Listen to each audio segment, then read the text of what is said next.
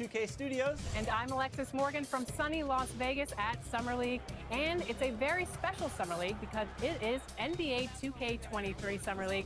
We caught up with some fans and, of course, the NBA draft picks. Well, I'm sad I couldn't be there physically because I love Summer League. We get to see our first glimpse at the future of the NBA, and for those players, it's their first opportunity to get scanned into the game. Yeah, we were there with them as they were getting scanned.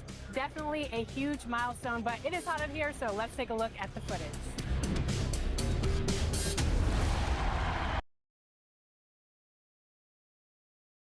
Well, it probably wasn't easy getting that dressed up, but now the real work begins as they get set to defend their home territory. Hello from 2K Sports. We're honoring diversity and culture tonight with the NBA celebration of Noche Latina. Hi, everybody. This is Brian Anderson. And with me tonight, Grant Hill and Steve Smith, our reporter, Allie LaForce. Hey, Allie. Hey, Brian. In Julius Randle's 7th NBA season, he became an all-star. He said, "I've been through a lot in the NBA, the ups, the downs. You learn to take everything in stride and have patience. My mindset doesn't change. No matter what, every game, I try to be aggressive and make winning plays." Well, great story. Good stuff, Allie. And a chance now to take a look at some numbers for Fred VanVleet. And he's been outstanding offensively as of late. These last 5 games, he's been a beast at the offensive end. A different level score than he had been earlier in the season. Let's see if he can keep it up. Now the starting group for the visitors. Jaren Jackson out there with Jared Allen. Then it's Donovan Mitchell. Then it's R.J. Barrett. And it's Murray in at the 1. And for Brooklyn, they've got Russell Westbrook. Kevin Love out there with Kevin Durant. Then there's Miles Turner. And it's VanVleet in at the point guard position. Well, for the teams that are playoff bound right now, what kind of mindset should they have as the regular season winds down? KBA, you don't want to relax. You can't coast into the postseason. That can hurt you. You want to go into it full speed. Now here's Murray. And Russell Westbrook gets the whistle that time. Personal foul. That's his first foul of the game. Not exactly how you want to dive into the game. Picks up his first foul right off the bat. Shamet, he's checked in for Westbrook.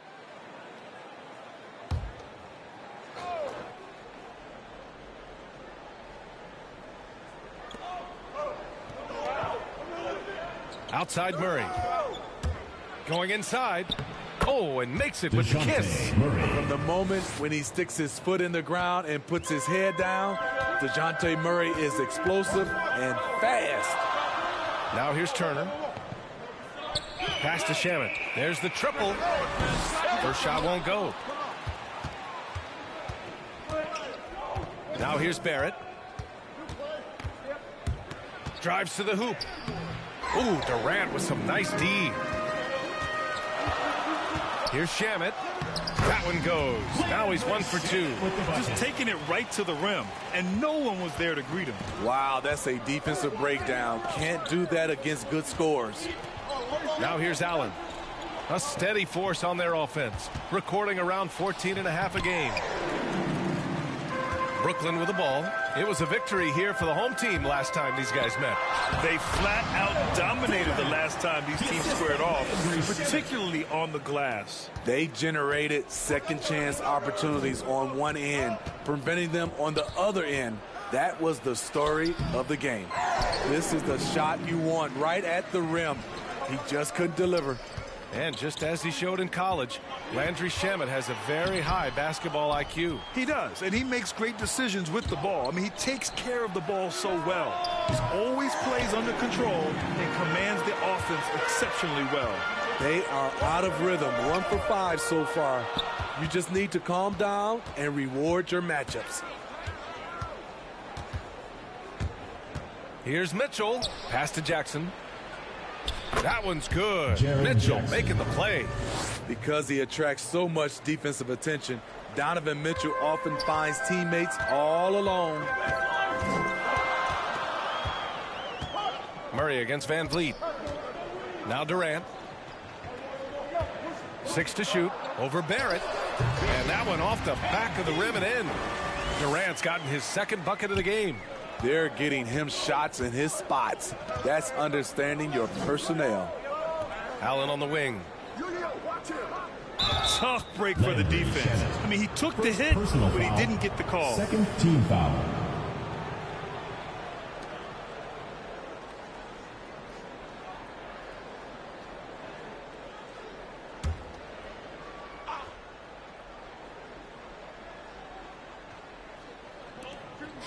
Barrett finds Mitchell. And the three off target. And this is exactly who you want taking that shot. He just missed it. Pass to Durant. The shot no good. Nice D from Allen. The Lakers have gone only 2 of 7 so far. A cold start. And it's Allen who slams it home. Well, you know Donovan Mitchell is a 2 guard, but he can play a little bit of 1. He also can create shots for others. Here's Shamet. Outside Durant. There's the drive, and the layup is good off the glass. Durant's got his 3rd bucket of the night. In this period, they're feeding him, and he's feeling it. Pass to Mitchell. Fires from deep. The offensive rebound. Allen can't get it to go. For Brooklyn, they've gone 4 of 7, shooting a solid percentage. Steps back and fires. The rebound by Allen. You won't see him miss that one too many times. Yes, let's look on the bright side. You got a great look. It's a play that you might want to go back to again. Oh, and Turner with a block. A ferocious shot blocker. Turner provides a sense of security to the rest of his teammates. Defensively, you have to stay connected to him on the perimeter. Boy, they'd love if anyone could get a bucket. Yeah, their offense has been grinding to a halt. Yeah, hoping to tap into something that'll get them clicking. Yeah, these guys need to work together as a team, as a unit. Try and carve out some easy buckets.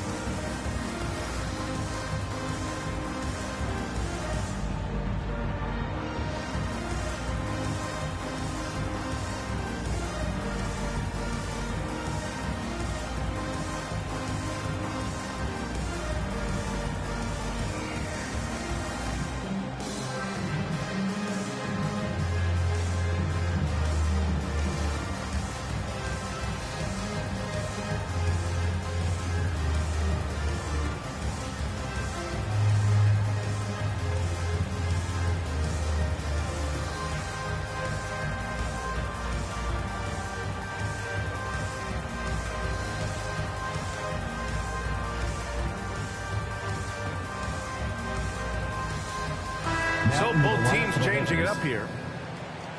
Late into the season, let's check out the standings in the West. Taking a look at the Lakers, with the playoffs fast approaching, they are well positioned at 2nd place in the conference. And of course, Brooklyn, they're a ways down in the standings. Now here's Poole. Checking his stats, he's scoring around 9.5 points per game. Paul can't get it to go. Van Vliet against Randall. Van Vliet, the pass to Zeller. Hauled in by Paul. Gone 0 for 3 from downtown. Out of bounds. It'll be Brooklyn's ball. And a look here at the scoring trend over the last several months for Julius Randle. And he's been trending downward in terms of his average points per game. And a number of reasons can lead to this. But he needs to figure out how to get back on track. Now here's Van Vliet. Well, he hasn't scored yet, but I'm sure that'll change. Here's Shamet. 5 to shoot. 2 minutes remaining in the first. 2 minutes. First personal foul. First team foul.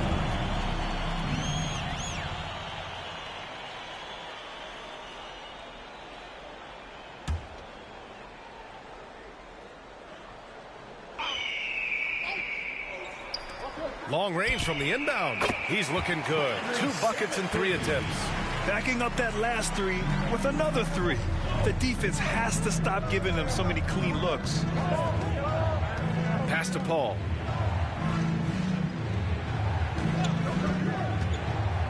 Five on the clock. Now Randall, guarded by Van Vliet. Looking to end the drought. Poole outside. Randall inside, guarded by Van Vliet. Randall can't hit. Brooklyn's gone 2 of 3 from three-point land so far. Inside, here's Toppin. Good. And Van Vliet gets the assist. I just love the ball move.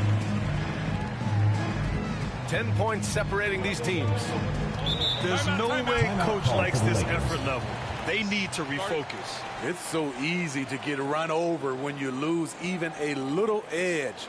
Look for them to come out much more aggressive.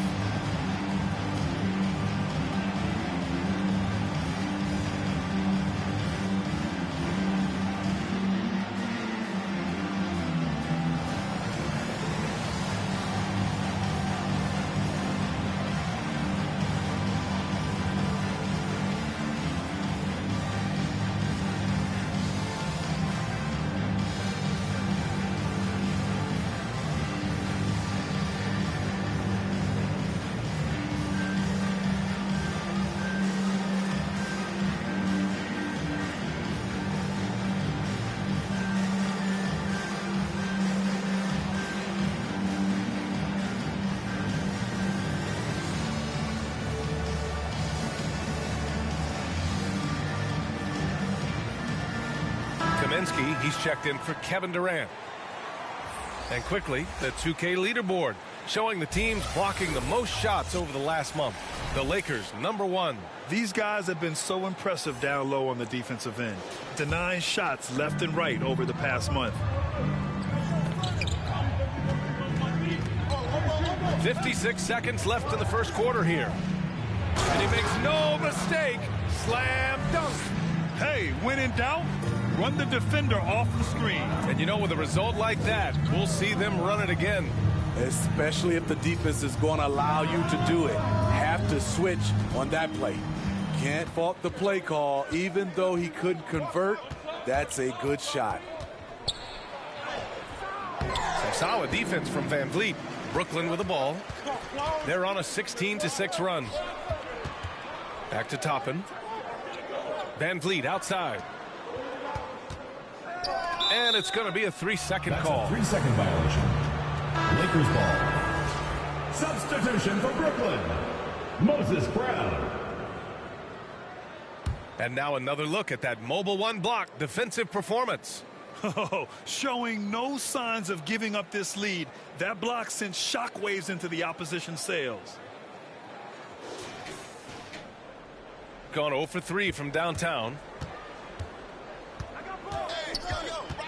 Van Vliet against Paul.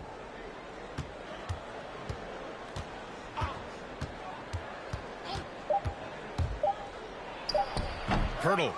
Oh, he hangs in there and cashes in on the second chance points. Got to be on the lookout for Pirtle crashing the glass, using his body to wreck the defense on the boards. And we've reached the end of the first quarter. They're up by 6. And we'll bring you the start of quarter number 2 when we return.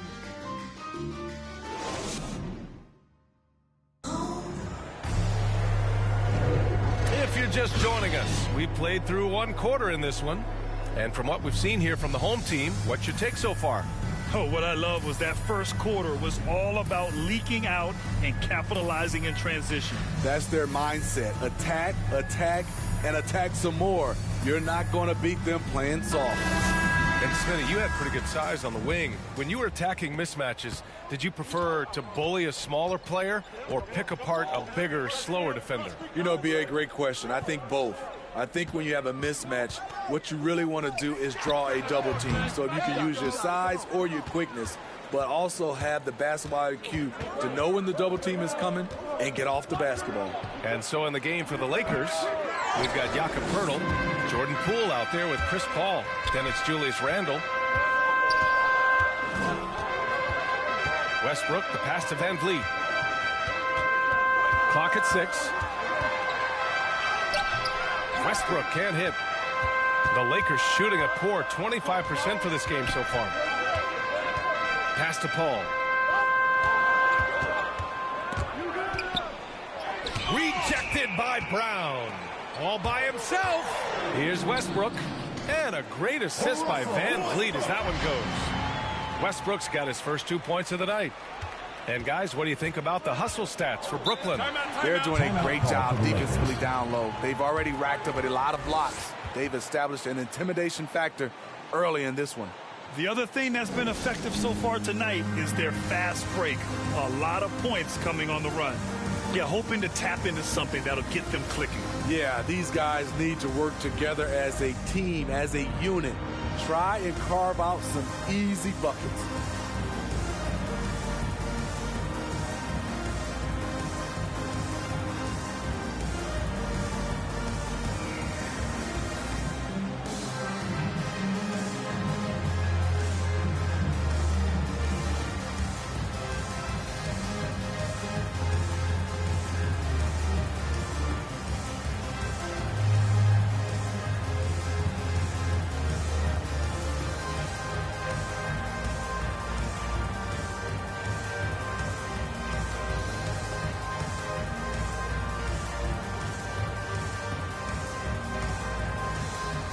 Now into the lineup for the Lakers.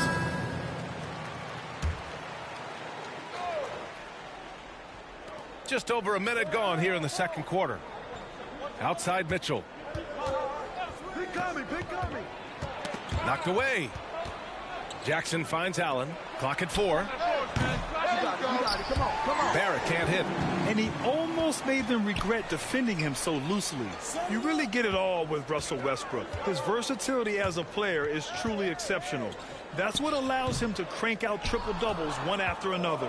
The Lakers have got none of their first 3 shots to fall so far in the second. And Allen gets it to go.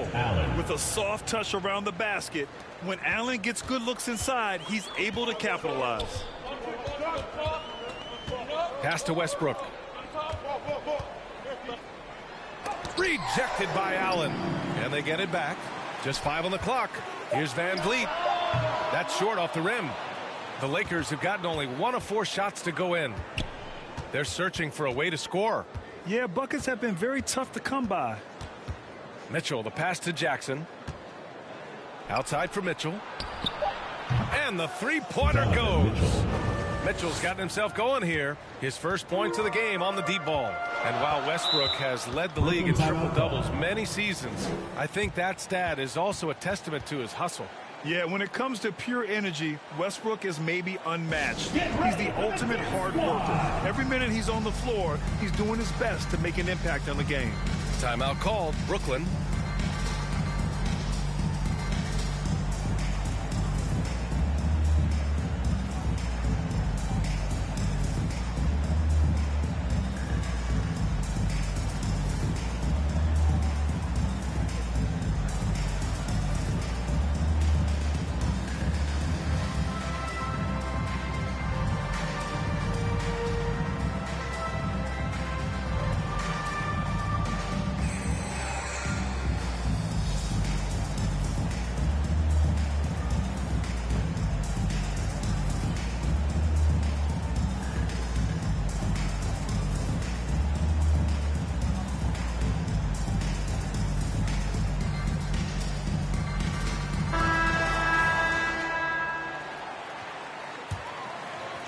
Here in quarter 2, we've played a little over 2.5 minutes now.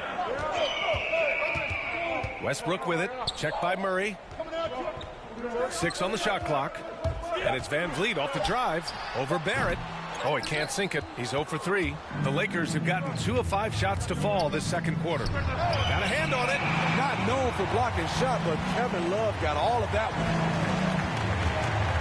Here's Durant. And his 5th basket. Now 5 for 8. Looking comfortable out there.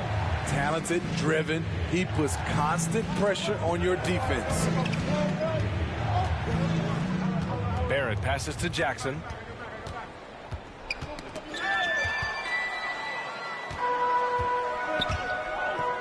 Durant against Barrett. Lets it go from 14. The rebound by Allen. Gone 1 of 2 from downtown here in the second.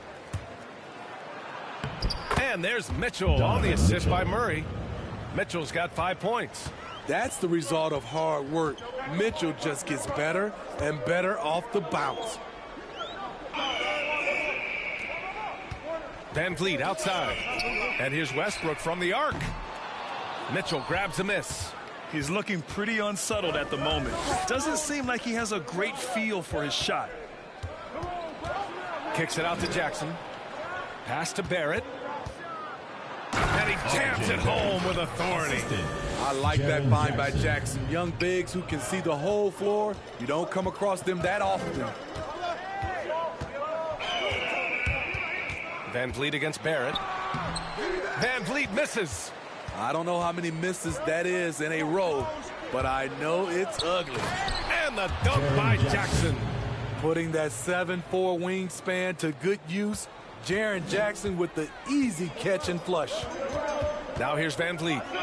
Well, he hasn't put up any points yet in this one. Blocked. And it's out of bounds. They say it was last touched by Mitchell. Now into the lineup for the Lakers.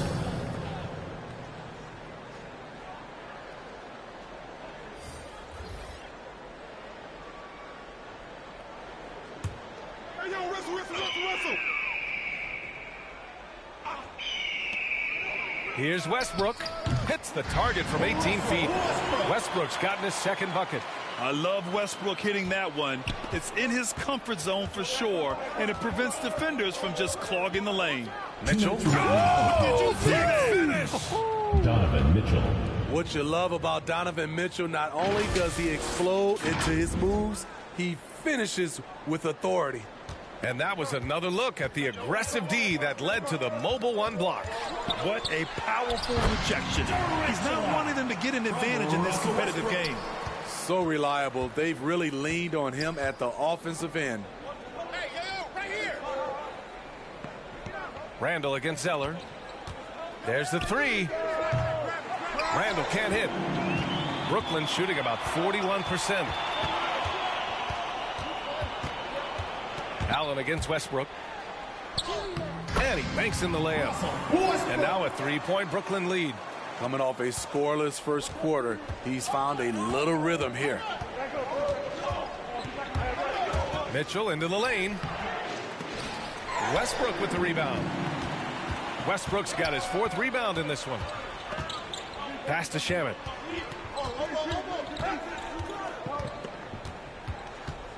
Back to Westbrook. Just 5 to shoot. He drains it as the shot clock ticks down. Westbrook's got 8 here in this quarter. That's the area of the floor where Westbrook's efficiency scoring the ball is fantastic. Here's Mitchell. Just his fourth make in 10 tries.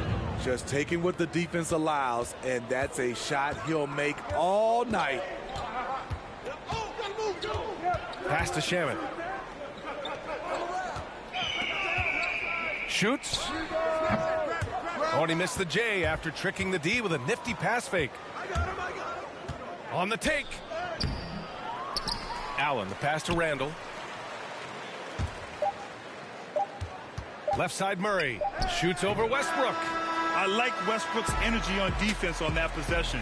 He just stays active, gets a hand in his face, and does not give up a clean look at all. And a pretty tightly contested game here as we end the first half. Up by 3. And join us right back here after the break for the start of the second half. And now, the 2K Sports Halftime Show. Hello, basketball fans. What a pleasure it is to bring you into the 2K studios again. Ernie Johnson, Shaquille O'Neal, Kenny the Jet Smith. Kevin Durant was on fire in the first half. He had 13 points and 1 steal. It was a return to form for him tonight after struggling in their last out. How about you, Kenny? What did you think about this home team?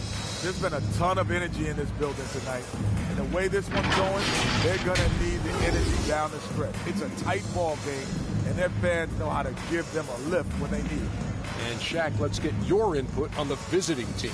Well, the story is their poor shooting, under 40%. You got to give the decent credit. They look uninspired. It'd be nice to see fewer isolation plays, more ball movement, and create for each other. And that'll do it for us. The third quarter about to begin with Kevin Harlan standing by. We'll catch you on the flip side. My brother.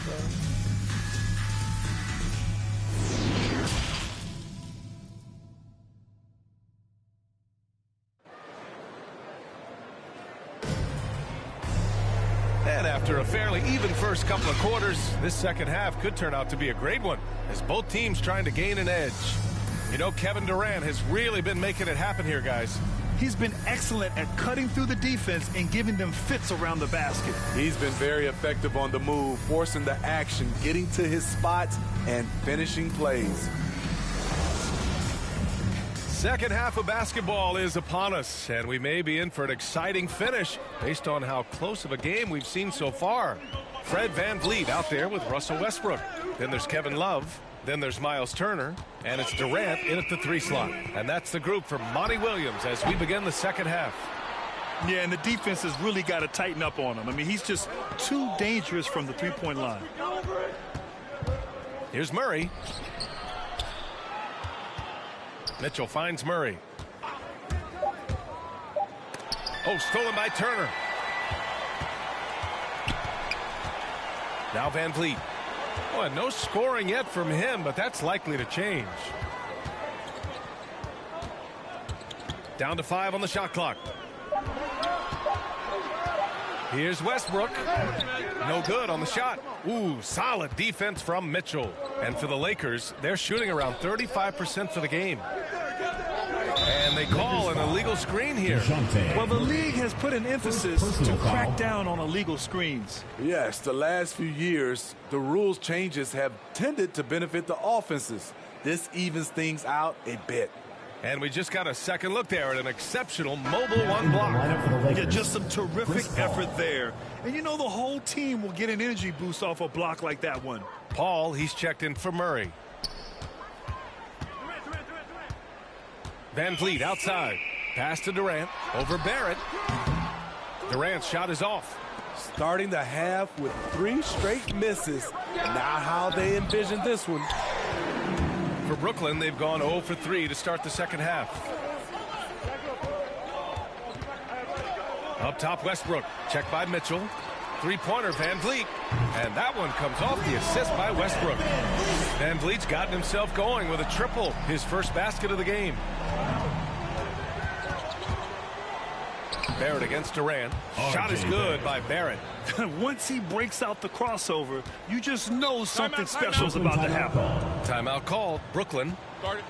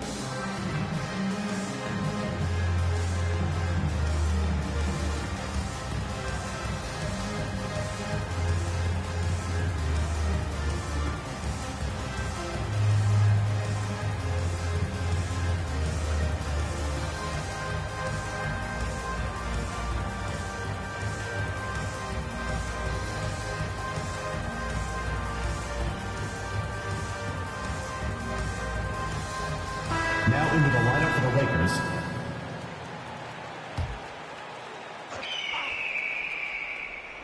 And we're just about 2 minutes into the second half now. VanVleet with it. Checking the numbers. He's averaging close to 15 a game. This has been a close game in a lot of ways, but they do have an edge on the boards. Paul with it. Brooklyn He's picked up foul. by Westbrook. Russell Westbrook gets the whistle that time. That's foul number 2 for him.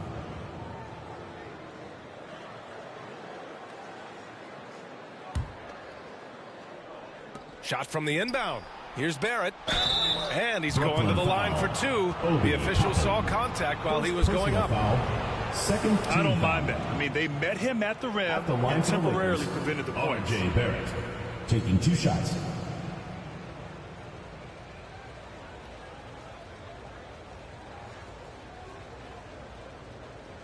Take a break. Take a break. 2 shots.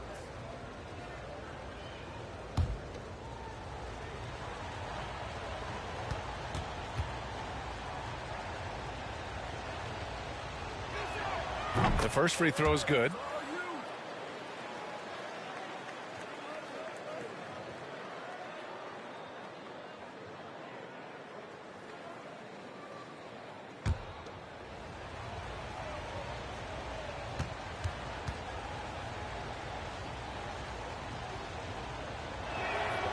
And Barrett drops them both. Brooklyn's gotten 3 of their 7 threes to find the net in this matchup. Pass to Westbrook.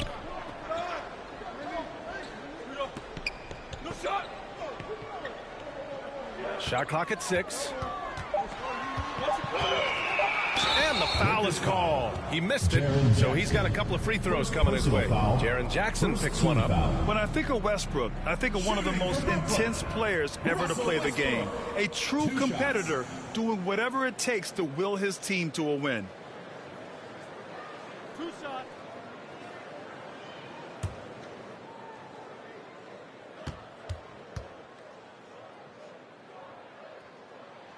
And he drops the first.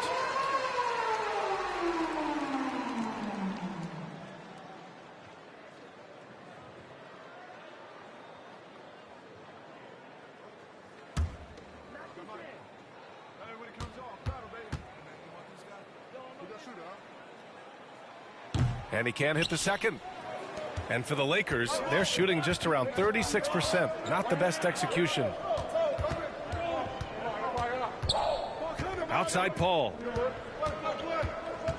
Poole left side. Driving inside. Brown with the block. And he comes up with a bucket. Wow, they're really being taken advantage of defensively out there. No rim protection whatsoever. Westbrook against Poole. Now here's Westbrook. The D's right on him. Oh, some solid defense from Poole.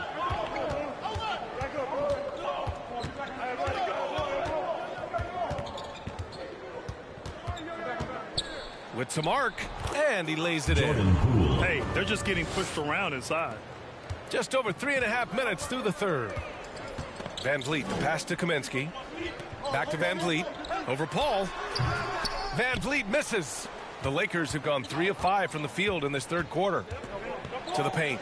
And the dunk by Jackson. Wonderful find by Paul. This offense relies on him to make those kind of plays. Some people don't give Chris Paul enough credit for his outstanding shooting, but he can knock it down. You can't give him any room. Here's Toppin. Oh, a special move before that shot. Toppin's got his second basket of the game. When you use it right, the pump fake's as effective a move as there is. Poole, the pass to Paul. Shot from 12. That one off the back iron and out. Well, Grant, Chris Paul just gets more and more reliable as a shooter, even after all these years in the league. Yeah, I mean, he's always been smart with his shots, but he has great efficiency for a guard, and he could easily put up bigger scoring numbers, but that's not his focus. And he got the whistle on the way up, so he'll be headed to the line for a pair. He's always pressing the action. Van Vliet just never backs down, makes him hard to contain. Taking 2 shots.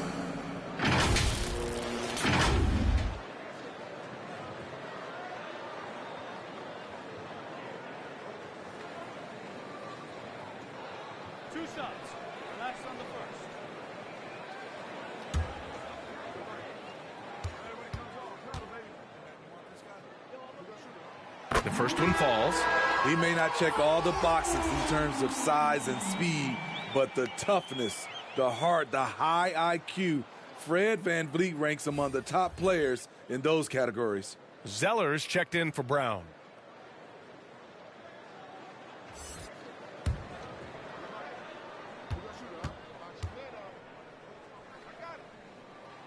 Both free throws good from Van Vliet. I'll tell you, he doesn't give points away. Excellent job from the line. Murray finds Poole. And here's Murray. Poole outside. Three-pointer, no good. Brooklyn has gone just 1 of 3 from deep since the break.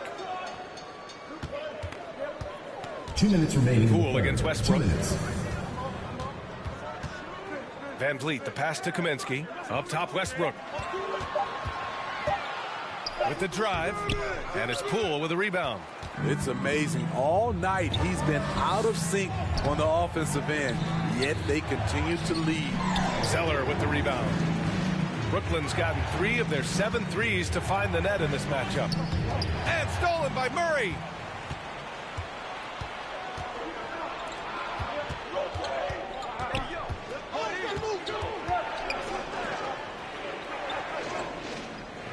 Shot clock at 5. Shot from the wing. Can't get it to drop. And Brooklyn going the other way now. They've led by as much as 10. Westbrook outside. Tipped. He's kind of lost his way this period, having a hard time getting anything to go down. Murray for 3. Hits a three-pointer. Murray's got his second basket on the night. The percentages from range aren't there yet for Murray, but his confidence never seems to waver. Three-pointer, Van Vliet. Randall pulls down the board. Randall's got his 4th rebound in this one. Defended by Zeller. Pass to Pirtle. Uses the glass on the layup. Pirtle's got 6 points. They've toned down their three-point attack in the second half, looking to protect the lead with higher percentage shots. 2 seconds separating the shot clock and the game clock. Now Westbrook. Misses from short range.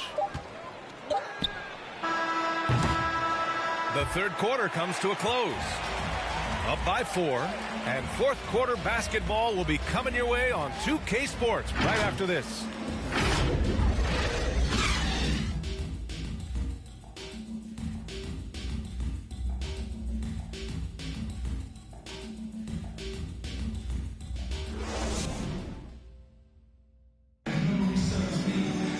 Three tense quarters behind us.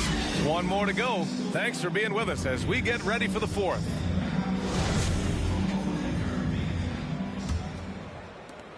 And for the Lakers, they're shooting only 38% from the floor. Not great. And so in the game for the Lakers, they've got DeJounte Murray. R.J. Barrett out there with Julius Randle. Then it's Donovan Mitchell, and it's Allen in at the pivot spot, manning the middle. Westbrook. The shot off that time. Great D that time from Murray.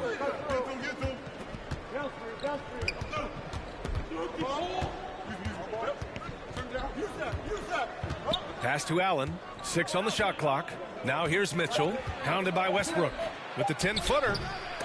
Love grabs the miss. Trying to finish out the game strong, you have to recognize who has the hot hand and get him the ball. And they're pushing it up. Here's Barrett. And too long on the shot. And Brooklyn shooting only 34% in this one. Westbrook, the pass to Van Vliet. Tries to break his ice. The rebound by Allen. Allen's got his 8th rebound here tonight. Here's Mitchell.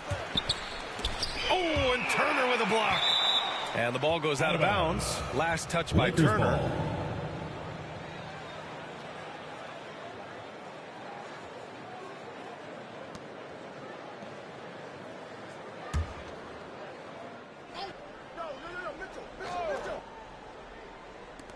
Outside Mitchell.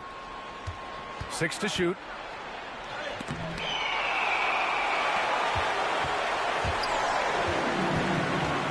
Up top Westbrook. Check by Randall. Here's Love. Uses the glass to finish the layup. Love's got his first points of the game. When you look at Love's strength and conditioning now compared to when he entered the league, this is why he's able to finish so often through contact. Looking now for some consistency. Just too many missed shots. You know, this is a good time to maybe switch up your strategy a little bit. You can't keep doing what you're doing and expect a different result.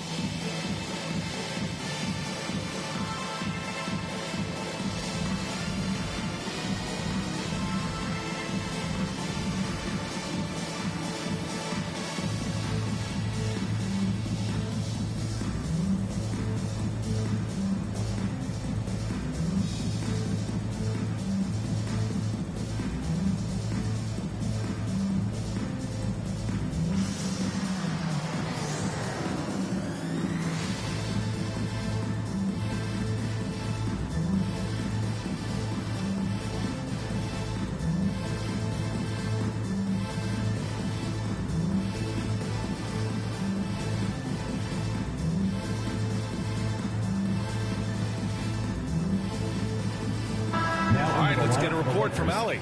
Hey guys, over that break, I was able to catch the message that the visiting team coach was giving to his team. He told his players, you know your job. Now just go out and do it. Don't get caught up in the moment. I want you to play with a steady pulse. He understands the emotions can run high at this stage of the game. Good job there, Allie. Thanks. For Brooklyn, they've gotten just one shot to fall out of 3 attempts in the fourth. Van Vliet against Mitchell.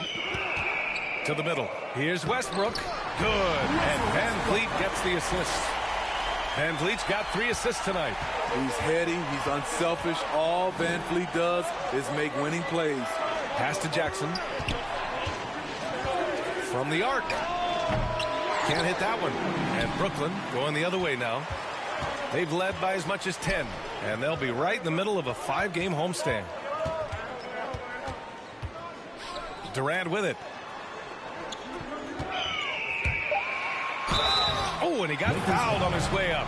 He'll head to the line to shoot 2. Second personal foul. Jaren Jackson picks one up. When Durant gets inside, 9 times out of 10, he's going to score or get fouled. Kevin Durant at the line for 2.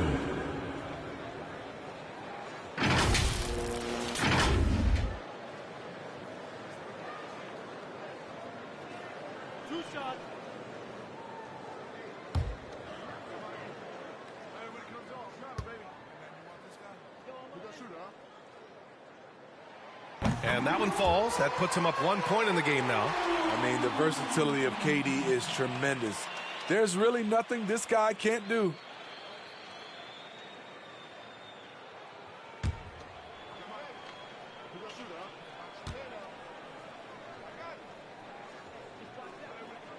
Both shots good from the stripe. And they've been so much more aggressive drawing the whistle here in the second half. And for the Lakers, they're shooting just around 32% from the field. Outside Mitchell, down low. Allen doesn't go for him. Ooh, excellent D there from Turner. Paul against Van Vliet.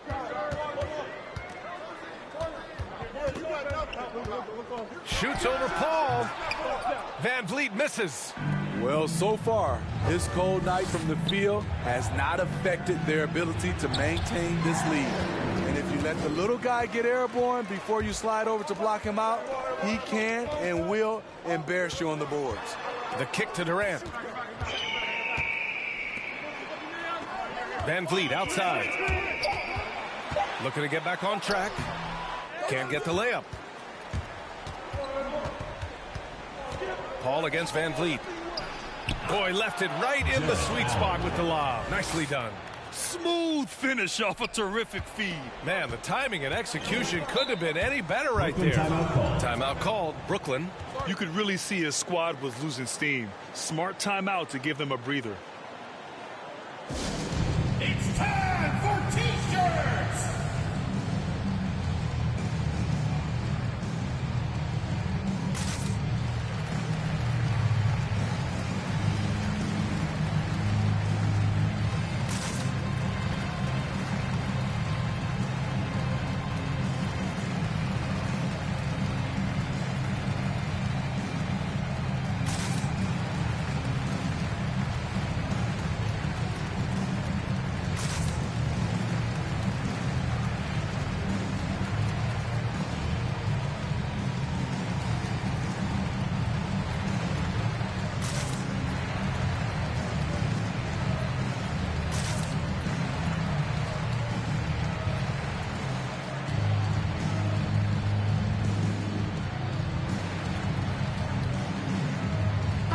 Moment to present the New Balance Player of the Game, Donovan Mitchell.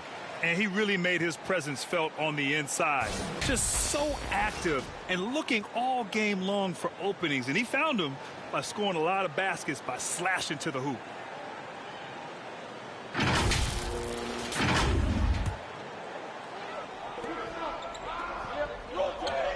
Durant against Barrett. Westbrook outside.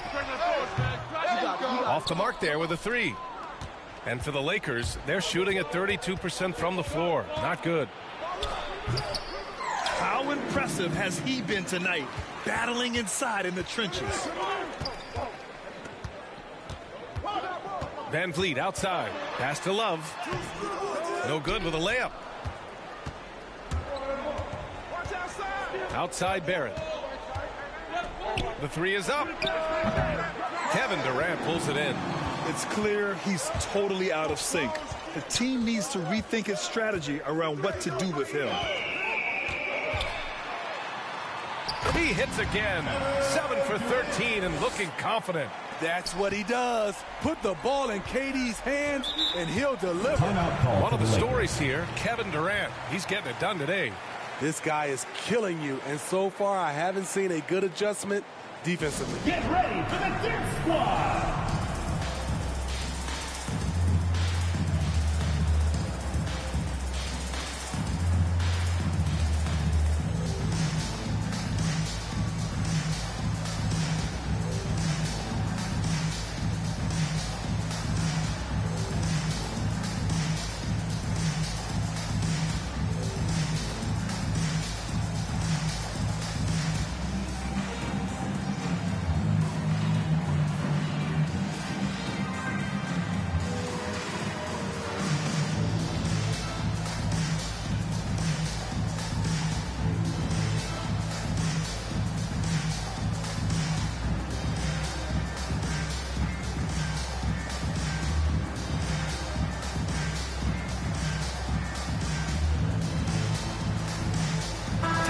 He's checked in for Love.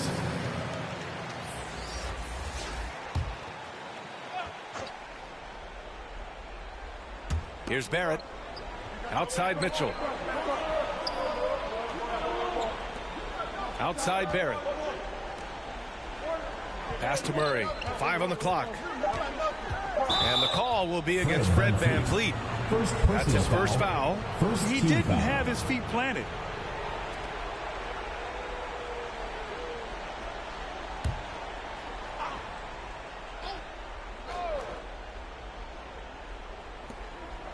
Mitchell finds Barrett.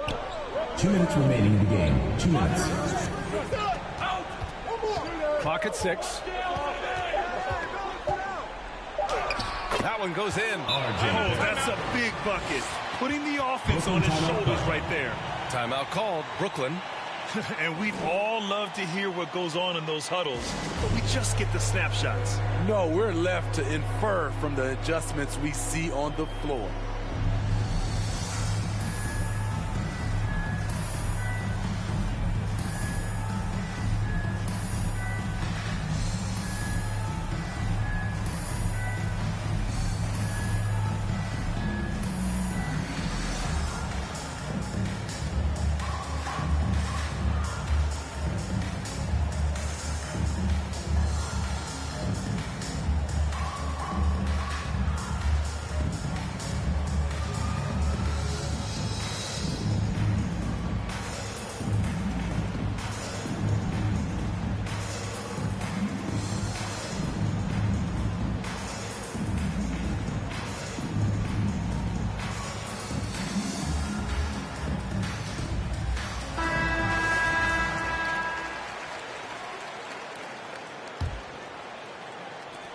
A minute 50 left in the fourth quarter here. Barrett against Durant. The rebound by Allen. Allen's got double-digit rebounds now in the game. Barrett passes to Jackson. Fist inside. Well, Brooklyn's shooting around 30% since the fourth quarter got underway. That one drops for him. Durant's got 19 points. I'll tell you what. Durant takes a lot of contact inside. Defenders try to muscle him, but it doesn't matter. Now here's Mitchell. Lays it up and banks it in. The youngster's not going to buckle or fold. Donovan Mitchell is not afraid of the moment. Barrett against Durant. That shot is off. Going 0 for 2 from outside here in the fourth quarter. Here's Barrett. He takes it in. Counted. There is absolutely no fear in his eyes. He loves the moment. Incredible shot with everything on the line coming through for his team. Now here's Durant. The rebound by Jackson. Grant, they'd love to milk the clock here. No question. They're in a great situation right here. That one's good for 2. Donovan Mitchell's ready, and he knocked down one of the bigger shots of this game. Barrett against Durant. Over Barrett. So it'll be 2 free throws. He was fouled in the act of shooting. Second personal foul. Second team foul. Shooting for Brooklyn, Kevin Durant, taking 2 shots.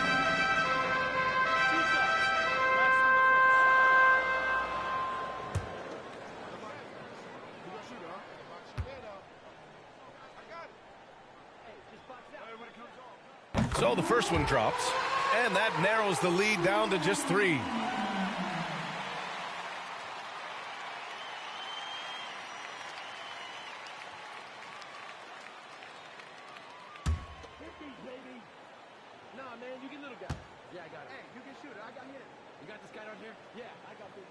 And both free throws good for Durant. Yeah, that's who you want stepping to the line when the game is close. From 11 feet away, and it's Mitchell, the miss. And the game isn't over yet, but they have to move quickly. You know what? They're focused right now. Every possession has to yield points. And here's Durant. Over Allen. It's in! A huge shot to tie it up. And that's what he does. KD, a crunch time assassin. Get ready for the Dance Squad.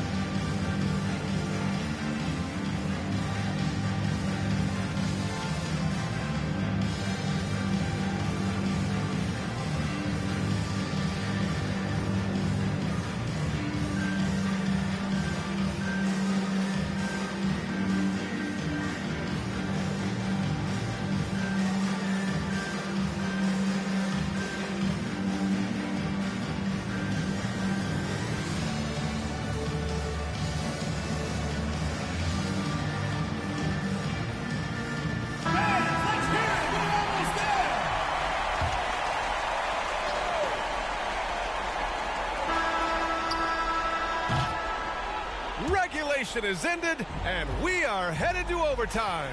And we've got more NBA action on 2K Sports coming your way after the break.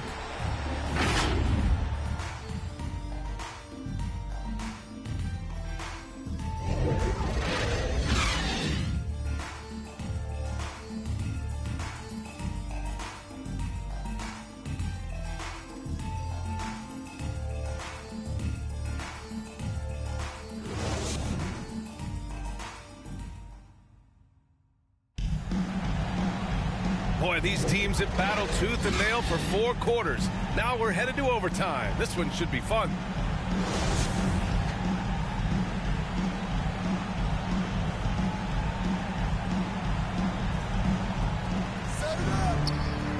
We've got Toppin, Fred VanVleet out there with Russell Westbrook. Then there's Kevin Durant, and it's Turner in at the 5. Here's Westbrook. Rejected by Allen. And they're on the break. Here's Mitchell, plenty of space. Bullseye! He lives for moments like this because he wants to be the guy to hit the clutch shot. The visiting club takes the win on the road.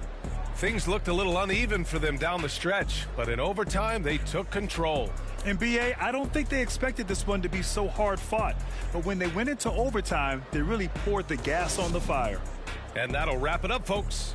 For Grant Hill, Steve Smith, and Allie LaForce, this is Brian Anderson. Thanks for watching tonight's game. We'll see you next time. Have a great evening.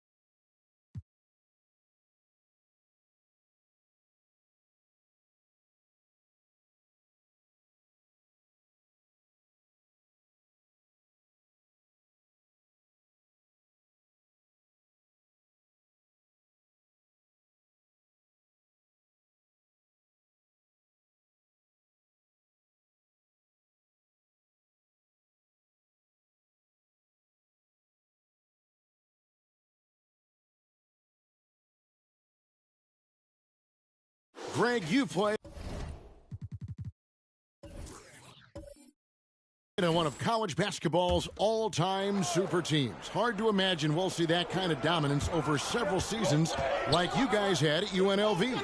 It's true, and we still see dominant teams, but you know, the difference is now the most talented teams tend to only play together for one season.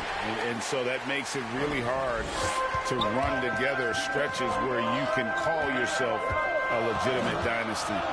But I still love where our game is and look forward to watching these young men chase their dreams. Carlisle is out there with Clint Capella. And it's Cunningham. Then there's Cam Johnson. And it's Hendricks in at the 2. So that's the 5 in the game for Chicago. Now, here's Meeks. 17 points in the game. Takes a 3. And the shot is good. The Chicago lead has been cut down to 4 on the bucket from Christopher. And I like the back and forth here, showing confidence from range. It seems like they're going to find out who can make the deepest threes. Right now, it's a shootout. Cunningham with it. Defended by Booker. To the right side. Shot clock at 3. Here's Hendricks. Doesn't go for him. Now Memphis takes it the other way. Here's Meeks. He gives the team some steady offense, a bit under 10 points a game. The pass to Christopher over Johnson. Christopher, no good. Maybe a time to rest him right now. Just give him a bit of a breather. Try to help him get back on track. Okay, well, let's go down to David Aldridge for a report from the sideline. Well, the league remains in love with three-pointers, but DeMar DeRozan remains true to his game. He says, if I see 100 people walking left, that doesn't mean I'm going to do the same. I see this clear path and want to stay right. Shooting threes, I feel like I'm settling. Whereas I think anytime I drive, I'm going to score or get fouled. Kevin, different strokes for different folks. Yeah, but D.A., I love that strategy. Thanks for that story. Here's Meeks. After Chicago picking up a basket just moments ago. Booker outside. Fires it up. And it's Chicago with the rebound. Well, his shots aren't dropping, and they haven't been able to keep pace, but they trust him enough to keep going to him, see if he can find it. Now, here's Cunningham. 13 points in the game. Yep, that one goes. Making the easy shots and the tough shots. He's on top of his game. And here's Booker. To the wing right side. Christopher. Good. And a nice assist from Booker. Booker's got his 3rd assist on the night. Well, he just nailed his 2nd 3 of the half, guys. I'd be very aware of that if I were the defense right now. Offensive rebound. Cunningham gets the bucket. Cunningham's got 17. And they're controlling the boards, Kevin. That's +5 in that category. Now, here's Meeks. 17 points in the game. Pass to Christopher. Puts up a 3. That shot off. Now Chicago takes it the other way. Pass to Tyler. He dishes it to Cunningham. Shoots off the step back. That is off the mark. He's shooting 60% on 6 of 10 shots. Pass to Oakley. Back to Meeks. Memphis moving it around. And here's Booker from the arc. And it's Chicago with the rebound. And the stroke definitely lacking confidence this quarter. Nothing on target. And that one drops for him. The Grizzlies trail by 9. Now Meeks. Booker outside.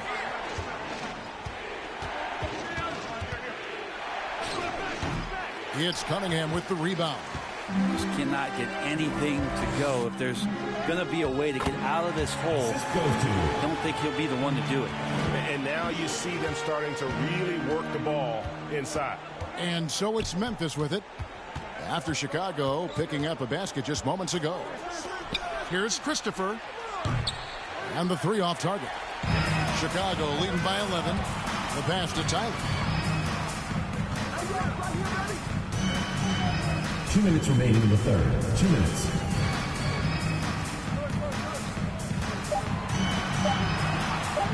the three. Bay pulls it in. Bay's got his 5th rebound right now in the game. And he throws it down hard with one hand. Personal foul. And didn't do anything fancy there, but didn't need to. Nope, his only concern right now is getting the points on the board. And I don't mean style points. And let's take a moment, guys, to get your take on the scoring so far for Chicago. And they haven't been pushed around in the paint at all in this game. They have been the aggressors. They have not wasted any time here tonight. They've pushed it whenever they've had the opportunity and have gotten a lot of fast break points out of it.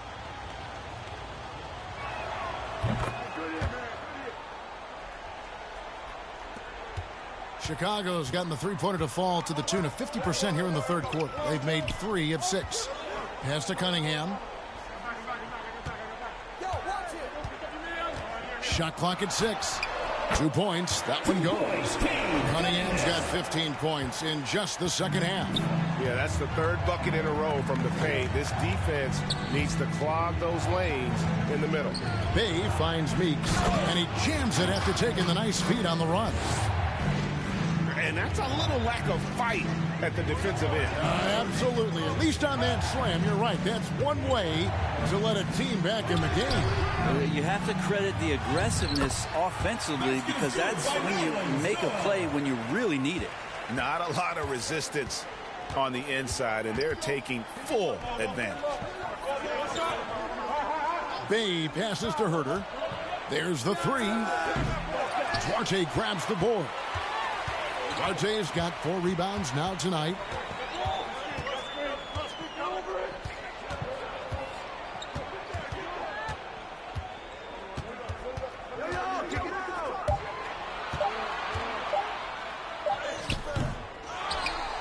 .24 seconds left here in the third quarter. Physically, there's no doubt they've been the stronger team. A +10 rebound advantage tells you all you need to know. Outside, Porter. I see him.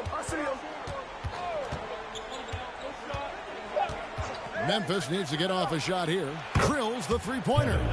Herter's got 5 points now in the quarter. Well, that's who Herter is outside on the perimeter, a confident long-range shooter. And a great show through 3 quarters as we enter the fourth. Who will carry the day? Chicago leads by 9. And time for the short break, and stay right where you are. The fourth quarter is coming up next. Head coach Eric Spoelstra mic'd up along the sideline. Let's check it out. Trust each other. Let's get that ball moving. Okay? Ball moving. No holds. No holds. So moving the ball is so important to these coaches. I mean, it helps make the offense run smoothly, Kevin. When you move the ball, more scoring opportunities open up. And it's good to have you back with us as we celebrate St. Patrick's Day with more NBA action on 2K Sports. All fueled up and ready to go. Let's reset the lineups courtesy of Gatorade for the fourth quarter. So the Grizzlies 5 right now. We've got Isaiah Stewart. Saddiq Bey is out there with Kevin Porter. And it's Alvarado in at the 1. Well, there's more he could have done in this game for sure, but it hasn't kept them from pulling ahead. DeRozan against Stewart. And he drops in the layup off the glass. Stewart's got his first points of the night. Yeah, nothing too fancy. Just getting the job done when they need to. Make every possession count. Here's Smith. Porter pulls it in. The Grizzlies trail by 5. Just over a minute played here in the fourth. Takes it inside, and the rejection by Noel. And boy, have they been hitting the backboard in this game or what? Kind of surprising it's such a tight game. Smith outside. The shot, no good. And the Grizzlies going the other way now. His shooting has been a little bit below par. You think about what this lead would look like if he was on. Hey, gets the bucket. That's an excellent play call to free him up from the defense. Well, taking advantage of that opportunity, it does not get any more high percentage than that one. Chicago calls timeout. And doesn't like how things are going right now. The timeout before the timeout here, maybe just to cut off the momentum and have a chit-chat with the team to settle down.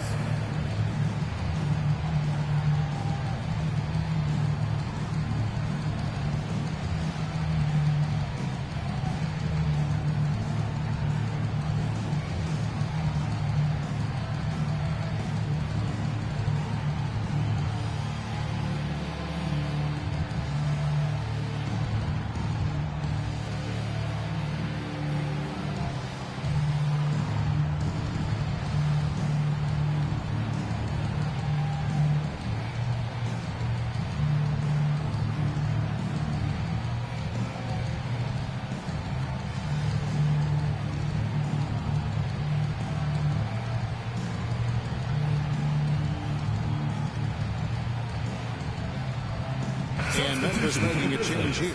Bayless is checked in. On the sideline, let's catch up with Hall of Famer David Aldridge. Well, guys, during the last break, I listened to Eric Spoelstra address the team. He told them, hey, guys, this is a close game, but if we execute right here, I like our chances. There's no need for hero ball. Trust one another. Make the simple play. Kevin, back to you. All right, thank you, David. Here's Porter. Shooting foul as the whistle blows. He'll shoot 2 free throws. And so he's picked up his final foul. And he will sit for the rest of this game. Shooting for Memphis, Kevin Porter. 2 shots.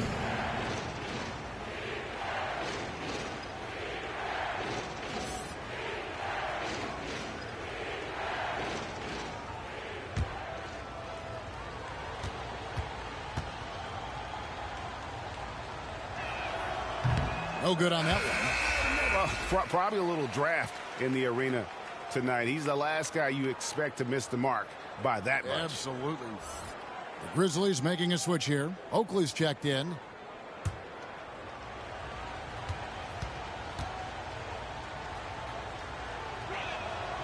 And he's good on the second. Yeah, being down 2 points instead of 1 thanks to the free throw miss makes getting a stop here absolutely critical. To the inside, over to the wing.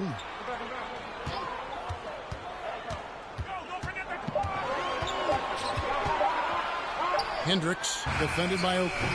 And again, no good by Chicago. Well, the defense was right up on him, so electing to go for the fadeaway there to create some room, well, that makes sense. He lobs up the alley-oop pass. It's stolen by DeRozan. And we're about 3 minutes into the fourth quarter. Smith finds DeRozan. 6 to shoot. Shoots over Bay, and he gets it to go, hitting off the back of the rim. And Chicago leads by 4. And you've seen the growth in DeRozan as a ball handler. They're making the right decision in the pick and roll. Porter, no luck. And so it's Smith with it. He'll bring it up for Chicago. They've held a 12-point lead earlier. Following this one, they get to host the Hornets. The layup off target. Been a struggle for him tonight, but if they can make this lead hold up, he can just chalk this up as one of those nights. Now here's Bay. And foul on the shot. He'll shoot 2 at the free throw line. And so he's picked up his final foul. He will sit for the rest of this game. And luckily, they've got terrific depth at that position. If there's one spot on the floor where they can afford to lose somebody, that would probably be it.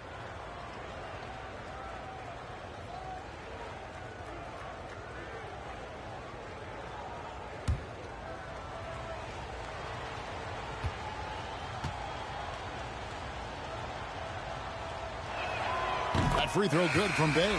Stewart's checked in for Memphis.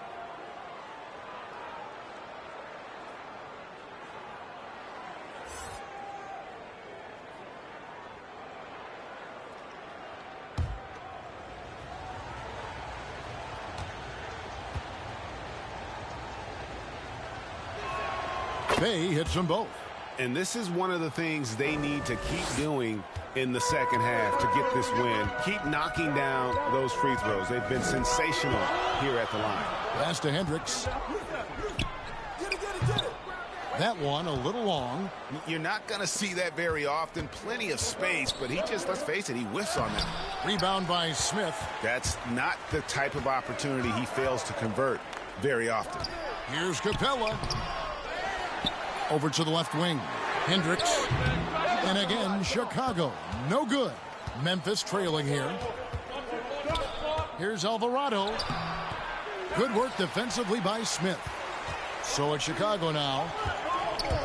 Shoots from the baseline. And the shot no good. A bit short. Bay with it. With the drive. To tie it up. Rebounded by Carlisle.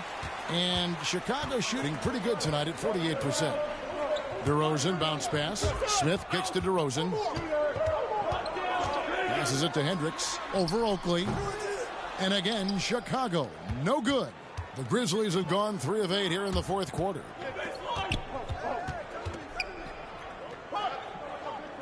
And the pass to Stewart. Alvarado covered by Smith. And he could not get that one to go. A lot of contact, and he'll go to the line for 2. It's going to be on Dennis Smith. Shooting for Memphis. 2 shots.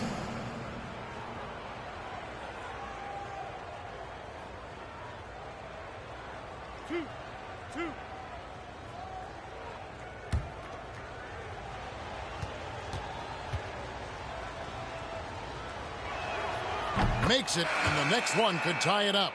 Cameron Johnson's checked in for Chicago. And Memphis also making a switch. Booker, he's checked in for Kevin Huerter.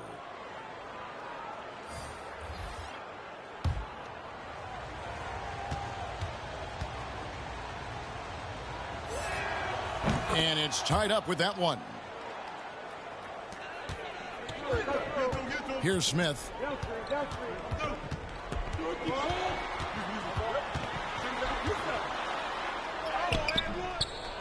It's rebounded by Memphis. Bay's got 7 rebounds in the game. Pass to Alvarado. Back to Bay. Memphis moving that ball around. Clock at 4. Here's Stewart. No luck that time on the shot that would have put them on top. Smith feeling it out a bit. Passes it to Carlisle. Johnson kicks to Smith. To end the drought. Grizzlies with the rebound. Bay's got his 8th rebound here tonight. Here's Booker. Johnson with the block. And he gets it back. And they pick up 2. Chicago with the ball. Trailing by 2. Smith the pass to DeRozan. And here is Johnson. Back to DeRozan.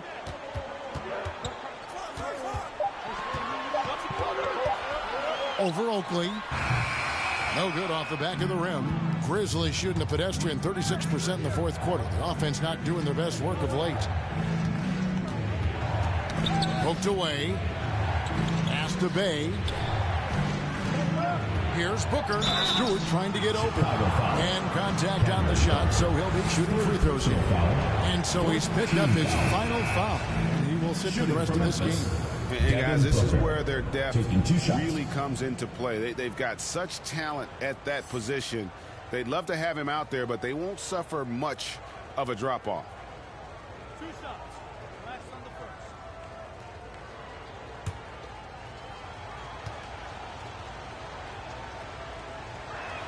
first. And the first one at the line is good.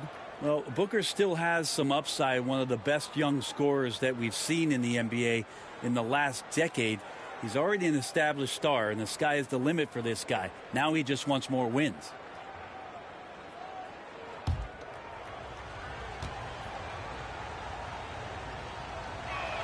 Both free throws good from Booker.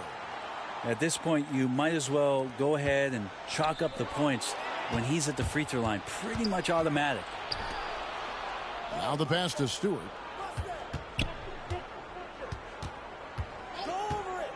Pass to Alvarado. Over Smith. Chicago grabs the miss. Yeah, it's another just bad decision on a night full of those. His shot selection tonight has been questionable at best. Back to DeRozan. To the middle. Here's Carlisle. Good. And it's DeRozan picking up the assists. DeRozan's got 3 assists in the game. Now here's Booker. D right on him.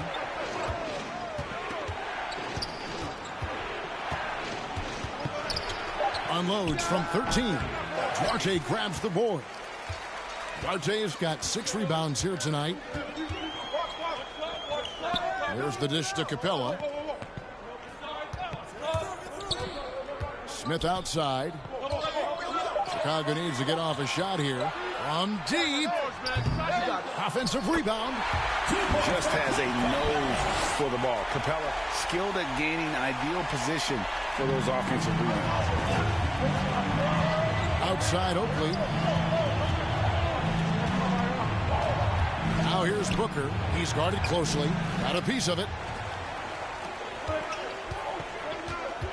DeRozan surveying the D to take the lead. And no good. Had a chance to take the lead there. And there hasn't been anything easy for him in this period. No, I haven't seen him in comfortable spots, or at least spots we've seen in this offensive set that are allowing him to settle in.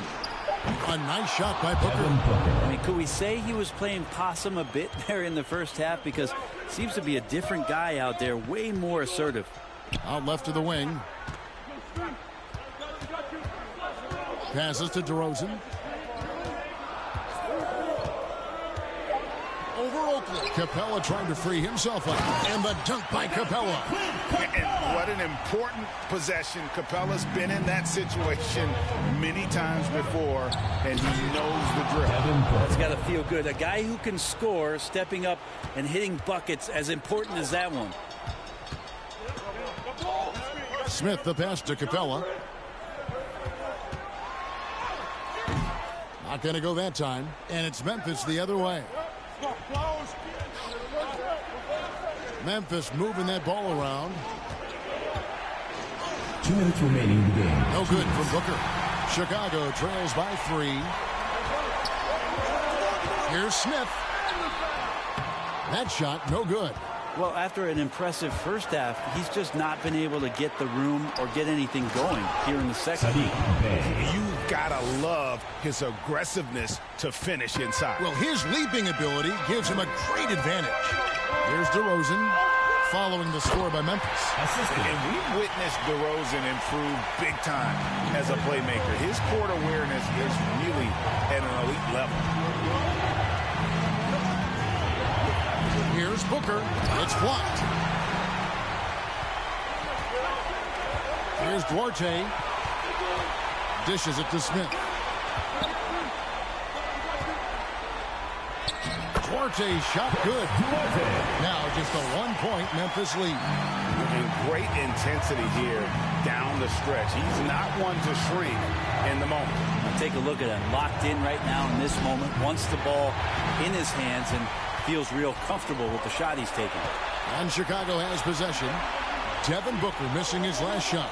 Pass to Duarte. Right side, DeRozan.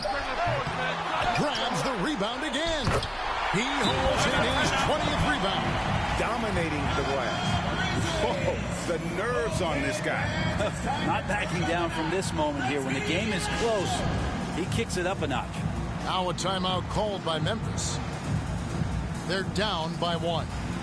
40 seconds left to play in the final quarter.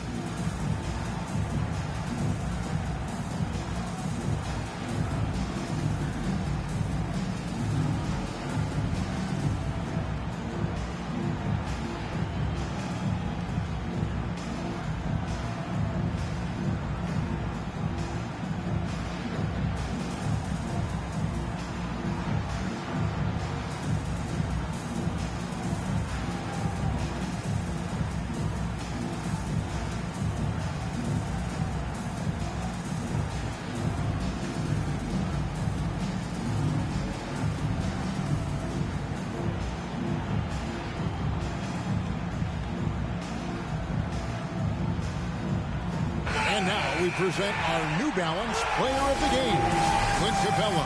And he's provided them with a major mismatch on that low block tonight. And they've been able to lean on his scoring in the paint. And if nothing else has worked, he's given them a reliable option on every possession. Now a timeout called by Memphis. They're behind by 1. 40 seconds left in the fourth quarter.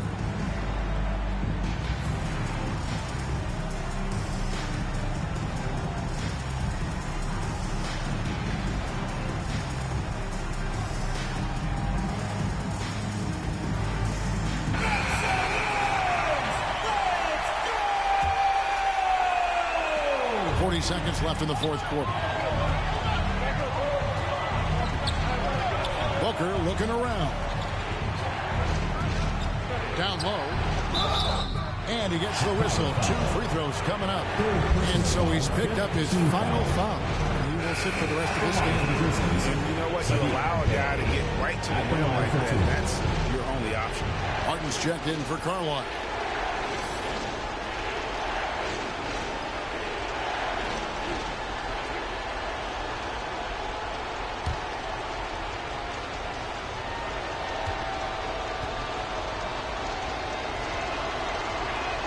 He knocks down the clutch free throw.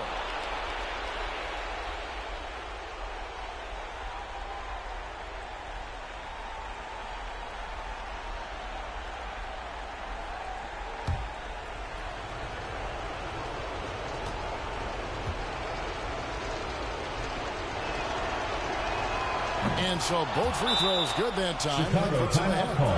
And really the tension could not be higher right now. And he looked like he was shooting free throws at practice. What a cool customer. Chicago calls timeout. They're trailing by 1. We've got 28 seconds left in the fourth quarter of this one.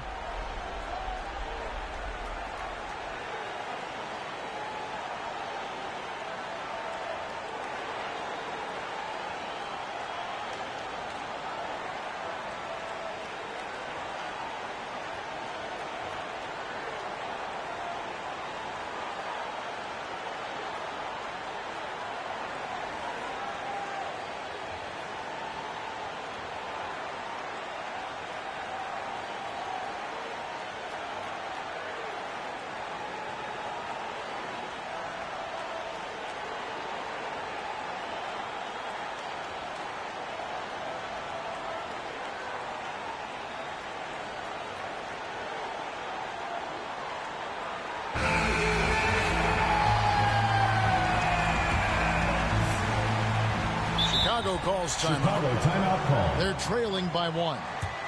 We've got 28 seconds left in the fourth quarter.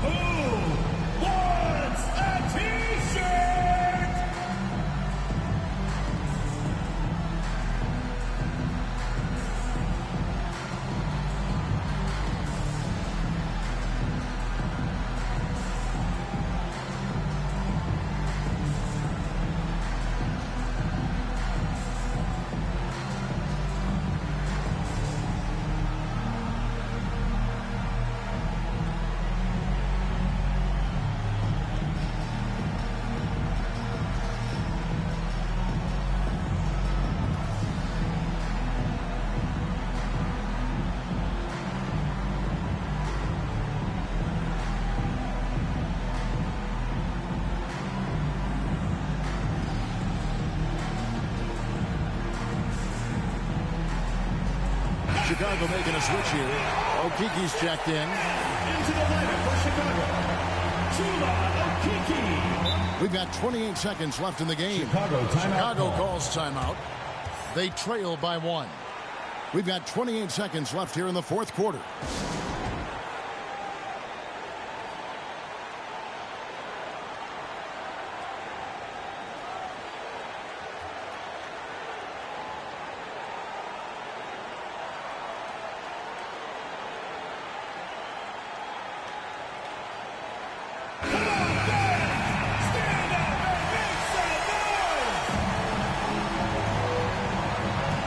We've got 28 seconds left in the fourth.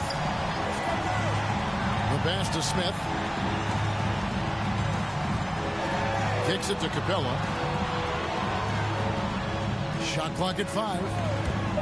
Here's Duarte. Ooh, off wide. And they had a foul to give, but you want to use it on the ground.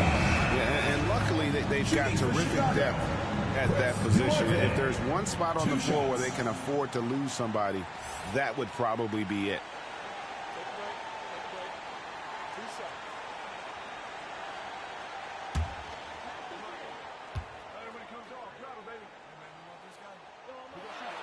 He sinks the clutch free throw.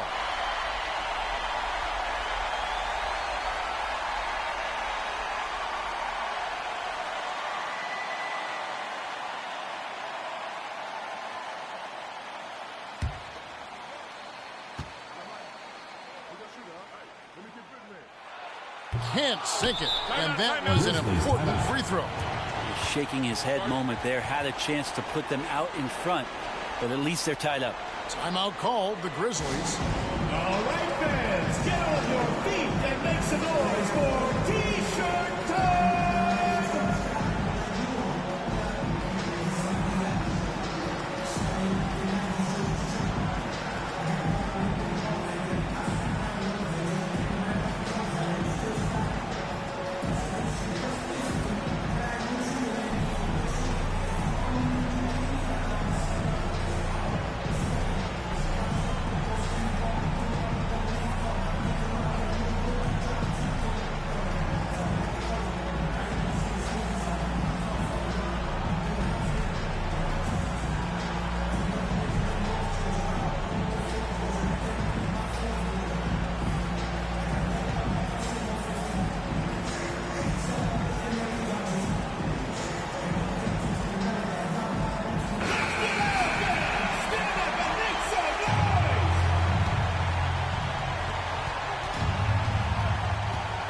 Booker outside. High post try. Yes! Devin Booker. And Booker, not just an onlooker. How about that one? That will count. Oh, the all-or-nothing shot. No good. So a close game sees Memphis take this one. They break the hearts of every fan in the building with a dramatic late victory. And Kevin, this is the kind of win you have to take a ton of pride in. I mean, they battled with everything they had and came through when the pressure was at its highest. And that's going to do it tonight, folks, for our broadcast. For Brent Barry, Greg Anthony, and David Aldridge, this is Kevin Harlan saying thanks for watching. So long.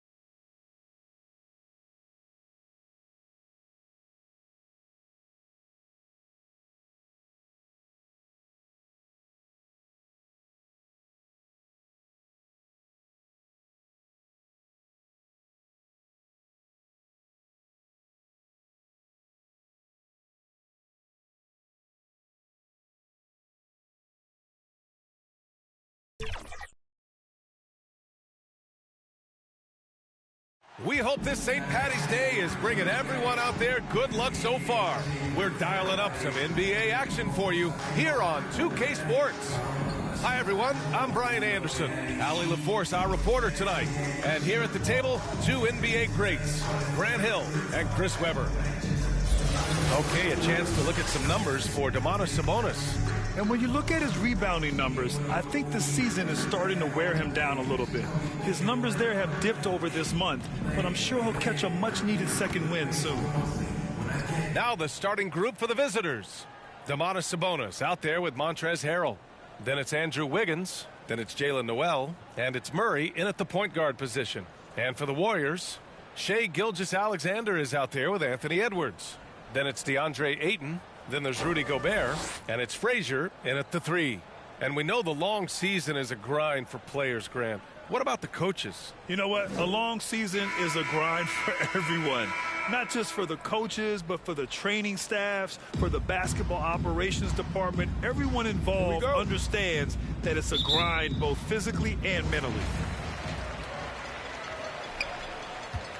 And here's Gilgeous-Alexander.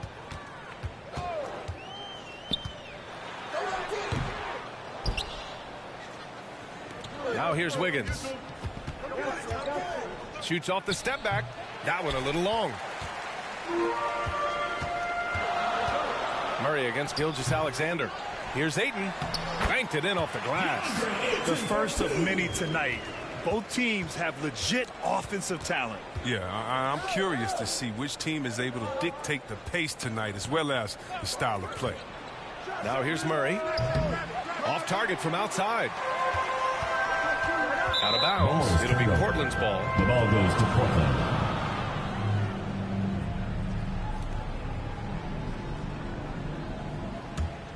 Here's Murray.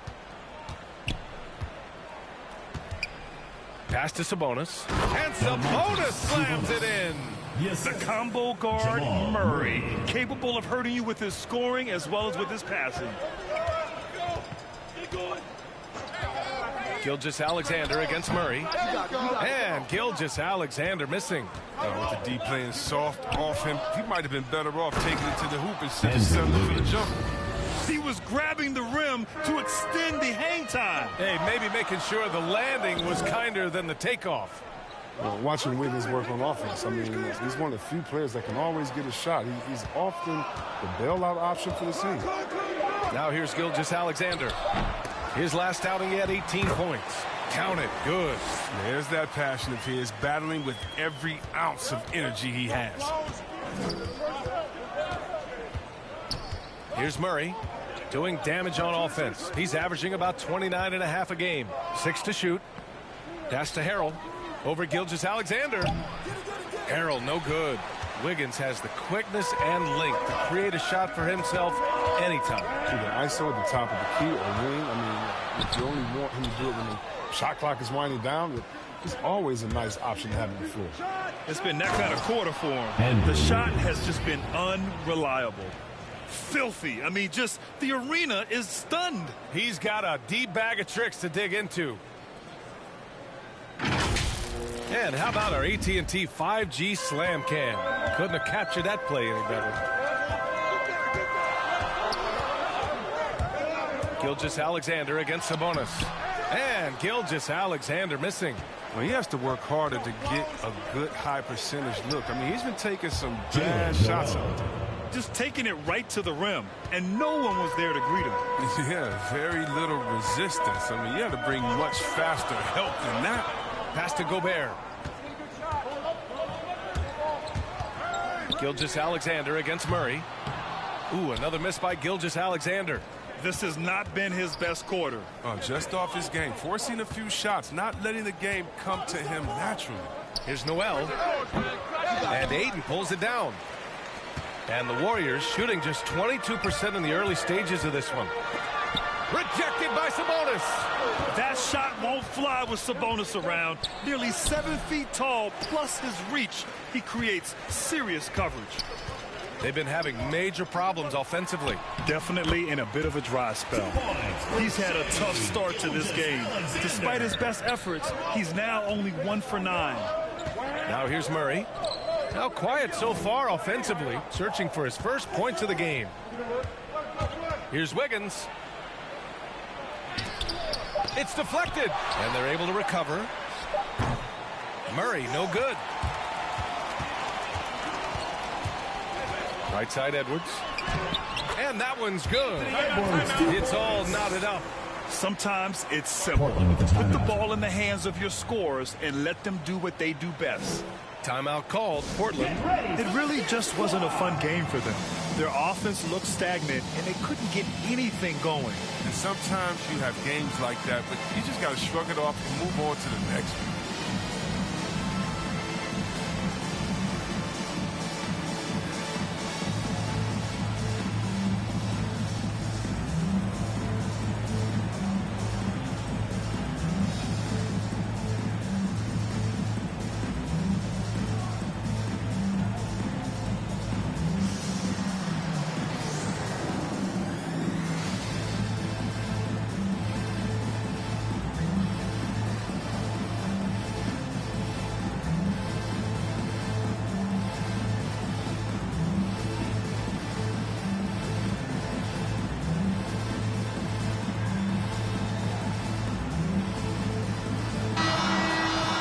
Here's the 2K leaderboard showing us the teams with the best free throw percentage. In the third spot, the Warriors. And this is a team that knocks down their free throws at an elite rate. Whoever they go up against should always try to avoid fouling them at all costs. Pass to Isley. Here's Morris.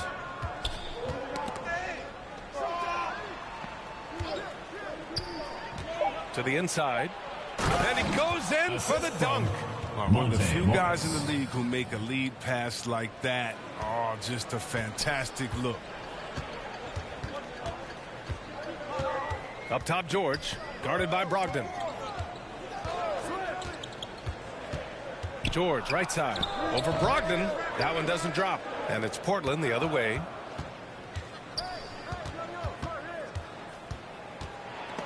Deflected.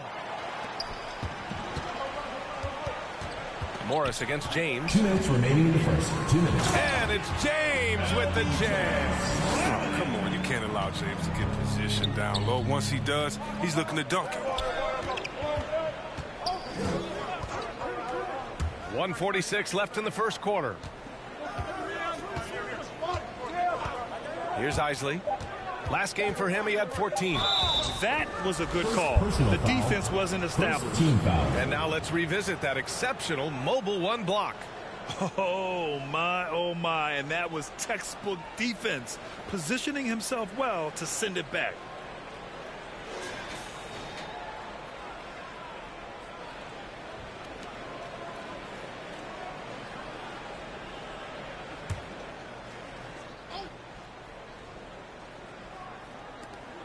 .136 left in the first. Portland foul.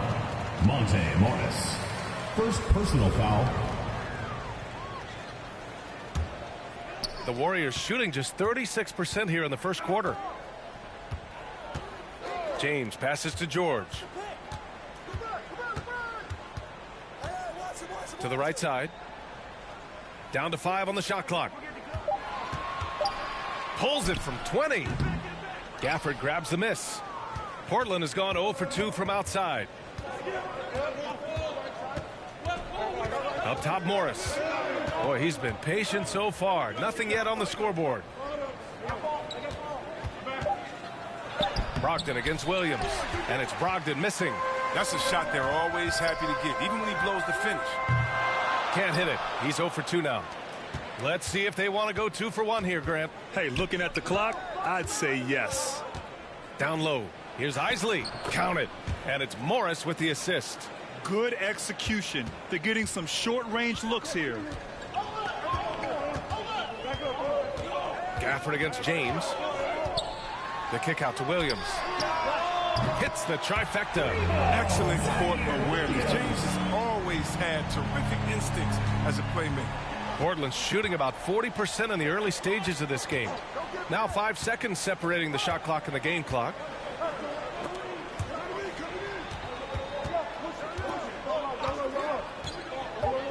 Brogdon against James. And it's Brogdon missing. Lets a three fly. Oh, and the buzzer beater is good. And just nails the three. Way to close the quarter. Man, you see this so often, league-wide. End of the period, three-point attempt. And that concludes the first quarter of play. Up 4. And we'll get things started in the second quarter when we return.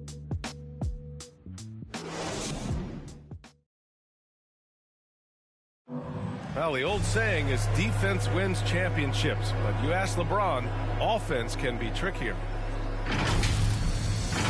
More delicate than defense. Defense, you can make mistakes but cover for one another by just communicating and flying around at times and clean up for your mistakes. Offensively, if you're not all 5 guys at the same time and not moving and cutting, and one pass or one bad screen here or one pass there can mess with the rhythm of an offense.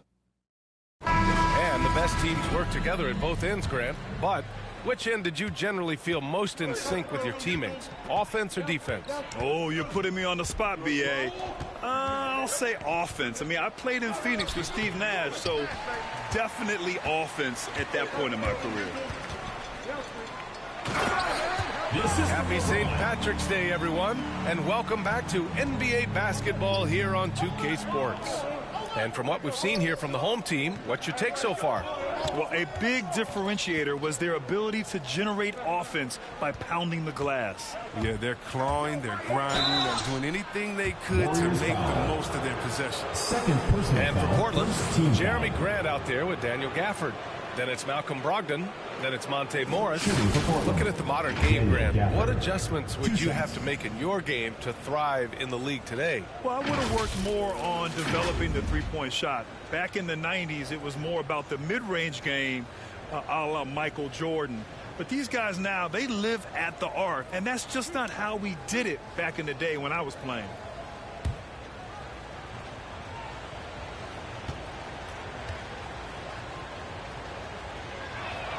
And the first one at the line is good.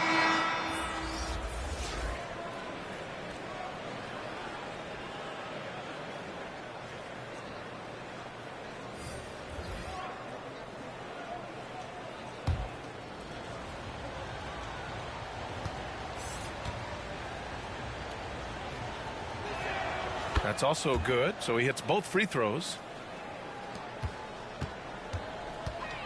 Now George. Still getting warmed up offensively. No buckets yet in the game from him. We've seen that more than once today. An effortless basket inside. Now here's Murray. From 10 feet away. And that one hits the back iron. Nice rebound. Trying to match the other team's intensity right now. Now here's George. He's covered closely. The rebound by Murray.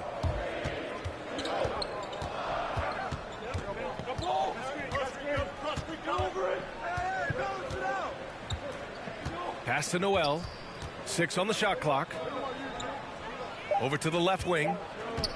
For 3, Gafford. Rejected by James. Oh, you got to be cautious around James. He's always on the hunt to swat away shots. Defense in your rear view may be closer than they appear. I just love the strong finish there inside. Man, he's got that dunker's mindset, doesn't he? Always ready to pounce. Now here's Murray. Grant outside. Pass to Noel. Back to Grant. Warriors foul.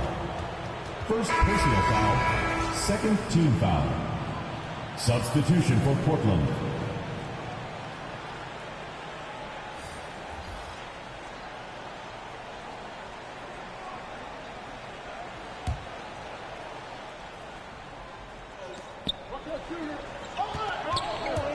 Gilgeous-Alexander against Murray. Shot clock at 6.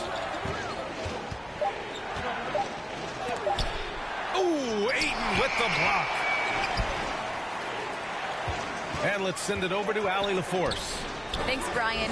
DeAndre Ayton being the #1 pick in 2018, his potential is obvious. With his team on the rise, he's looking to impose his will on a nightly basis. Ayton said, quote, "I know how hard I work and what kind of a player I am. I'm trying to take over every possession, being more dominant every game. Oh, scary thought, Allie. Thanks. The Warriors have gone a terrific 4 of 5 here in the second quarter. Frazier's shot is off. Well, Portland's shooting a low 26% from the field. Here's Grant. Misses, and the dry spell continues. This is not his quarter. He needs to give up some touches and recalibrate. You look back at the 2014 NBA draft, some of the best players of that class were second-round picks, including Jeremy Grant. Becoming a premier two-way wing, Grant was a steal going 39th overall to Philly. Woo. Things just don't seem to be clicking for them offensively. Yeah, they really need to find a way to get back on track. Murray passes to Grant. Wiggins outside. And it's going to be out of bounds. Portland will have another go. Harrell's checked in for Grant. Substitution for Portland.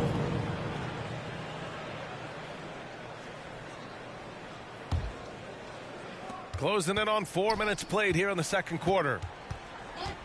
Murray passes to Sabonis. Over Ayton. Ooh, Ayton with the block. Here's Frazier.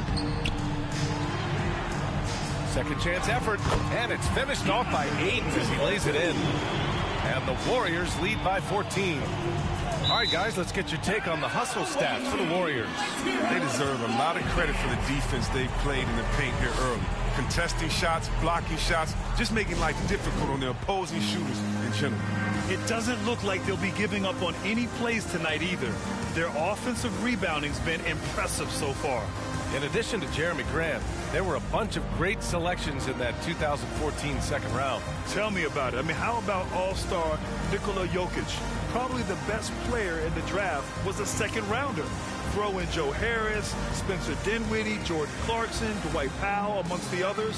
I mean, just showing that you can find talent late in drafts.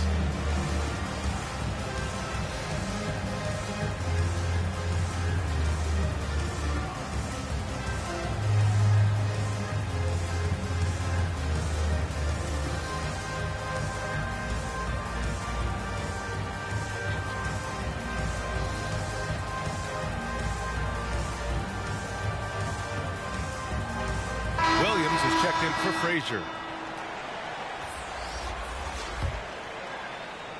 Here's Wiggins.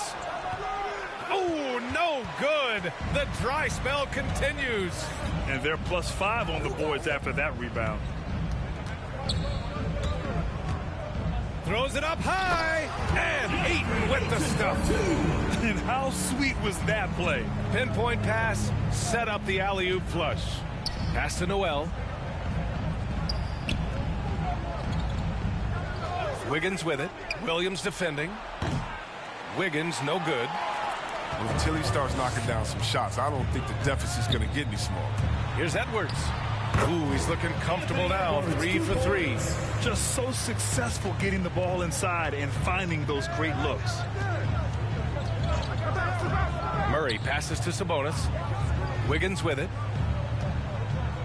Clock at 6. Back to Sabonis. That shot off the mark. Good work defensively by Gilgeous-Alexander. Here's Edwards. That one's good. And so Gilgeous-Alexander with the assist. Edwards has got 8 points. Boy, absolutely no rim protection, leading to a lot of easy buckets here. Timeout called, Portland. And obviously the whistles weren't in their favor the last time these teams met, and it cost them.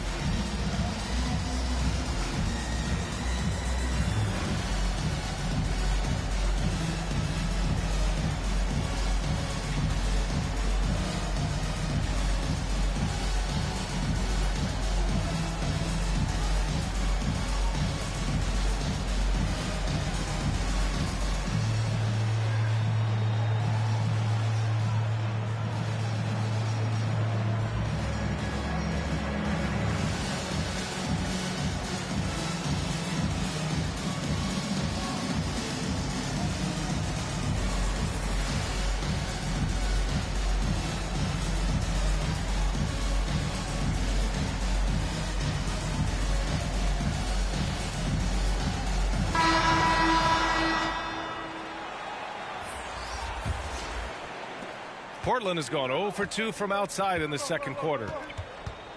Morris passes to Sabonis. Here's Brogdon, guarded by Edwards. Wiggins off the mark, and the drought continues. They really have a commanding lead, not just in points, but in rebounds as well. Williams' shot is good. Leaving absolutely nothing on the table right now. Their focus and execution has been outstanding. Absolutely relentless. They're in the flow and riding that wave for as long as they can. Now here's Brogdon, looking for his first basket, still in this one. Over Gobert, and Gobert with a block. A rangy defender with great defensive timing. I mean, why do you think they call Gobert the Stifle Tower? They're really dictating the tempo on both ends of the court. You love it. Starting to take over here, building a big lead that could ultimately prove insurmountable. Oh, and a slam dunk by Morris. Now that's how you use the screen right there. And it leads to a thunderous finish. That was nice.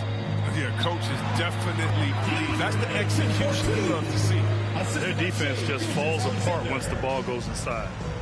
Well, it's going to take something special now to get them back in this game. Unfortunately, it just doesn't seem like it. Wiggins finds Harrell. To the wing on the left.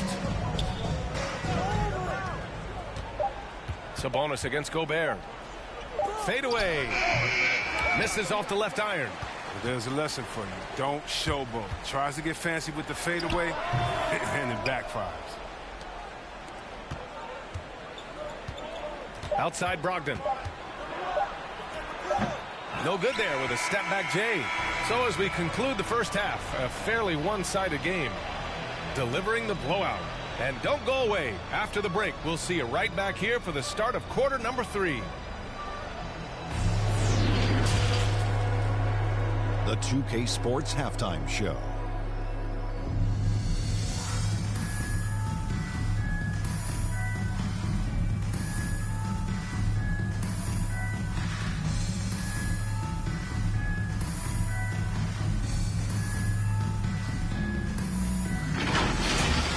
Well, for the Warriors, Kenny, what was your impression? Well, it comes down to confidence. From the opening tip, these guys had that swag. They had the attitude that you can't beat us, we can only beat ourselves. And Shaq, let's get your input on the visiting team. They're not shooting it well so far. Actually, they've been terrible. Fellas, I got an idea. Beat the post. Let the big man eat. Jeez.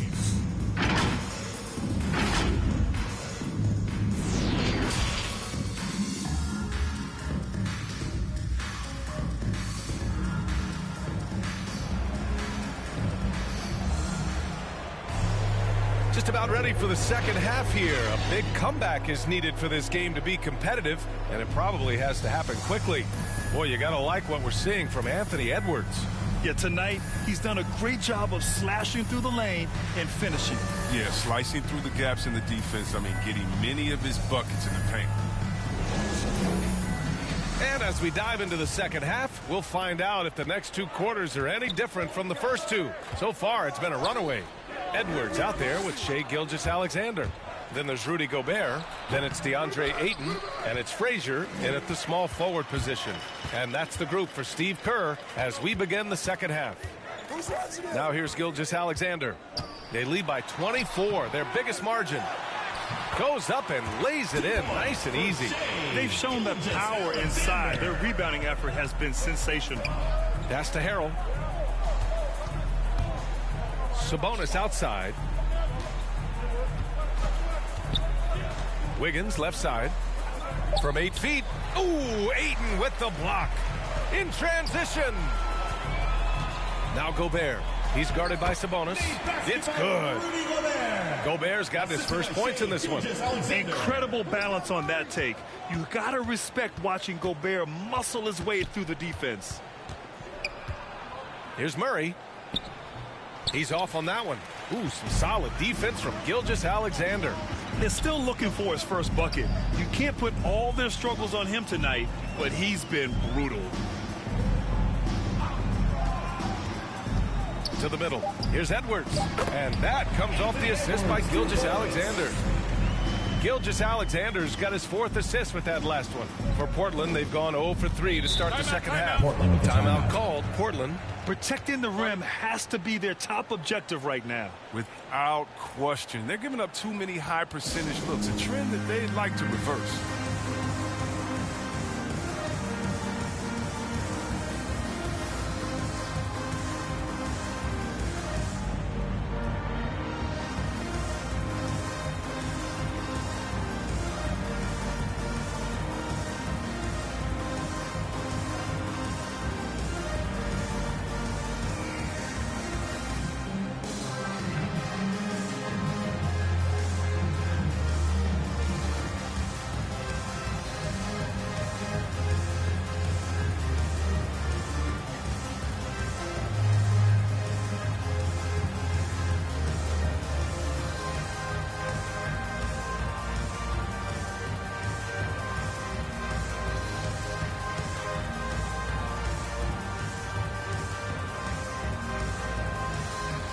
Braun, he's checked in for Ayton.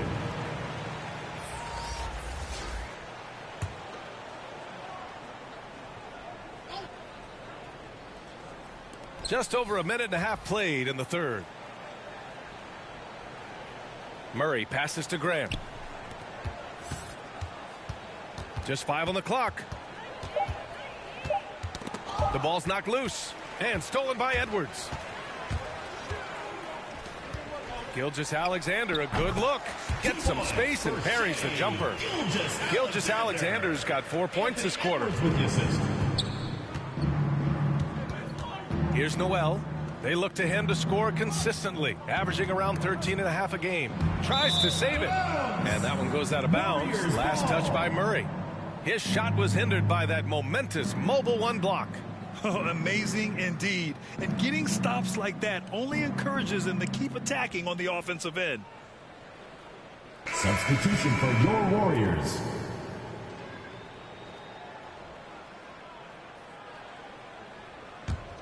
The Warriors have gotten 4 of their first 5 shots to go since the break. James against Gafford. Here's Frazier. Misses the 3. If you can't hit that one, your teammates are going to think twice about feeding you the next time. Here's the teardrop. Here's Gafford. And that one's good. A nice job on the glass as they picked up 2 on the second effort. Toughness and energy on the boards, and an easy putback to show for it. James against Gafford. It's stolen. Murray drives in. And a foul called on the way up. So he'll take 2 from the free throw line. First team foul. And as a leader, Murray is vocal. Talks to his teammates up and down the floor, and he pushes everyone, and they tend to follow.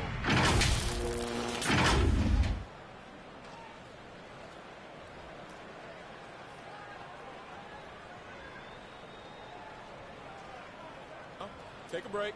Take a break. 2 shots.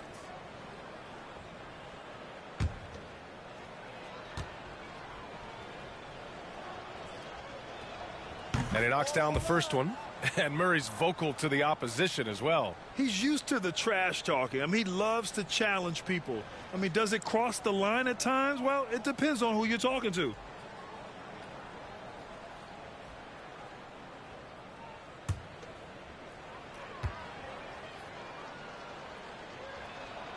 It's both from the stripe. Hailing from Canada, Jamal Murray is the latest star to emerge from the North. Joining country mates like SGA, RJ Barrett, Brandon Clark, really impressive. And just not letting up at all. I mean, you have to love this approach. You want to get the ball to the guys who make plays. You have to go to your best scorers. I mean, it's a smart strategy, and so far, it's paying off in this game. 6 to shoot. Here's Isley. Second chance shot. That shot missing. Good work defensively by James. And he drives in. And the whistle on the shot. Got some contact there. Misses the shot, but he'll shoot two. Graham is someone who played abroad on Team USA. How exciting is it to see how much more international the league has become? It's fantastic, no question. You know, back then we saw so many talented foreign stars playing internationally, but now the best really do all find their way here to the NBA.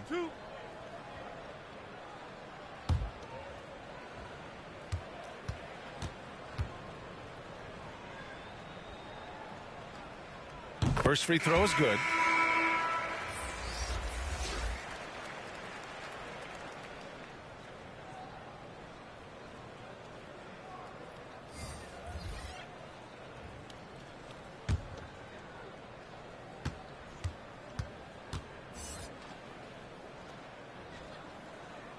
And so he hits both.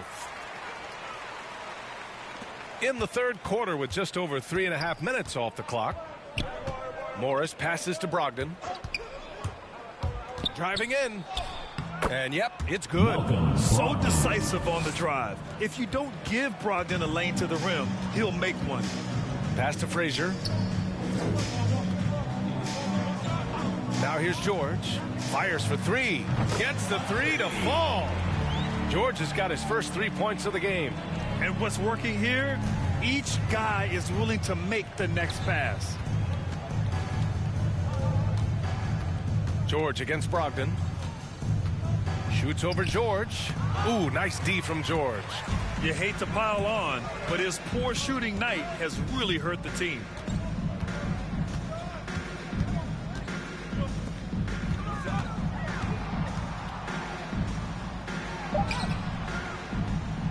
Rebounded by Brogdon. Well, Portland's shooting just 21% from the floor.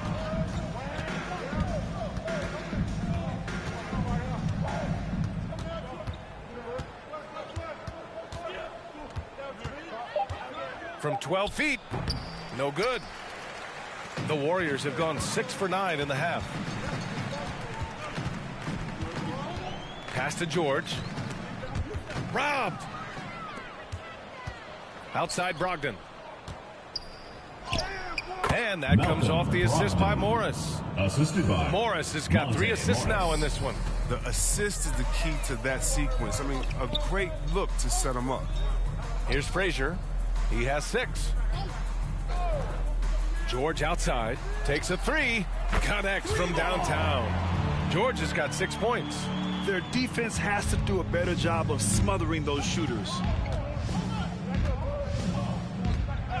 Morris outside. Brogdon against George. And the ball is tied up, so we'll have a jump ball.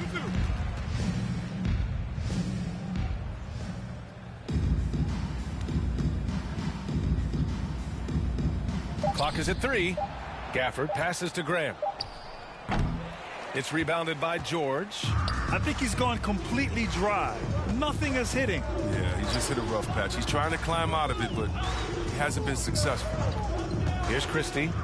Well, no scoring yet from him, but that's likely to change. The assist numbers certainly stand out. They've really emphasized ball movement here today. Now here's Brogdon. All alone. No good. A bit long that time. And the defense gets bailed out by the miss. He usually converts that. Stolen by Gafford. About 7 seconds separating the shot and game clocks. Pass to Morris. And he gets it to go. Morris has gotten his second bucket on the night. Hey, if you give him room, he's going to score the ball. Guarded by Morris.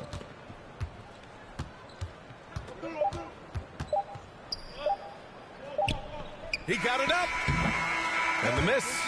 And as we conclude the third, pretty much a blowout here. It's been a one-sided affair. Delivering the blowout.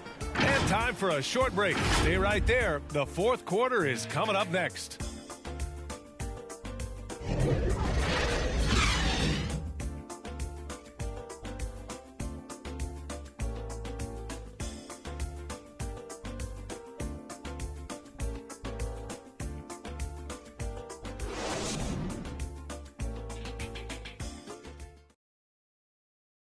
And it's time to bring up the State Farm assist of the game. And I'll tell you what, this was a no-brainer tonight. Take a look at the precision on this feed. Couldn't place it any better. Yeah, he put it on the platter and it served cold. Now, I love the poise, the decisiveness. This is how you run an offense.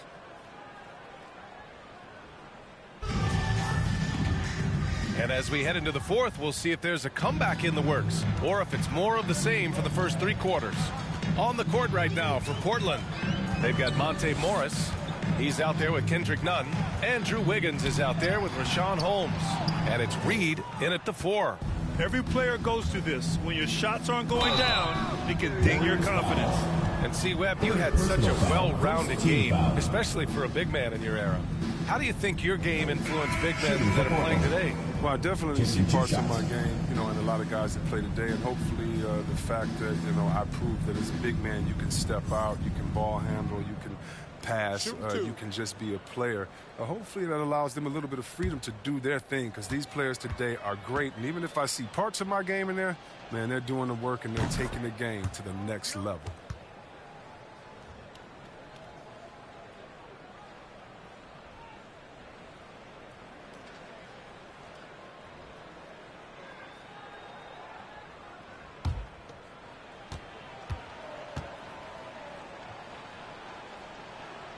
And so he makes both from the line. Got 4 of 7 threes to go so far in this game. Outside, Williams. 6 on the shot clock. The shot that time not on target. And it's Portland the other way. Wiggins outside. Pass to Holmes. Oh, and there's the whistle on the shot. So 2 free throws for him coming up. Second team foul. When we're looking at Rashawn Holmes, I think the first thing that sticks out is he's out there, he doesn't stop working. And Holmes is a solid rotational piece, whether starting or coming off the bench. Chris, he is really effective. He really uses his length to his advantage and feasting on any chance to score inside. I love the hunger he plays with, too. Take a break. Take a break. 2 shots.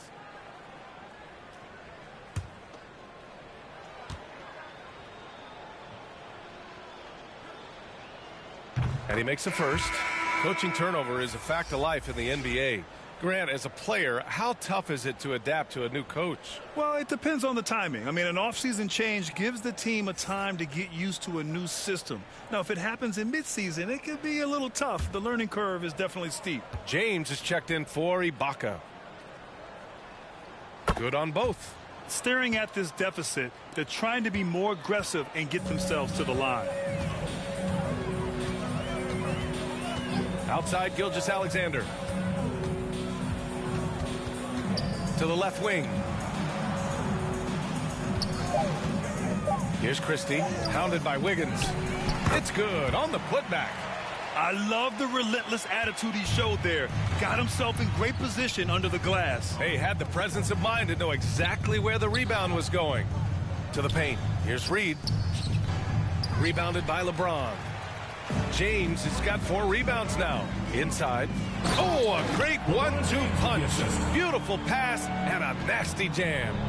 It's like he's doing pull-ups on the rim. Looked like a schoolyard playground right there. Now here's Wiggins. Looking to get it going. Down low. Pass to Reed. Oh, what a play. Just palms the block. Gilgeous-Alexander passes to James. That one's good. And so Gilgeous-Alexander with the assist. Gilgeous-Alexander's got 5 assists tonight.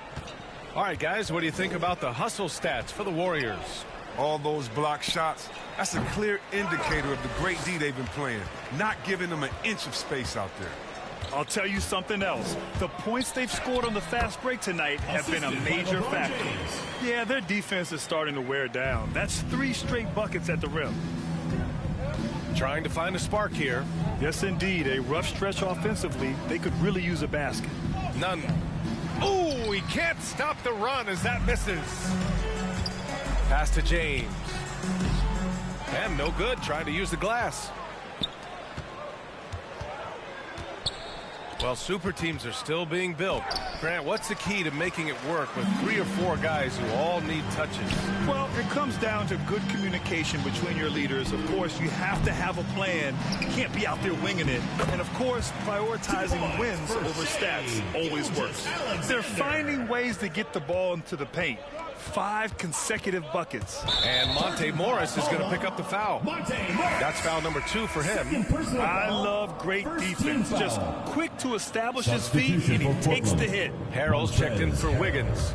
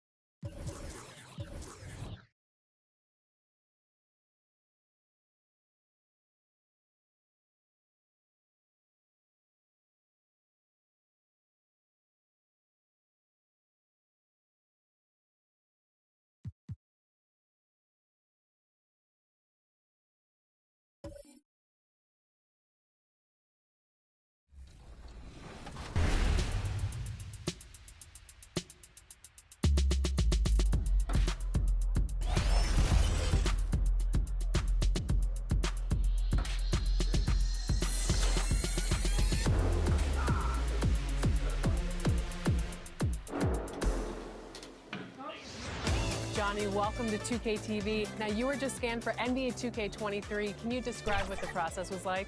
I've never seen that many cameras in one setting before, but, you know, it was a lot of fun just knowing that I'm going to actually be in a video game. I've been playing 2K since I was a kid, so now, like, getting my face scanned and not having to worry about making a player, actually being in the game, I can't even describe it. Like, it doesn't feel real. Oh, the first thing I do when I turn on 2K23, I'm going to roster, I'm going to my player, I'm going to edit, and he will have 99 everything and every badge. You know, when you get into the NBA, you get an NBA logo above your player. So when you hop into the park now, you're going to be stalked by a lot of other people in the 2K community. How's that going to feel? That's what I just asked about, actually, getting a logo, because I remember playing with guys like DeAndre Ayton. He loaded into my park, and I'm in college playing with my friends. And I was like, let's go chase DeAndre Ayton. Like, we're just sitting around like NBA players in our park. Yeah, I know. I'm definitely finna step my game up. Can't be losing with the logo over my head. I know people are going to be coming at me, so I'm going to step it up a little bit. I think it would be cool just to interact with the fans and different people. I think that's going to be a dope experience as well. What does the game have to get right? Because you have a very unique look. So what do they need to get perfectly in the game? I think it's going to be difficult because of my hair. I'm going to be changing it a lot, so hopefully they can be updating that. And just the overall look. I pretty much said my face. I need my face to be clear. Okay, so your face over any moves that you have? Probably my shooting motion, and my jumping ability. If you were going to select a perfect My Team, with you included, you had to pick 4 other players, past or present. Who are you picking? Curry at the point guard. Shooting guard, Michael Jordan. Small forward, me. Tim Duncan at the power forward. And center, Hakeem Olajuwon. A lot of people don't select Tim Duncan. I think for how great he is, I was just about to say, he's underrated. Underrated. But he's like one of the best power forwards of all time, like top 2, top 3, maybe 1. Maybe 1. Well, you got to say that now because you're a company man. Maybe nah. This ain't mine.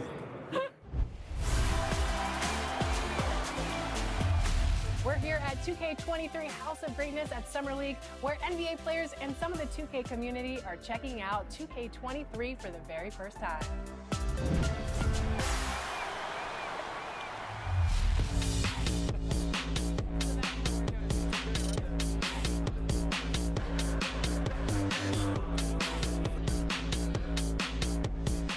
Cade, what do you think about NBA 2K23 so far?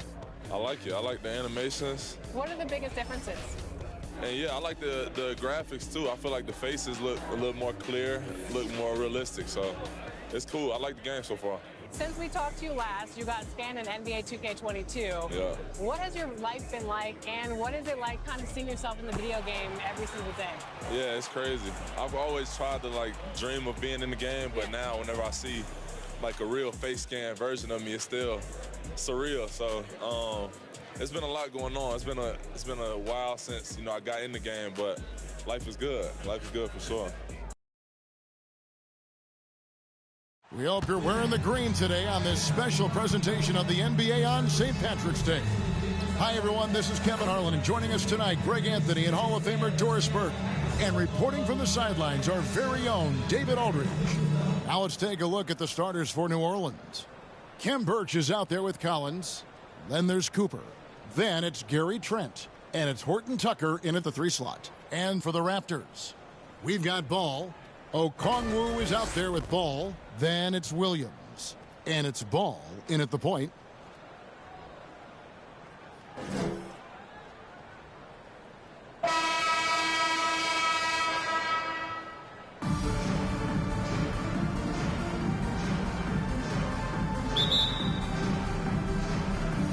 It'll be the Raptors off the tip.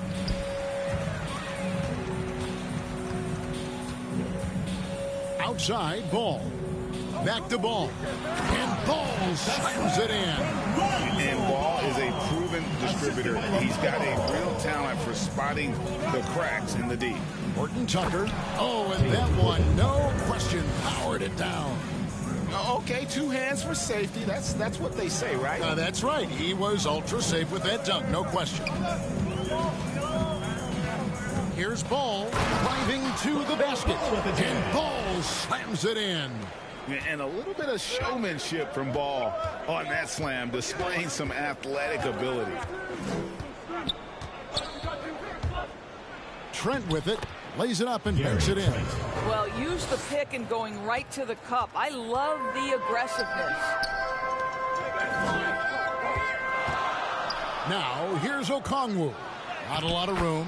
Yep, that one goes in there. I mean, I love the determination with Ball. Always attacking.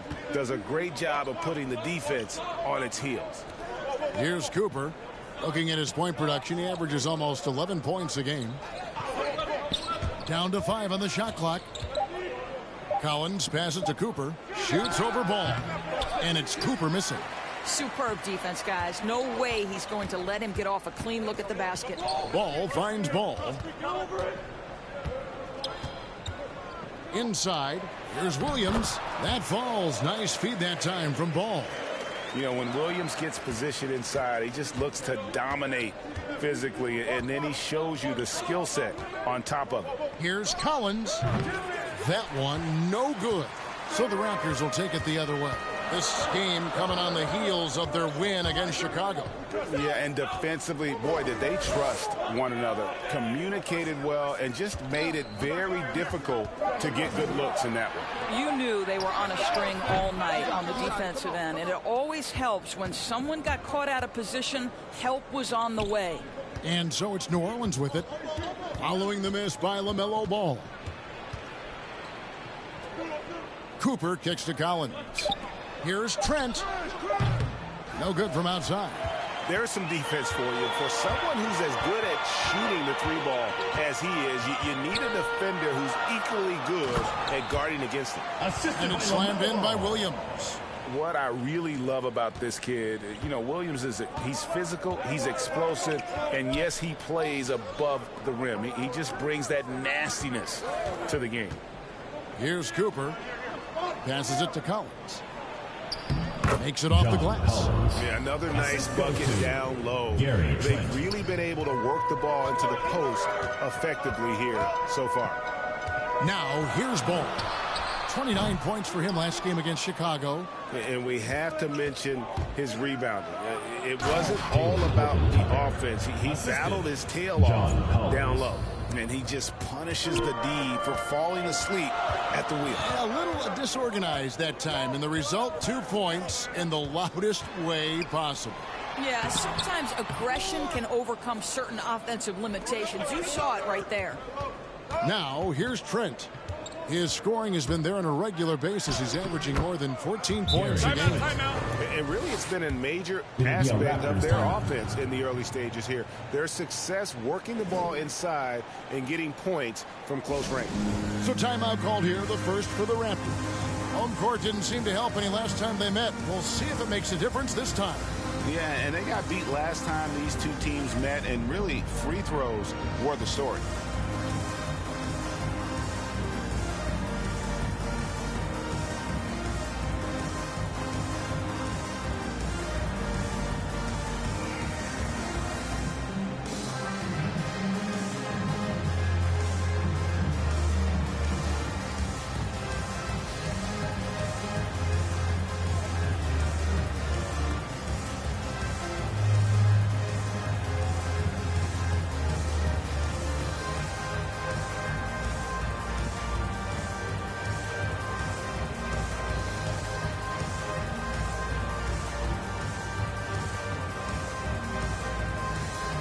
And the Raptors going out now with a whole new group. A big group substitution here for New Orleans. Zach Collins checked in for Ken Birch. Bogdanovich comes in for Collins. Gordon Hayward's checked in for Horton Tucker. Davis is subbed in for Trent.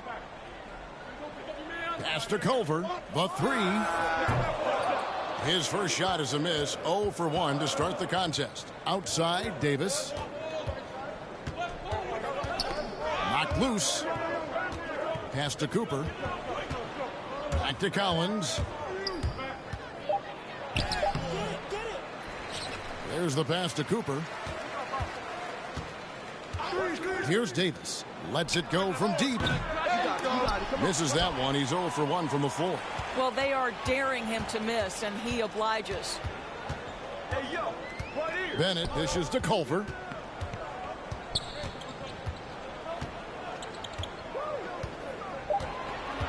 The Raptors need to get a shot off. Lets it go from 14. It's good from Gordon on the assist by Culver. Well, the rise and fire from Aaron Gordon in the mid-range. It's almost unguardable at this point. Collins looking around. New Orleans needs to get off a shot.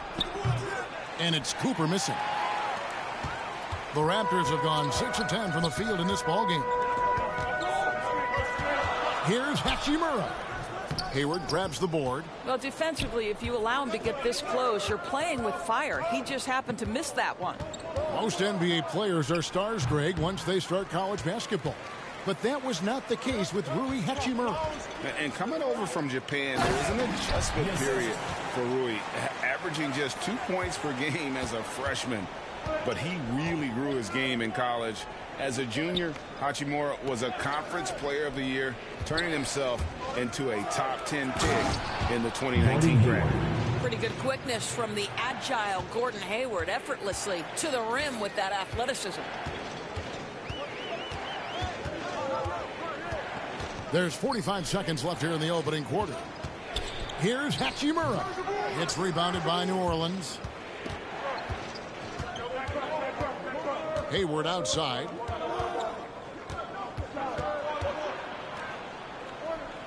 He kicks to Collins.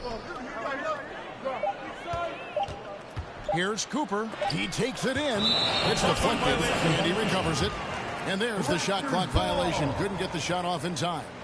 We have got to see that sensational mobile one block again. And this is why coaches stress the importance of defense. Big block there in this close game. New Orleans.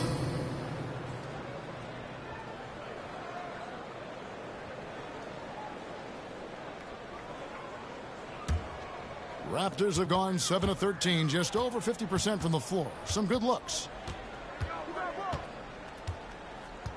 Here's Bennett. Coming in off a 12-point game, his last outing. Here's Gordon. A second chance effort. And it's in. Wow, he nails the buzzer beater. And give him credit. Good awareness of the time remaining. And to me, the way you end quarters impacts how you end the game. It can go a long way between a W or an L. And we reached the end of the first quarter. Raptors lead by 4. And we'll be back right after this.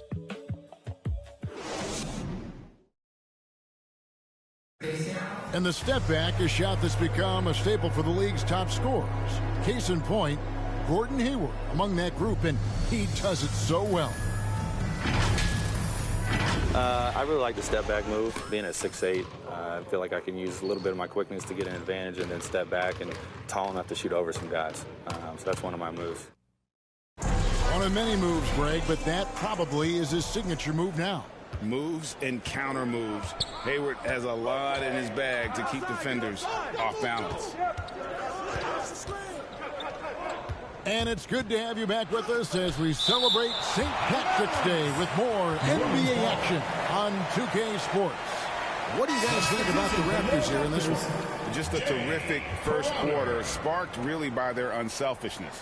I'll tell you, that willingness to make the extra pass, that is what creates good looks. It also forces the defense to scramble. So for New Orleans right now, Hayward out there with Bogdanovich. Then it's Collins. Then there's Terrence Davis. And it's Mays in at the shooting guard position. And it's wide right. Hits off the rim. And so it's Crowder with it. They'll bring it up for the Raptors. They lead by 4. They'll be playing host to Portland for their next game. That'll be the latter half of this 2-game homestand. And so here is New Orleans after the missed 3 from Jay Crowder. And Hayward gets it to go. Well, there's length and athleticism when you're talking about Gordon Hayward, and that lets him get to the offensive window. Here's Bennett going inside, and Bennett throws it down. Now, I'll bet even they didn't think the pick would work that well. No. And they get the major league dunk out of it, too. My question is, where was the help? Someone rotate over and challenge. Boy, against so little defensive pressure, you have to convert that. Passes it to Longley.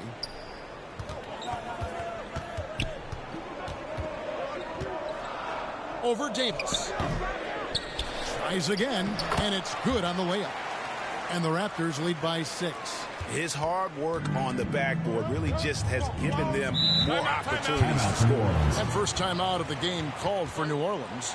And we all know that star players get a few more perks, but Greg, that can also stir up misgivings in a locker room when things aren't always easy.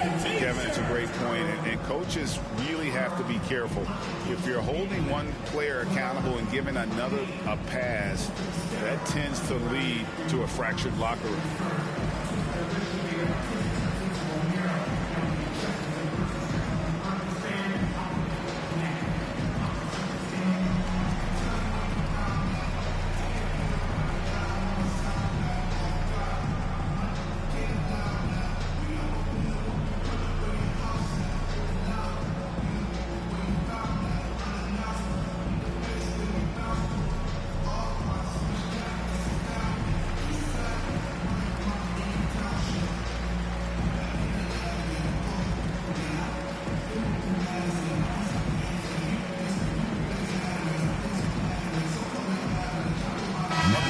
Substitution here for New Orleans.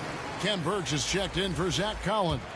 John Collins comes in for Bogdanovich. Horton Tucker's checked in for Gordon Hayward. And Trent subbed in for Davis. Here's Mays. Nothing yet on the scoreboard for him.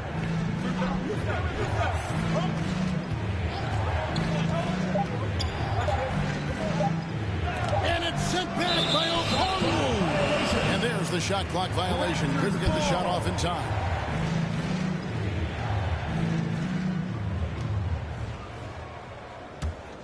Raptors leading by 6. And he lobs it up toward the rim. Got a hand on it. Here's Horton Tucker. His numbers are looking pretty good. He's got his scoring average up around 18.5 points a game. Shoots over Ball. And Ball with the block.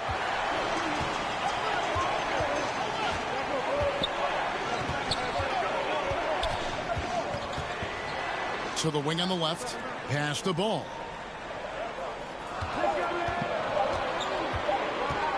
Pulls it up. Birch grabs the board. New Orleans trails by 6. They could use a big shot here to get this offense going. Too many empty possessions. Right now, they need a basket. Here's Trent. And again, no good by New Orleans. The Raptors have gone 2 of 6 from the field in the second quarter so far. Ball, no good. Well, that's a case where a guy's trying to make a play, trying to take it up strong, but the defense was ready. Mays passes to Collins. Shoots over Ball. Their offense stone cold. Another miss there. Ball finds Ball, and Ball slams it in. Not the kind of aggressive defense they need to cut into the lead. Yeah, you have to protect the rim, Greg, a little better. They're just too slow to react. You can't afford to sleepwalk through possessions. What's going on out there? To the paint, here's Okongwu. That falls. Nice feed that time from Ball. Ball's got his 3rd assist on the night. And a closer look here at the hustle stats for the Raptors. Great hustle defensively through the first half, contesting everything and racking up the block shots. There's something else they've done right from the get-go tonight is run. So much of their offense coming on the fast break. And so it's Ball with it. He brings it up for the Raptors. Only giving up 2 points this quarter. And it's denied.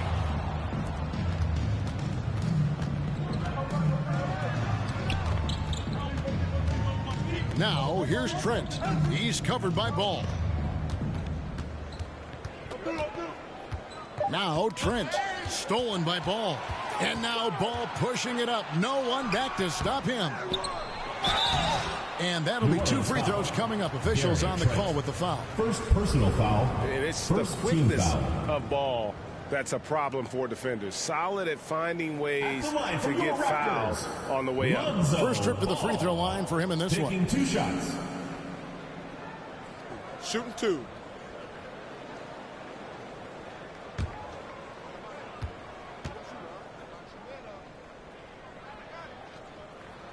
And he makes the first. I tell you what, it's scary when you think about how much room Ball has to grow when you factor in how efficient he is already. Cooper, he's checked in for New Orleans.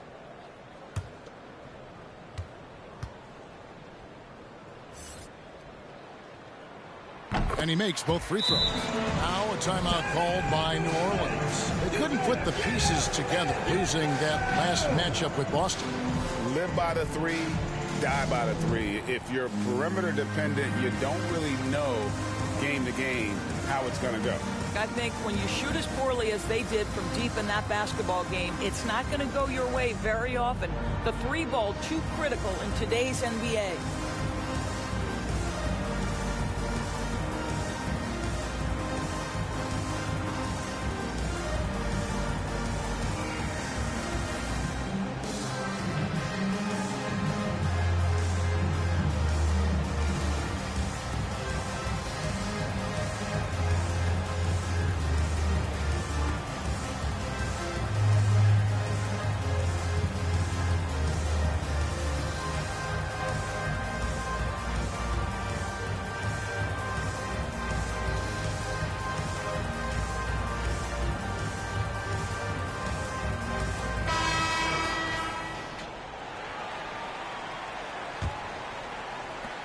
New Orleans trails by 12. They need this. Rebound by Williams. Boy, you can just see the frustration growing on their faces. Nothing going their way. It's just been one of those games, and they need to find a way to turn it around before it gets completely away from them. 2 minutes remaining in the first half. Ball feeling it out a bit. Hachimura kicks the ball. 6 on the shot clock. Outside, Ball. Pulls up from the corner. And he gets it back. Now, here's Ball. He's tightly guarded. And Ball slams it in. And you have to have an appreciation for Ball's passing skills. I mean, he just sees the floor beautifully, easily working the ball over to open teammates. Here's Cooper. No points in the game yet for him. Here's Horton Tucker. No good that time. Excellent D there from Ball. Left side, Ball. Finds himself wide open and drills it. Dropping dimes. Ball's got his second bucket tonight. And it just seems that every pass they make is leading to a score. Just great ball movement. Now a timeout called by New Orleans. Well, it's been an express lane to the rim. Coach can't be happy about that. Well, poor rotations, poor communication. There's a lot to figure out right now.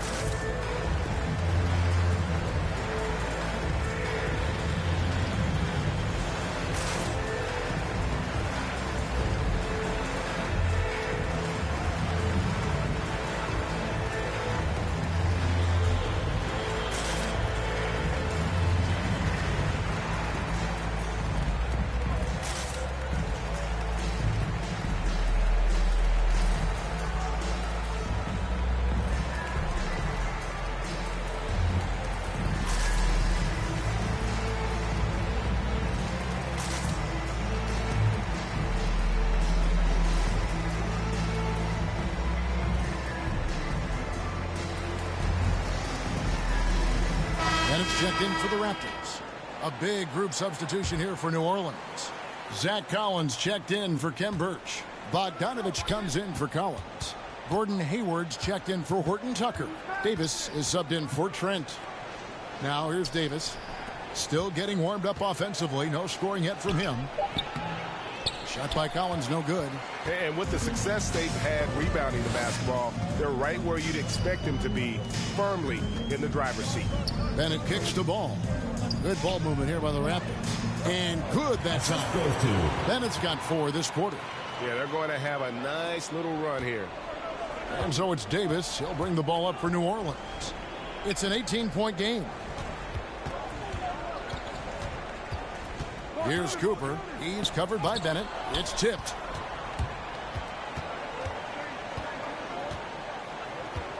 Pass to Williams. To the inside. Here's Ball. And the rejection by Collins. And it's out of bounds. The Raptors able to retain possession here. Substitution for your Raptors.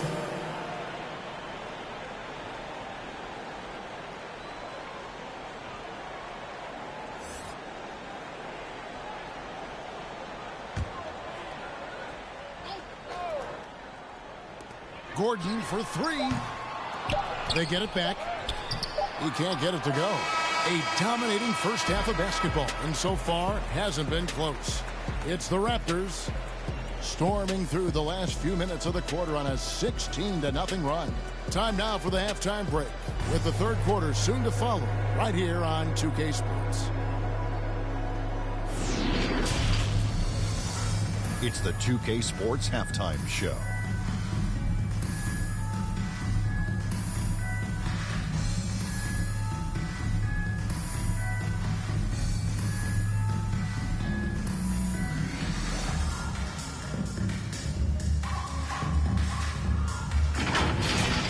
For the Raptors, Kenny, how'd you see it?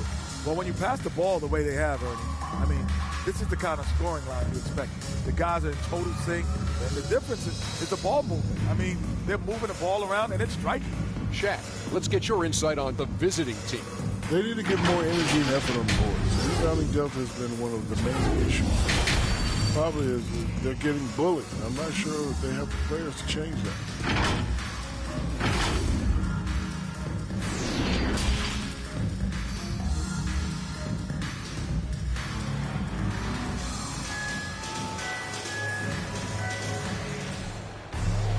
And as we dive into the second half, we'll find out if the next 2 quarters are any different from the first 2. So far, it has been a runaway. Nice game, great performance by Lonzo Ball. Yeah, it's been a grinding performance from him up to this point. His work on the boards in that first half was terrific. And there wasn't too much drama in the first half, but maybe things will tighten up here in the second. While we've got a moment, let's set the floor. Brought to you by Gatorade, all fueled up for the second half. So the Raptors 5 right now. We've got Ball. All out there with Ball. Then it's Okongwu, and it's Williams at the center position. Williams with the block. The reach of Williams is outstanding. He uses it to perfection to deny shooters. And that was a great replay we just saw of our Mobile One block. And big defensive plays like that will help them stay in control of this one.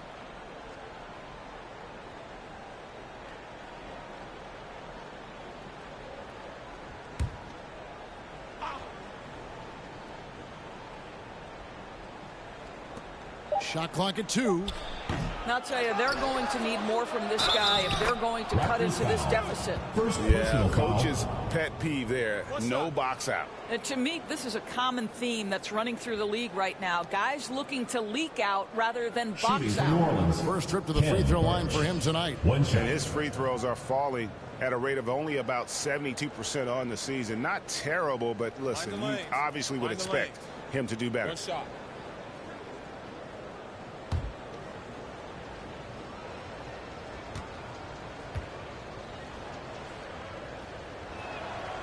Free throw is off from Birch. Raptors leading by 16. Here's Ball. Birch grabs the board. Birch has got his 5th rebound in this one. And there's the pass to Cooper.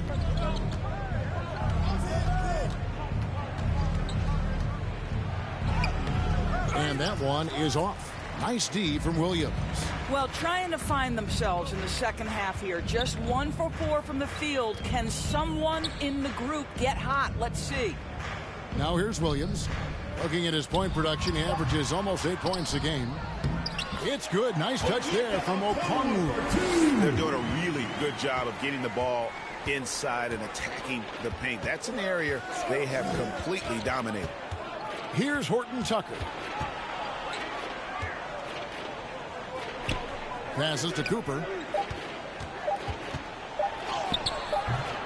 And we're about a minute and a half here into the second half. Excellent D there from Ball. He's so frustrated. Hasn't had a make all game. It's making it very difficult for them to find any success. Cooper against Ball. Driving the lane. And it's Cooper missing.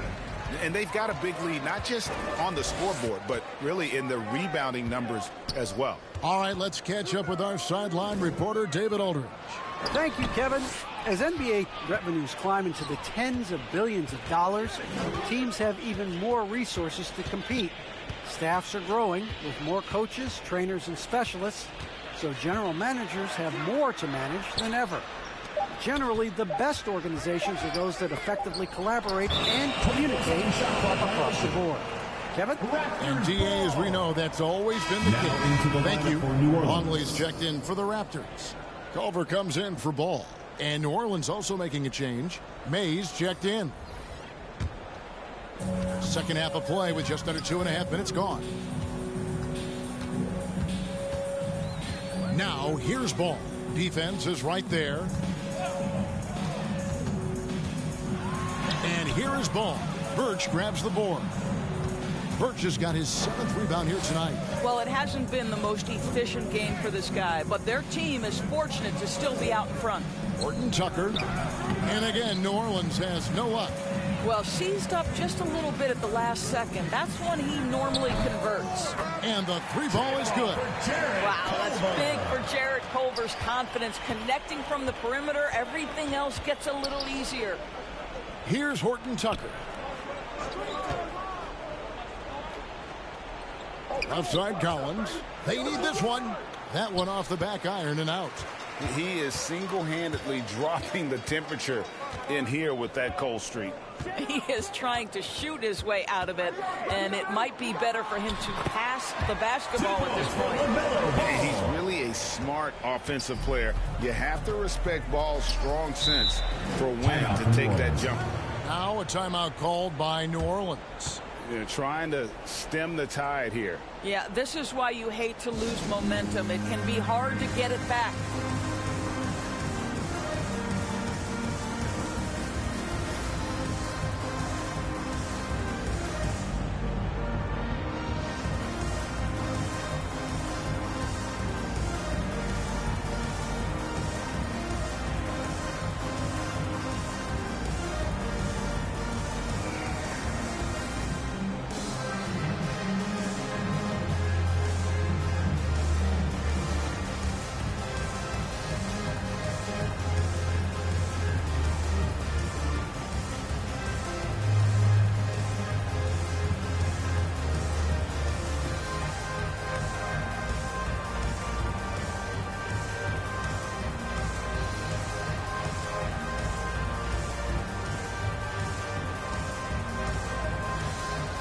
Big group substitution here for New Orleans.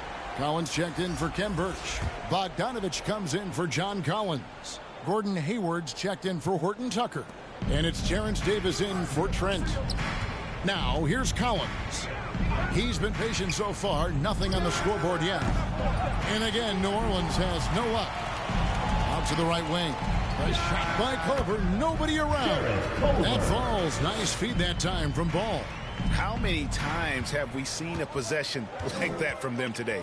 Ending with a basket, coming off a pretty pass. And it's Davis missing, and the Raptors with possession. 9 points in a row. Good run for him right now. Pass to Longley. Over Bogdanovich. Another shot. 2 free throws coming up, and they call the shooting foul. First personal foul. First team foul. And guys, what do you think about the hustle stats here for the Raptors? Their defense has been outstanding, closing out on shots and blocking a few as well. Yeah, and I think something they've also worked hard at tonight is crashing the boards. The second chance points have been coming in bunches. 2 shots.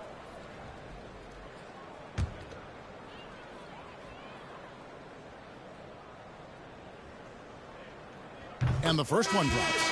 Greg, you've got the unique opportunity right now to watch your son Cole follow in your footsteps. What has changed for players now versus when you played? Well, I think the players today are so much smarter, and they prepare to be pros at such an earlier age. And honestly, I think that's one of the advantages our league has. You know, you don't have to teach these guys responsibility. You may have to teach them the game, but they are ready, willing, and able to work to achieve their goals. Now, here's Collins. He's been quiet so far. Still no points in the game. And it's sent back by Okongwu.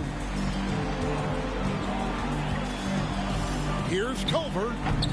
Second chance shot. And there's the nice layup by Okongwu. And they've shown effort and aggression in the paint, really right from the tip. Their rebounding edge right now, massive. And the call on the shot that sends him to the line. Foul, second team foul. For New Orleans, they have shot just 1 free throw, missing that one earlier. And they've had really good numbers all season from the free throw line. Shooting 2.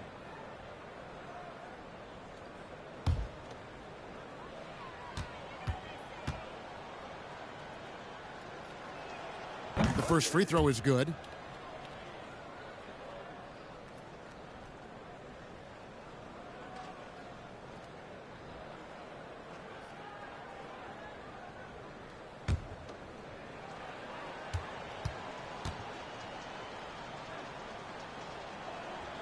And both free throws good for Davis.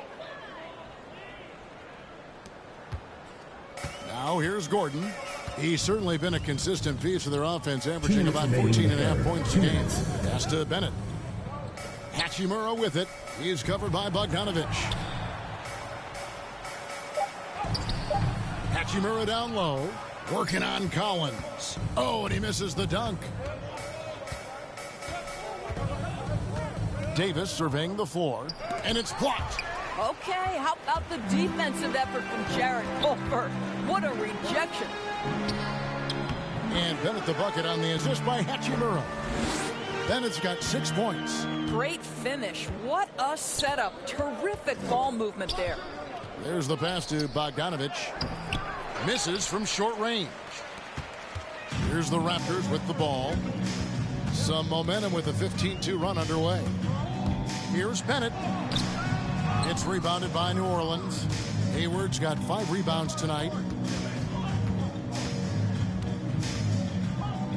56 seconds left in the third quarter. Collins dishes to Davis. Out to Hayward. And he lobs it up. And it's sent back by Okongwu. And that's out of bounds. New Orleans will retain possession. And some changes here for the Raptors. Robert Williams, he's checked in for Okongwu. And Ball subbed in for Culver. Cooper, he's checked in for New Orleans.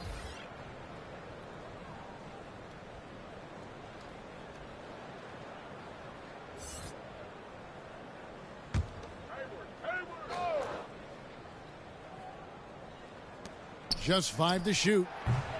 And too long on the shot. Listen, that's a look he can hit, but right now he can't throw it in the ocean. Hachimura against Collins. Ball no good. 7-second difference, shot and game clock. Cooper the pass to Hayward. Puts it up from 12. Williams with the block. Davis against Ball.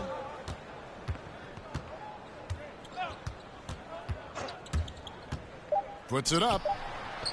And they'll get another chance. When you're trying to claw your way back into a game, you cannot allow second chance opportunities. Well, how about the effort on the glass? Even with this lead, I love that they're still going after it. And as we conclude the third quarter, pretty much a blowout. It's been a one-sided affair. The Raptors out in front, running away with it. And coming up,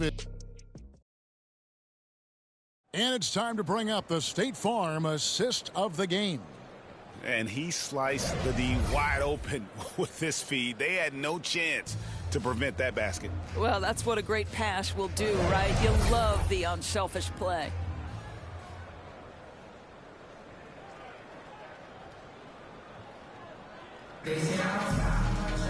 And with the fourth quarter upon us, time is running out for this game to become competitive. So for New Orleans right now, Bogdanovich out there with Collins. Then there's Scott, and it's Madison in at the point. Ball kicks to Bennett, lets the three fly. No good that time. And New Orleans will come the other way. That game is the first and last of their homestand. Here's Madison. Passes it to Scott. From deep three-point range. Rebound by the Raptors. Out to the wing. Here's Ball. Uses the glass to finish the layup. That pass had to be thrown not only in the right spot, but at the right time.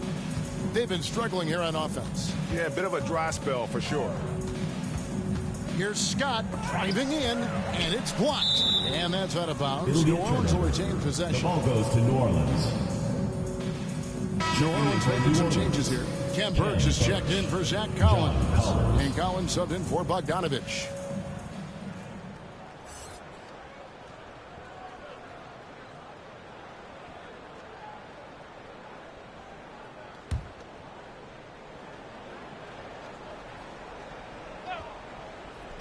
And we've played through about a minute here in the fourth. 5 to shoot, and he didn't get quite enough under that one. They are enjoying the commanding lead. And it really gives them the opportunity to give their starters a rest. Always critical when you get ready for that home stretch.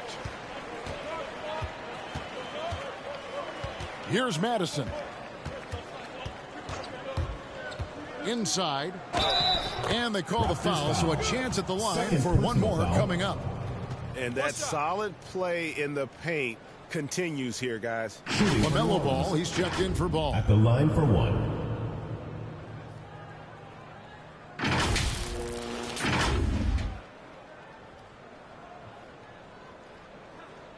One shot.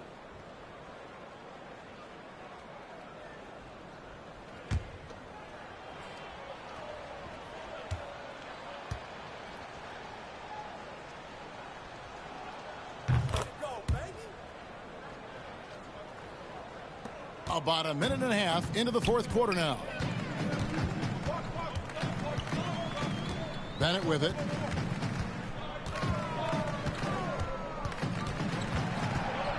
Clock at 6. Batum trying to break loose. Nice shot by Bennett. Pretty much all of their buckets coming from inside the paint now. Here's Madison. He's covered by Bennett. Collins against Batum. Shot by Collins, no good. And it's Batum with the ball, bringing it up for the Raptors. They've played a great fourth quarter defensively, allowing only 3 points. Basket good.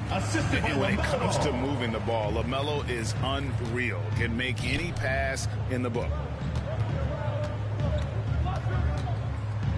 Here's the floater. And there's the foul on the shot. He'll go to the line for 2. Personal foul. Second team foul. Shooting for New Orleans. Taking 2 shots.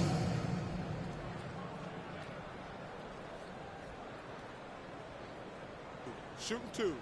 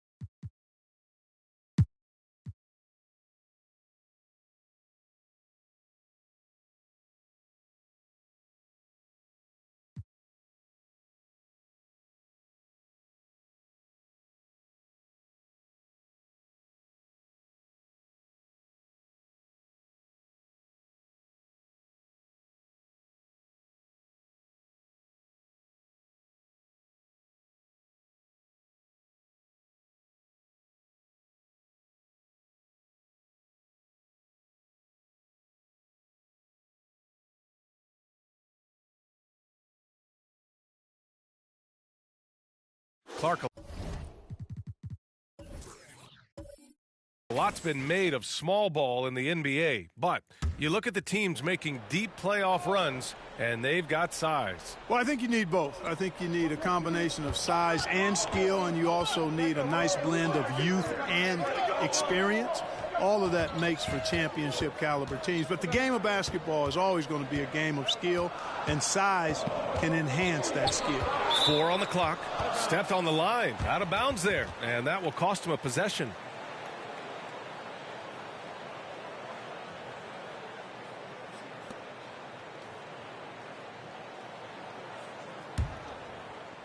Here's Murray. Give him 8 points now. We've got Ivica Zubac. Wiseman is out there with Devin Vassell, and it's Lewis in at the point guard position. So that's the group out there for Charlotte. Randall, good. You know, we know Murray's got some creativity to his passing game, but no need to be creative there. I mean, he sees the wide open man and zips it right to him. Here's Lewis. Oh, and Jackson with the block. Now here's Murray. He's guarded closely.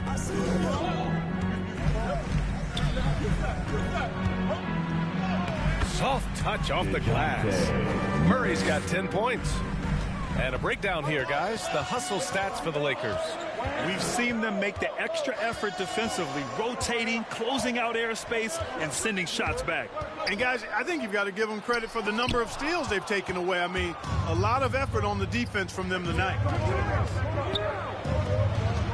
To the inside. Allen. Yes. And it's Murray picking up the assist. Murray's got assist number 7 tonight. And, guys, the way this defense is getting manhandled down low, you have to wonder if they're at 100% right now. Now here's Wiseman. He's got 12. Just 5 to shoot. Here's Lewis. And so he draws the foul, headed to the line to shoot a pair. And so he's picked up his final foul, and he'll sit the rest of this one out. With the depth they have at that spot, they're more equipped than most teams to handle that kind of loss.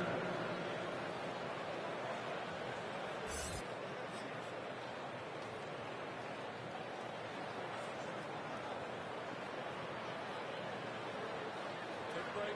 Take a break. 2 shots.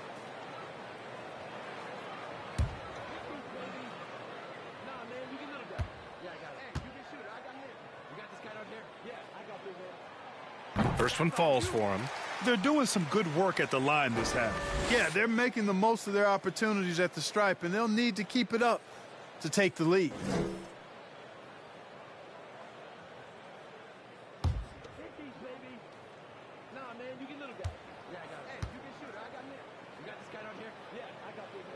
And good on the second, so he makes them both.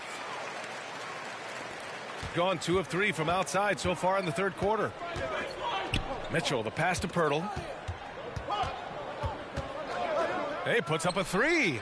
And there's Paul. That one's good on the assist by Pirtle. Pirtle's got 3 assists tonight.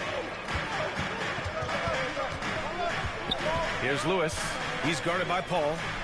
And it's Wiseman with the jam. The pass, the catch, the slam. What a clean play. And absolutely jaw-dropping. You wouldn't know they're the team trailing when they're able to pull off plays like that. Now here's Paul. 11 points in the game. 5 to shoot. Pirtle with the bucket. Pirtle's got his second bucket on the night. Looks like we're starting to see a pattern here. Not afraid to get in the paint and get wet. Well, I agree with you. 4 of their last 5 baskets have been exactly of that variety. And he was fouled while in the act of shooting, so he'll take 2 free throws. It is. I mean, no reason to back off and give him the layup. I mean, much better off making him go to the line.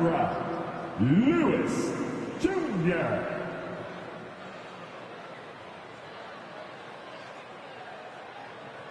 Shooting 2.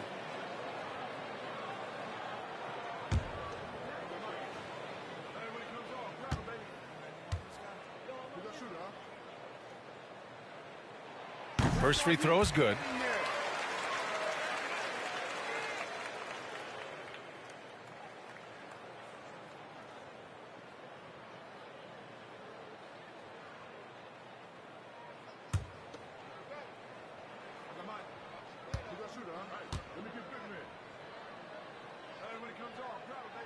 Both good from the line that time. Here's Randall. Looking at his stats, he's getting just over 23 points a game. Here's Allen, and it's Allen who slams it home. And you know, guys, all it takes is inside positioning. As soon as you give Allen that, it's pretty much a wrap. Here's Lewis. He's guarded by Paul. Back to Vassell. Clock at 6. Up top, Wiseman. Jacks up a 3. Zubats against Pirtle. Here's Lewis. Rejected by Allen. It's really hard to shoot over Allen, which is probably why you shouldn't try to do it. They've had a slight leg up on the boards and a big leg up on the scoreboard. Well, you take a look at all of the stats, the team stats, that is, and that's one of the many areas that they've had the advantage. As a result, they've got a big lead. And the defense has no one to blame but themselves. I mean, they just let him get right to the rim. You know, he should be getting extra attention from the defense, not less. And the Hornets call time here. Well, despite all he's accomplished, Donovan Mitchell hasn't escaped criticism. Those saying he doesn't have what it takes to get to the next level. I'll tell you what, he's not letting it faze him, though.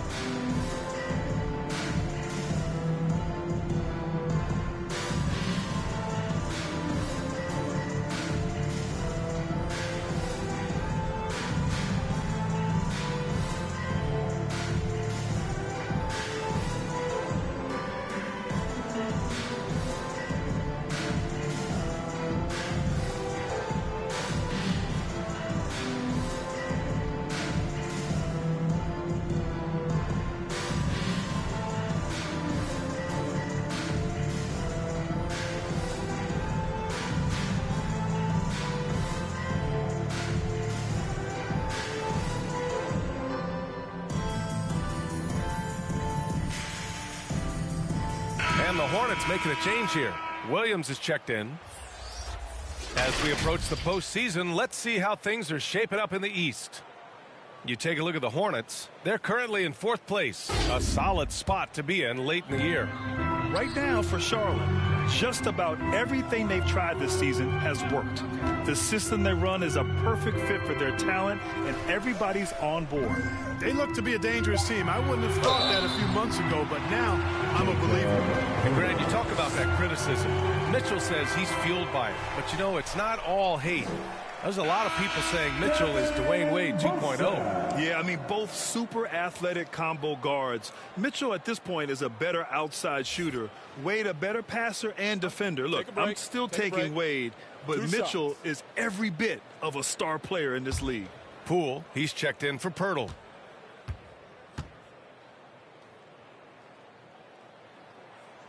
And he makes the first.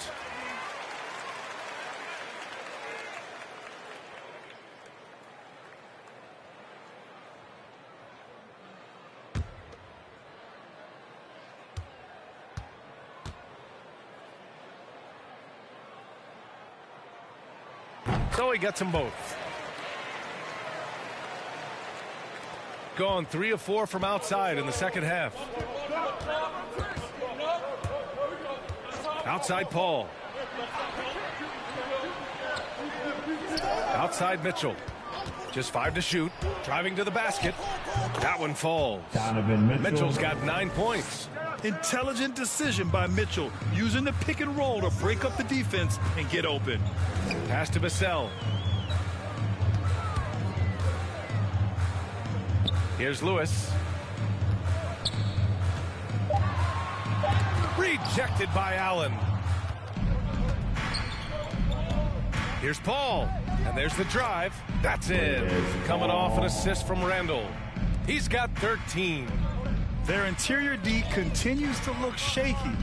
Not a good matchup for them right now. I'd agree with you, and I don't think they expected this one to be a game where they would get battered inside like they have. Here's Lewis. He's got 18. Shoots over Paul. Lewis can't get it to go. Boy, just not scoring with the efficiency he'd like to. Tough quarter for him. Here's Poole. Oh, it's blocked by Williams. Here's Vassell. He's got 11 to the paint. Goes up with it. The jump hook. Another shot. And Zubats with the lay-in. Their spacing isn't quite as good as it was in the first half. They may need to hit more threes to stretch that defense. Randall outside.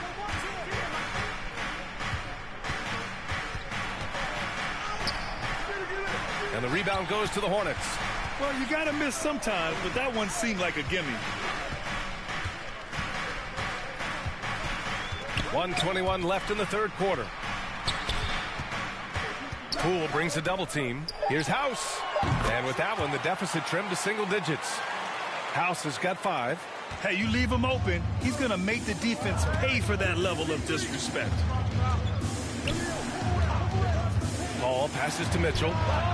And they come right back with their own three-pointer. He's flipped the script here in this half, shooting a much higher percentage from the field. Pass to Vassell. From the line, Randall pulls down the board. Randall's got his 5th rebound in this one. Now Paul. The 3 from Mitchell.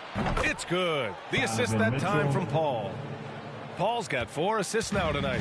Boy, what a quarter for him. I mean, he's found his rhythm, and he's really riding that wave right now. Here's Vassell. He's got 11. Pass to Williams. Give him that one. Now shooting 5 for 11 from the floor. Boy, you got to appreciate the passing there. Results in a great look. Mitchell with the ball. He's got 15. Nice open look, but it's no good. With the defense absent, that was a great opportunity, but no go. And as we end the third quarter, a double-digit deficit will make it tough to come back. They lead by 13. Don't go anywhere. The final quarter is coming up next on 2K Sports.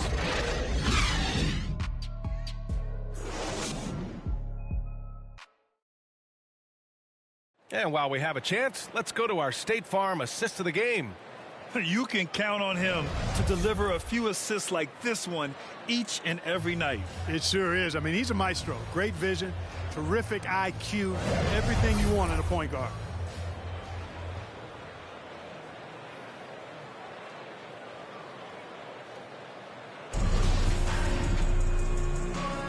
Happy St. Patrick's Day, everyone, and welcome back to NBA basketball here on 2K Sports. And so in the game for the Lakers, Chris Paul out there with Donovan Mitchell. Then it's Jared Allen. Then it's Julius Randle. And it's Barrett in at the small forward position. Good on the shot. That's been typical of their performance today.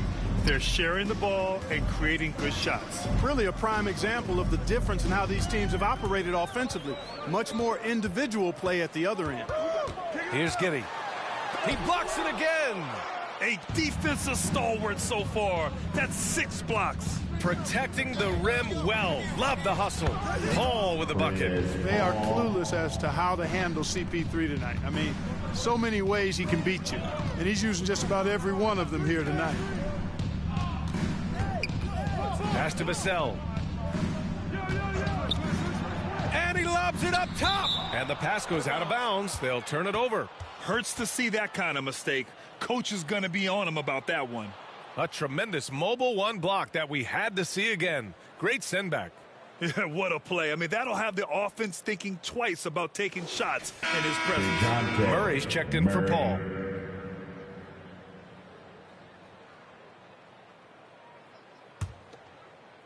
We're just over a minute into this final quarter of play. Pass to Barrett. To the middle. Oh, it's blocked by Williams. Here's Giddey.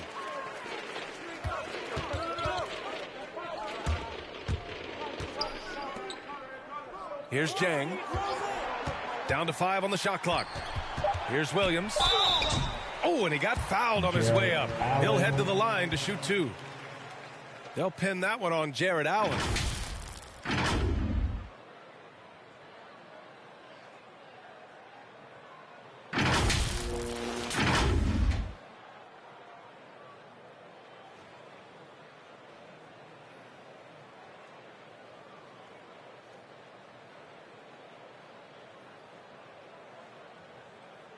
Take a break. Take a break. 2 shots.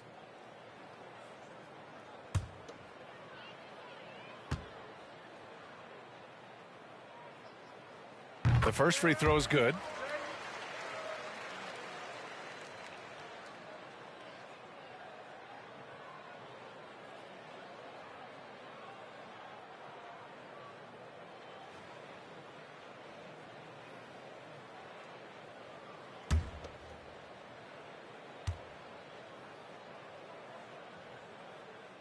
And Williams drops them both. Final quarter here, and we're just over a minute and a half through it. Pass to Mitchell. Takes it inside. Chalk up 2 there. That's 3 buckets in a row off assist. The Hornets shooting about 43% in this one.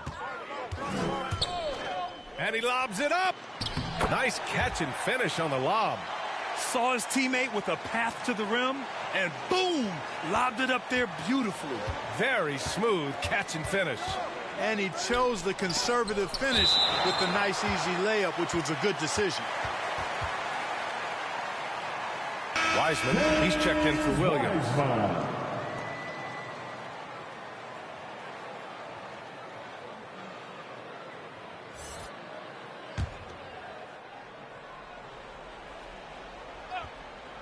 Here's Murray. They get it back. And the ball ends up out of bounds. And they'll keep possession. He had the right idea, just couldn't come up with the swipe. And, you know, fellas, 1 second quicker, and that's going the other way. And another shot. Oh, and there's the whistle on the shot. So 2 free throws for him coming up. You know, you look at the potential Murray has, and it's exciting, quite honestly. He's a lead guard. He plays the point, but he's more of a scorer than a distributor at this point.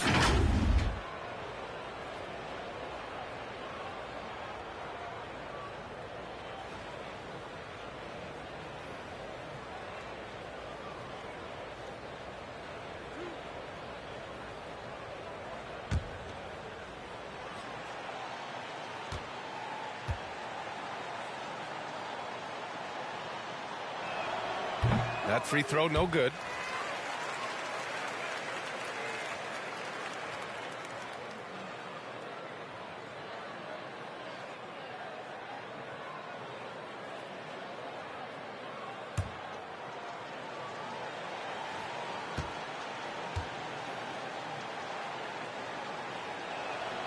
Good on the second one. Here's Giddey. To the paint. Here's Jang. It's rebounded by Barrett. And they're +5 on the boards after that rebound.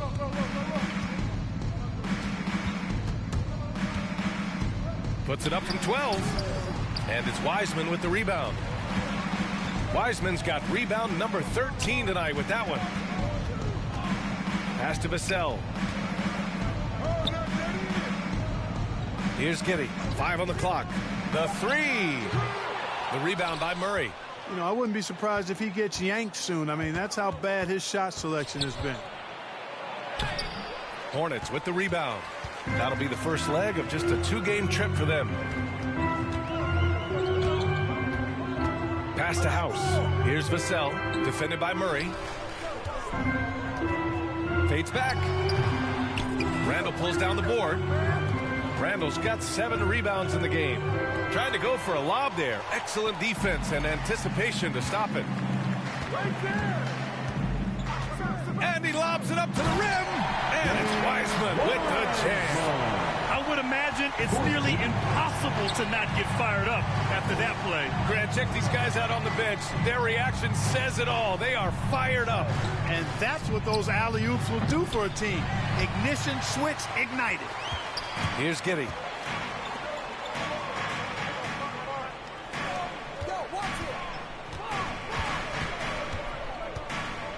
Pass to House. Over Murray. House misses. Tell you what, that is a missed opportunity from mid-range for sure. With as little defense as was shown, should have made that one. Randall put some extra on that slam, entertaining the fans and the broadcasters. Let's take another look at the staunch defense during that mobile 1 block. Timeout. Now that was a block.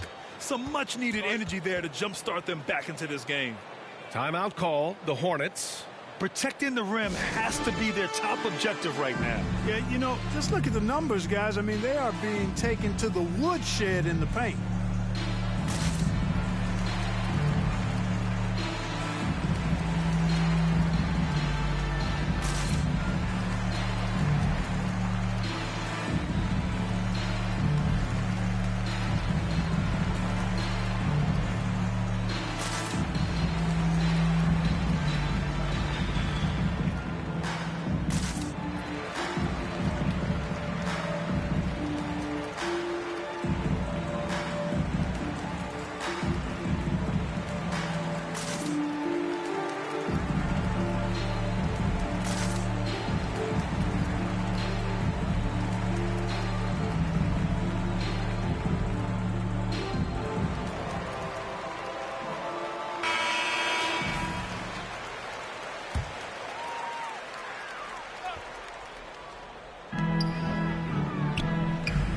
Pass to Vassell from outside the arc. The rebound by Allen. Allen's got a rebound number 12 here already in the game. And really a reflection of their superior effort level to this point. It seems to me they've gone after this win a little bit more. Here's Giddey. And he drops in the layup off the glass. Great timing and coordination. Lays it in coming off that pick. The Lakers have gone 5 of 11 so far in the fourth. Outside Mitchell.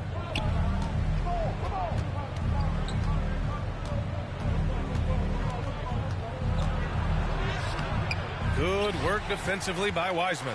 That's going up against a defense that knows your tendencies. To the inside. So it'll be 2 free throws. He was fouled in the act of shooting. And so he's picked up his final foul, and he'll sit the rest of this one out. Johnson, he's checked in for Allen. Wiseman.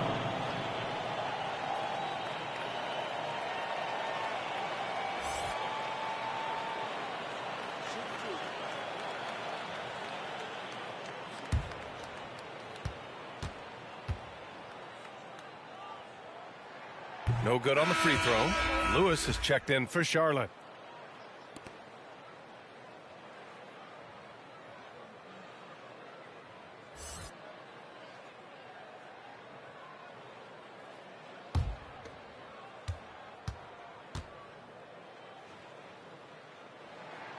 And he sinks the second. Fantastic ball movement for them tonight. If things are definitely working offensively, a balanced attack is just so much harder to defend. Now here's Mitchell. Back to Randall. Ooh, rejected by Wiseman. Here's Giddey. Poke loose. Shot clock at 5. Fires the 3.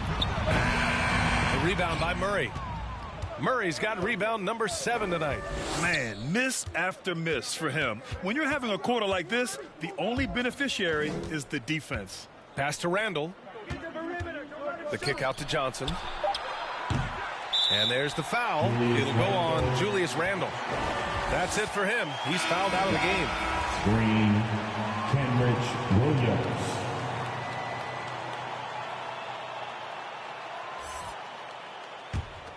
Charlotte has gone 0 for 3 here in the 4th. Here's Jang.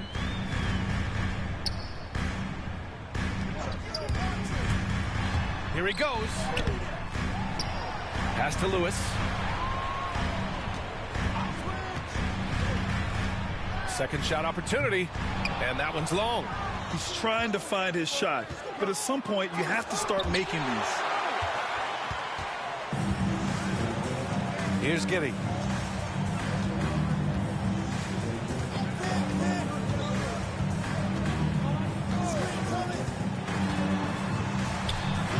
Some solid defense from Williams. Yeah, you know, they're losing in large part because he's not playing well. It's really as simple as that. Trying to get back on track, and it's laid up and in by Green. Green's got his first bucket in this one. And there he is. I mean, attacking the boards, converting off the misses. I mean, trying to do everything he can to secure this W. Well, he enjoys deflating the opposition with those extra possessions. Here's Lewis. And a missed layup. I'll tell you what, they've rebounded the ball tremendously well. Yeah, you look across the board, it's actually sizing up, shaping up to be a great game. I mean, strong performances throughout, and they've really been strong on the glass. Dang, shot is off. And a chance to add to the lead here. Yeah, BA, they should really stick with what they've been doing. And it's Green missing. Well, the Hornets shooting 40% from the field in this one. Looking to end this cold spell. Here's House.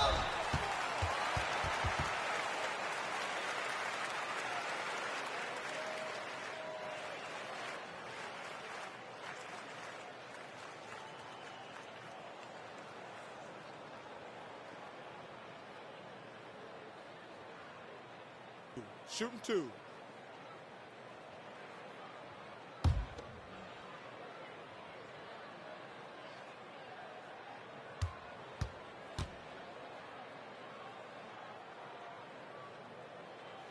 And the first one at the line is good.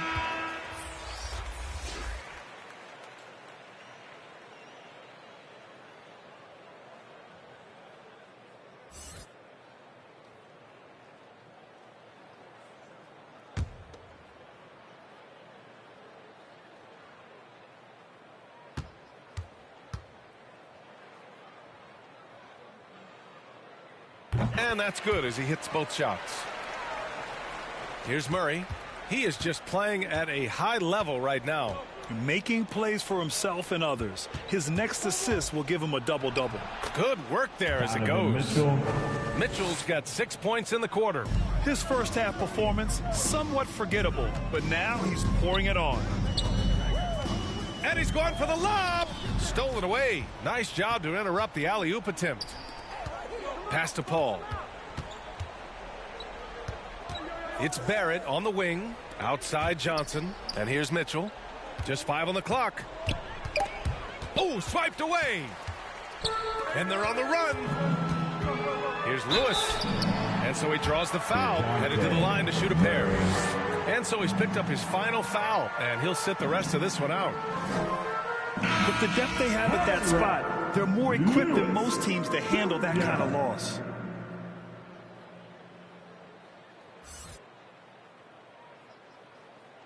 Shooting 2.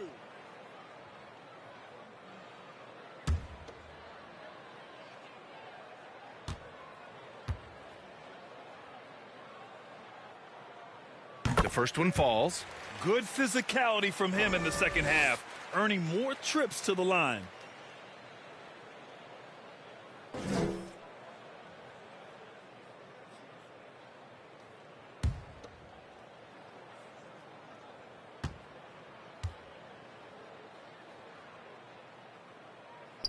That one falls, so he hits both of them. Well, your 7 seconds or less Suns really paved the way for the pace and space style that we see throughout the league today, Grant. You know, BA, it really did. But, you know, it's interesting. I think there were those back then that thought it was kind of gimmicky. But, boy, has it changed. And I feel like we could have had more success if we had just gone all in on that approach. All game long, he's been getting to his spots, and the defense has yet to adjust. Rejected by Mitchell. It has not been his game so far. I mean, he's trying his best, giving great effort, but little has gone his way. Here's Giddey. He's guarded by Paul.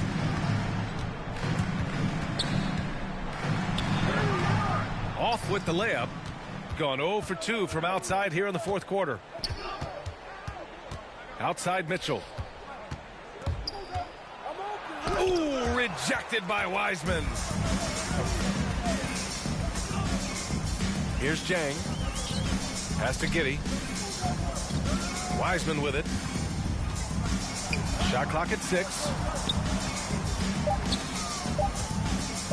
Here's House. Green covering. House misses. Well, that's a good player missing from point-blank range. That's one you got to convert.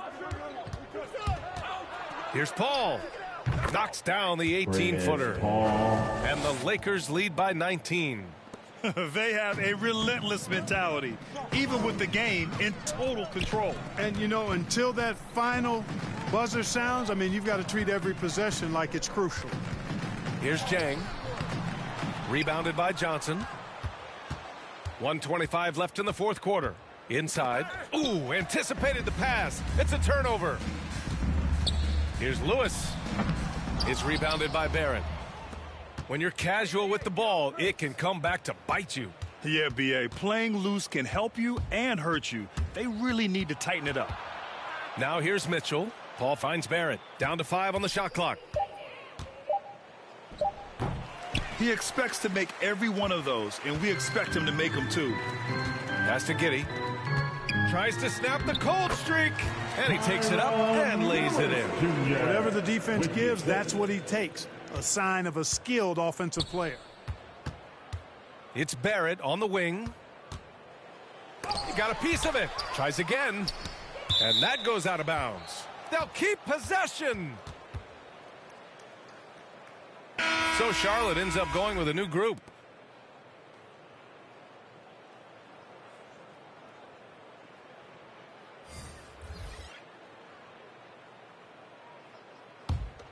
Paul.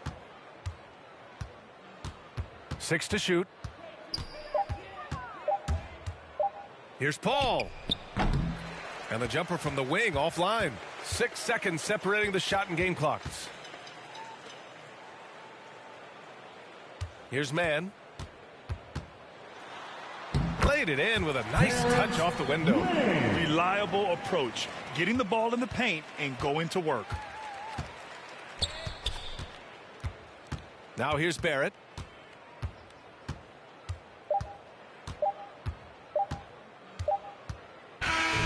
The visiting club takes the win on the road.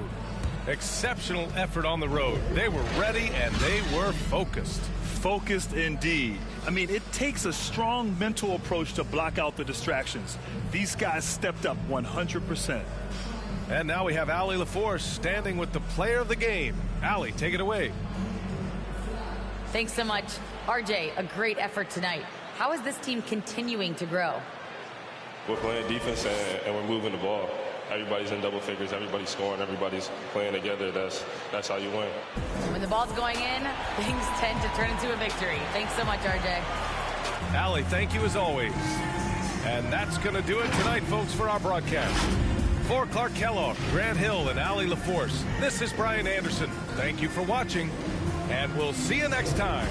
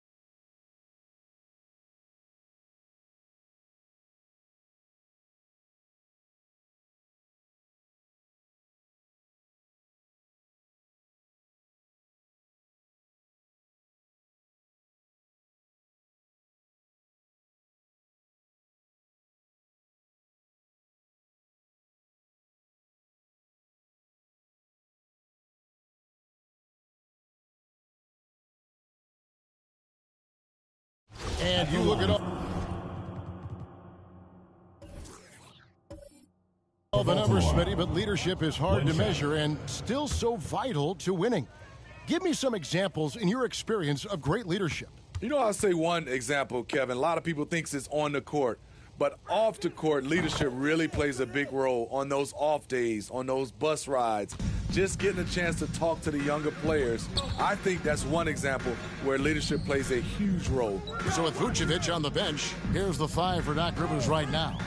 They've got Porter, Emmanuel Mudiay out there with Luka Doncic. And there's Porzingis. 3 on the clock. It's stolen by Mudiay. Excellent D there from Williams. Just a solid performance on the interior. The rebounding has been off the charts. Pass to Hield. Virginia needs to get off a shot. Hanson's shot is good. Really, the defense is helpless to stop a layup right there. Just too much of an advantage in terms of the mismatch. Doncic looking it over. And Doncic throws it down. And guys, the intelligence is evident. When the pick comes, Doncic often makes the right read. Hield outside. Outside, Sheldon. Pass to Manson. Mudiay with the rebound. Baltimore trails by 21. And they double up Doncic. Here's Mudiay. And 2 free throws coming up. Unable to get that one to go with all the contact. Valentine. And so he's picked up his final foul. And he will sit for the rest of this game. Brook Lopez checked in for Virginia. And an important part of every team's game, a look at the hustle stats for the Storm. They've been playing such pesky defense. It's been very impressive, especially all the turnovers they've caused. And also, their second chance points have been a story all night as well. That's just pure effort and hustle. First free throw is good. And for the teams who are rebuilding, Smitty, it seems stacking draft picks is often the best approach. Pick swaps, protections, it can make your head spin. It can, Kevin. I think for the younger guys, it comes down to a couple things. Player development and the culture you breed. That's usually the difference between success and failure. Both free throws good from Mudiay. And still trying to find his footing in the league. Mudiay must show improvement in his shooting moving forward. Now here's Sheldon. Hield dishes to Lopez. After Sheldon from outside the arc. It doesn't go for him. Baltimore trails by 19. Kicks it to Mudiay. Doncic with it. Drives to the hoop. That one goes in. Luka Doncic. Doncic has got 17 now, just in the second half. Efficient performance from him. Not the case for everyone else on his team. Pass to Hield. Back to Lopez. Williams from outside. That one, no good. And Baltimore going the other way now. Trying to finish out the game strong. You have to recognize who has the hot hand and get him the ball. A nice shot by Porzingis. And what a motor. Porzingis is an all-star talent who is also willing to do the dirty work. Now the pass to Hield.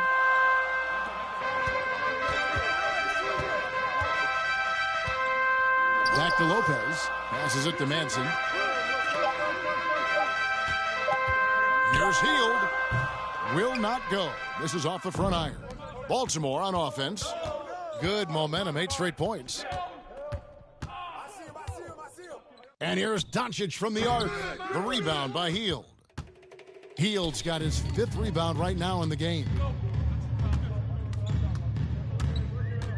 Outside, Sheldon.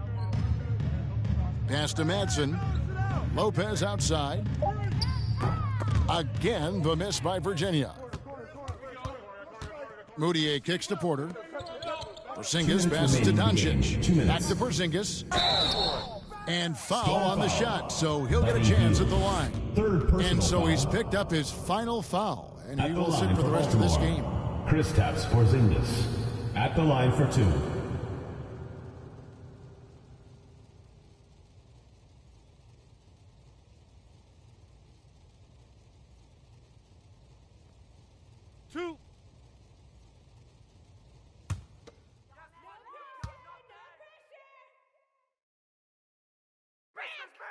And he knocks down the first one. And at 7-3, Porzingis could have been just another big, but he defies expectations. He's got such an impressive array of abilities.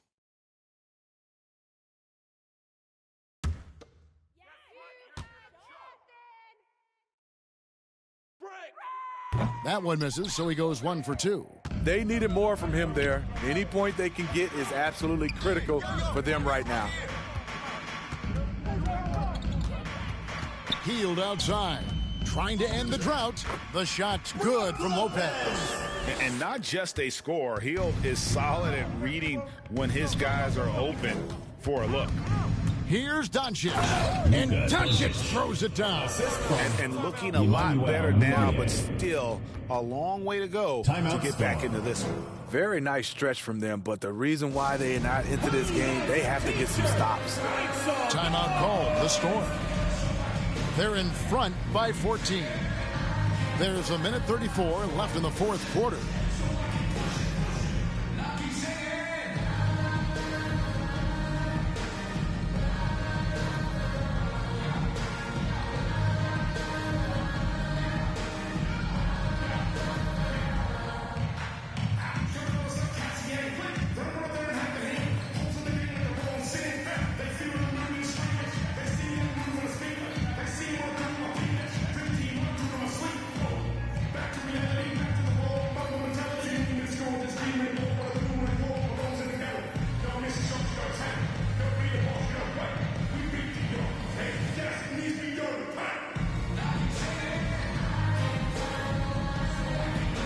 And now, let's take a look at the New Balance Player of the Game. And guys, no doubt who our pick was going to be. He's made everyone else on the court look like they're playing at half speed. It's been total domination, and you can't help but just sit back and admire that performance. Now, here's Lopez. Pass to Hield.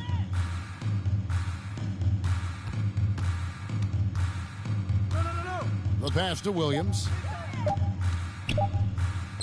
And he banks in the layup. And guys, what we saw here tonight is one side having everything going for them. Huge margin of victory for the Storm. This was a very efficient offense tonight. And they found a way to get their shots to go down. A little luck didn't hurt. A lot of their 50-50 shots fell their way. And so all the hard work here tonight converted into a tally in the win column. It'll be number 26 on the year. Well, at least they're going to salvage a game from the season. Didn't he just foul out the game? And out of bounds is Baltimore gains possession. I swear he just fouled out the game. For Baltimore, Thorpe comes in for Doncic. Hold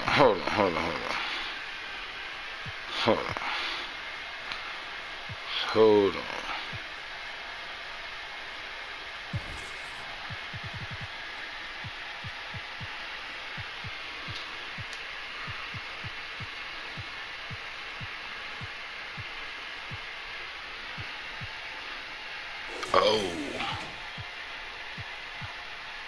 Oh, but 4 guys fouled out the game.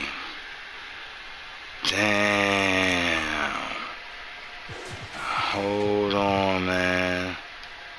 So it seems like they play on.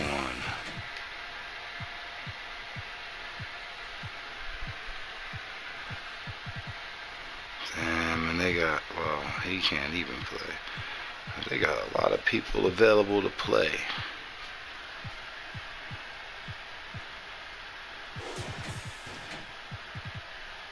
One, 2, 3, 4, 5, 6, 7. 7 guys able to play.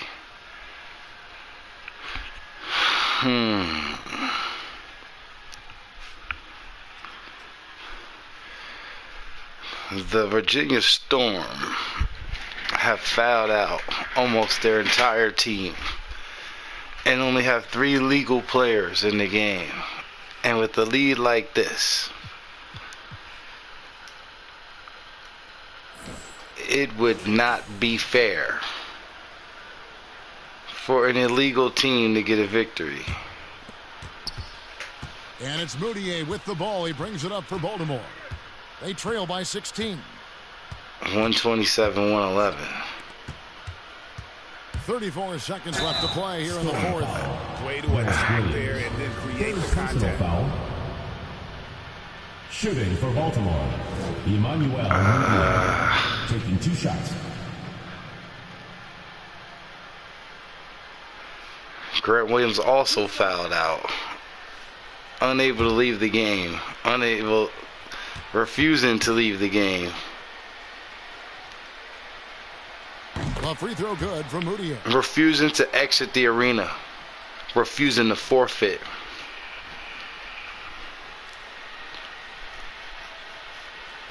And I'm not surprised, as this is what I've been warning all you guys about this entire time. Free throw, no good. The Virginia Storm hit the entire league. All right. Now here's Lopez. They hit the entire league. The dish to Heel. We thought they were a well-natured, well-intentioned franchise. Sheldon. Upstanding citizens. Just 5 on the clock. Here's Maxey. But the league has spared no expense at an investigation after investigation into the activities of the Virginia Storm. The league has spared no resource. All right. And it's thrown a book at the Virginia Storm in the past. All right. But it is here today that I'm going to say that after this egregious occurrence here, right here, a confident win and one where they clearly showed the greater effort. Yeah, I mean, it was a solid Porzingis ain't with it. He's not with it. Virginia has the score, but to me, Baltimore has the win. With just a little more confidence than their opponent. Thank you for joining us. And after refusing to step off the court, Buddy Hield and Grant Williams, and there they go right there, ladies and gentlemen, leading the charge back into the locker room. They didn't want to disappoint the home fans. They didn't want the Virginians to think that they were a bunch of bitches.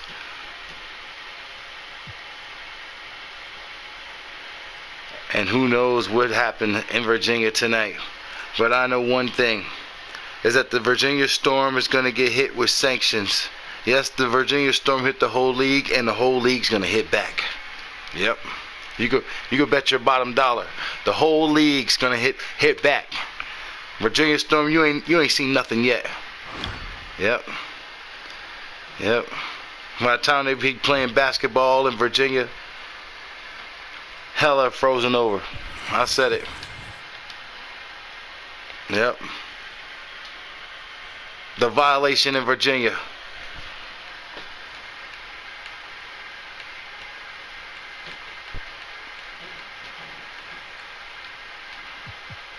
I can't believe it.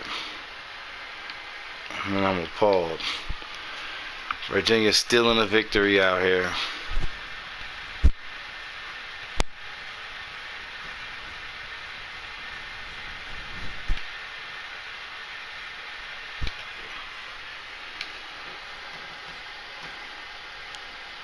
Nah, that's a lot of points. Dame Lillard.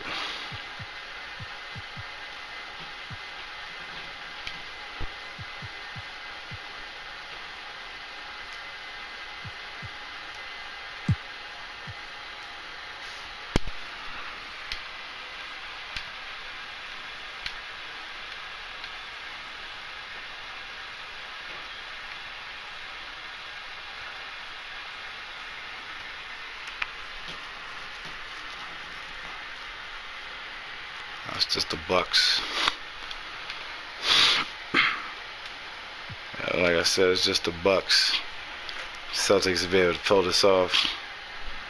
It's under 3 minutes left. Fine organization. Milwaukee.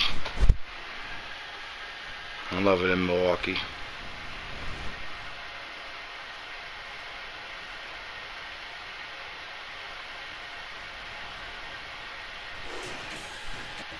I can't believe it. I'm stunned. Flabbergasted. At a loss for words. We just spoke about this yesterday. We all assumed the forfeit would be forthcoming. But after the violation in Virginia. And there's the lob. It's picked off. They've got Peyton Pritchard, and it's Moody in at the 3 spot. That's the 5 on the floor for the Bucks. Clock at 6. The rebound by the Bucks. We'll have a hard time shaking that one off. 3 points in Milwaukee. Plenty of space. Just Boston making some wild personnel moves, releasing both Brandon Ingram and Marcus Smart. The two men reported to be in the most controversial non-trades that's ever existed in the KBA.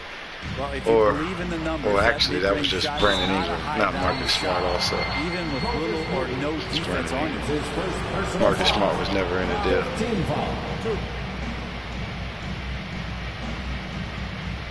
And a chance for a moment to check out the scoring breakdown for Milwaukee. They've made the long-range shot look like a layup at times in this one. Well, let's not overlook what they've done also from the free throw line tonight. They've worked hard to get to the stripe, and they've done an excellent job knocking down a high percentage.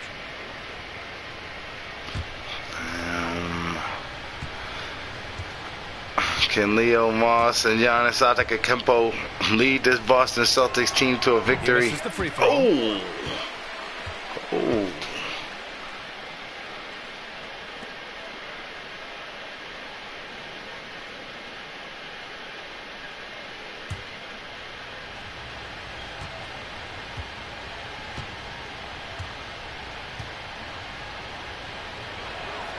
That's off as well, so he misses both. Milwaukee in the lead. And the layup is good off the glass. Yeah, here's a list of things I don't want to do, and right at the top is guard that guy.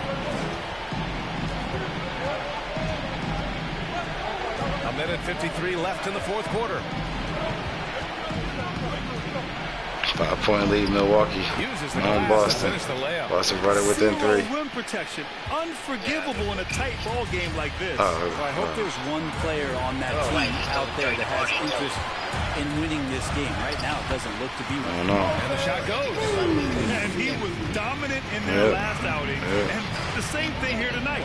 He is in a terrific move right now. Seems to be nobody standing in his way, no roadblocks for him to get to his spot. Damn, they still keeping it within 3, but they ain't stopping them. They ain't stopping them, man. Ain't stopping them. Pass to Pritchard. Here's Moody. 5 to shoot. Man, Greg Monroe out here. They actually giving him minutes, man. That's crazy. He didn't make them pay for that weak defense, but they just can't rely on him to miss those kind of shots. Yeah, that's true, man. They definitely kept it within 3, man. Man, I'm flabbergasted, man. Flabbergasted. Yep. Here's Monroe. That was within the last 24 hours. I can assure these people of that. Damn, Sullivan fouled out. 4 points. They dapping it up. Damn. Is he actually going to leave, though, is the question. All right, Sullivan's out. Spencer's in. Beauchamp. Connaughton. I'm guessing Giannis is fouled out as well. And there's the cherry on top. Excellent trip up the floor to build out this lead. And Boston calls time here. They're behind by 6. 40 seconds left in the 4th. This is ugly, man. Just a violent day in the KBA. A violent day. These guys. Let's take a moment to present the New Balance. He was really. And it's easy to see why they keep getting it to him. He keeps getting after him. I haven't hired anybody yet. He's been getting good looks. I think it said something, but if it really meant that, then it'll say it again before the end of the last day that you could do that. Here's Primo. Damn, they gonna need to get a foul. He went for the foul. Damn, that was. I guess that was smart. That was smarter. But not if you. I wouldn't have went with the foul, man. He had about 12-second difference between the shot clock and the game clock. I'm guessing they went for the foul to hope that he misses it so they can run down, score a three, and then they have time to foul him again. Yeah. That's literally it.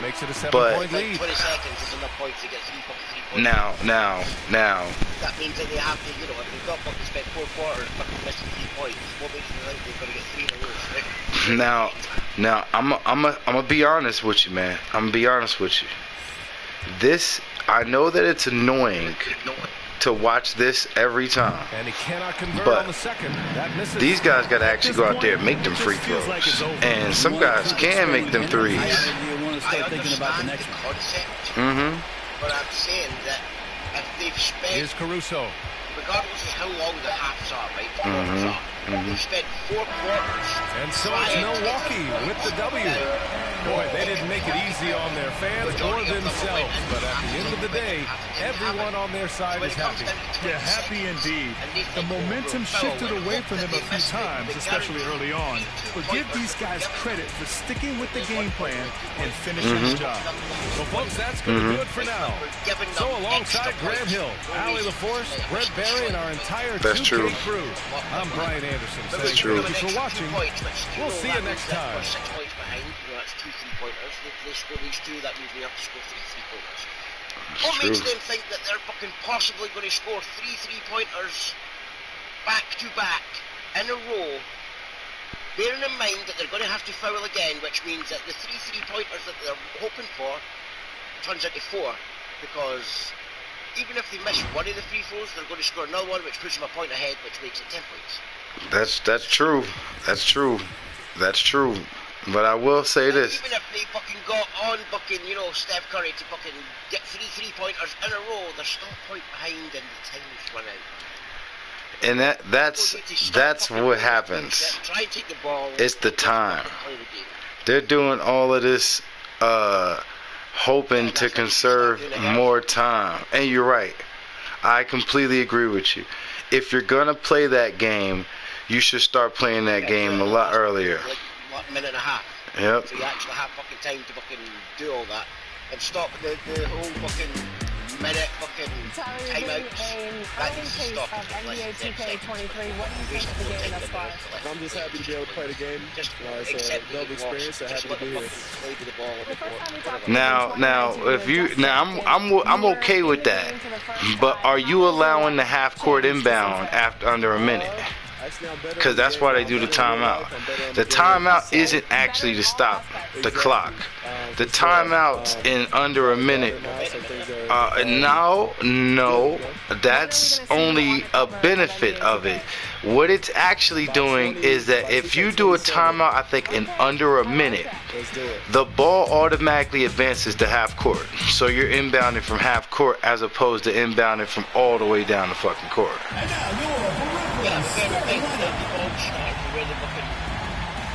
The timeout whistle from anyway. You know, you're always sitting at the halfway line.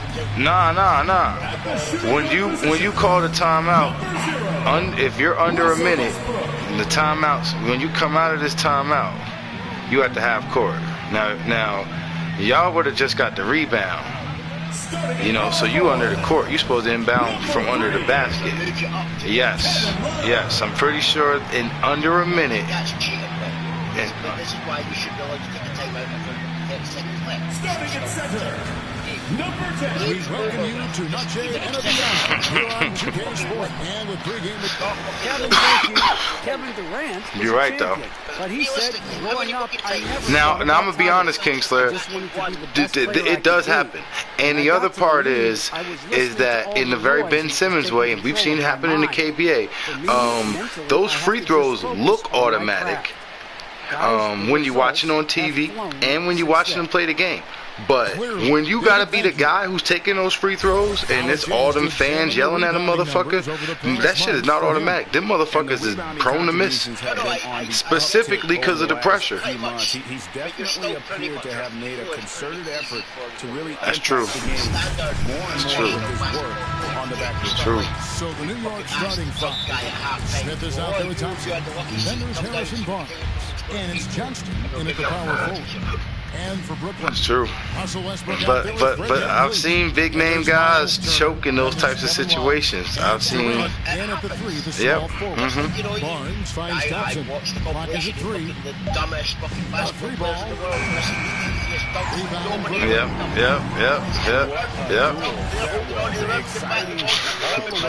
Way out. I feel you. Someone has to walk away with an L. Yep. That's very true. And there are games where that strategy has literally led to a team's collapse. Like they dominated the whole game and they collapsed in under a minute. I've seen Reggie Miller get 7 points in 6 seconds. I think it was 7 points in 6 seconds. It's easier to. We've seen this in the KBA as well. This is all the time. Even when it's not my team, I see them do it. Thompson with the rebound. Certainly not the best defensive effort, but this guy can't make them pay for their laziness. I understand. When you're in the bucket fast track, you've got the ball, you're in the bucket fast bucket break, there's nobody behind you. Why the fuck do you stop as soon as you get to the Yeah, I don't like that. And the great thing about Durant, everything. Yeah, it goes way beyond being versatile. Yeah, especially in this game. I don't see that too much in real life. Sometimes I see guys go for the jump shot, the mid-range jumper. But I figure when in real life they're doing that because they're not going to get many opportunities to practice their jump shot in an open court in a real game situation, so they take that opportunity. Now there's that. Because if you got the break, you free and clear. Yeah, you take the easiest shot possible. I seen a dude catch a rebound, but he didn't catch the rebound. He went and grabbed the shit. I know what happened though. Like he basically grabbed it and threw it right out of bounds. But what happens is he's grabbing it, and in his head he already grabbed it, turned around, jumped up, and so he ready to release it. But he ain't did none of that yet. He just just leaned over and grabbed it. So when he got all his force, and yet there's a hunger and a thirst to get better at basketball. The ones I've seen him do, he was trying to like throw a fancy pass like long and low so it could bounce up high and far on some angle shit is what it seemed like he was going for. But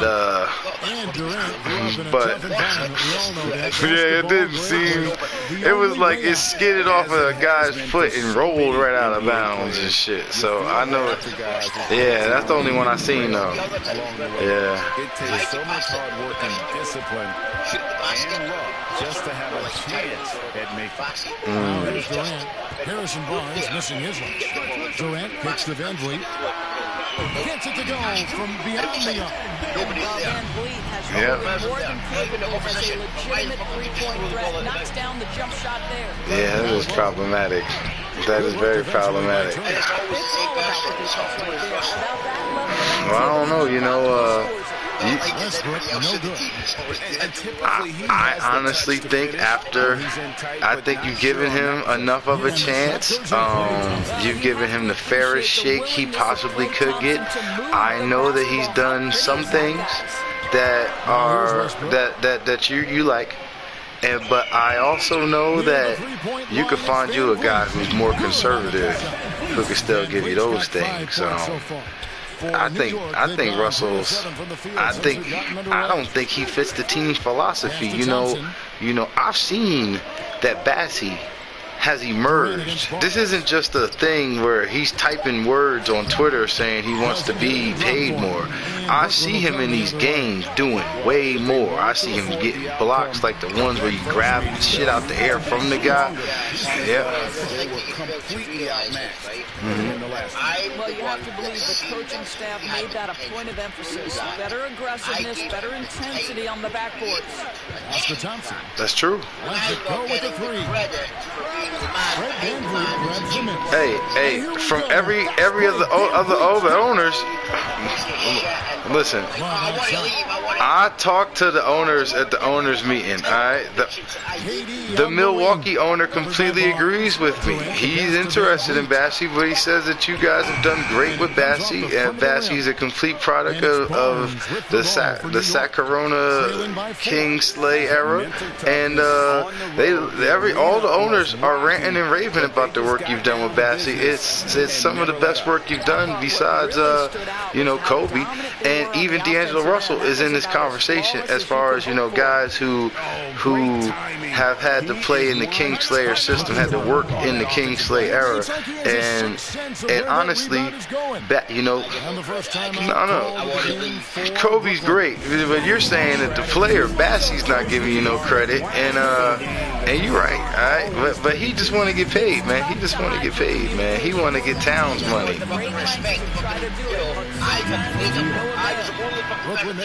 I already know. I ain't got to think about it. I already know. I was here for all of that shit. Yeah, like 69. Yeah, he would be retired by now. Three off the mark. New York trailing. 2 minutes remaining in the first. 2 minutes. 1:57 left in the first quarter of the game. And there's the drive. Westbrook pulls it in. For Brooklyn, they've gone 4 for 9 from the field to start this game.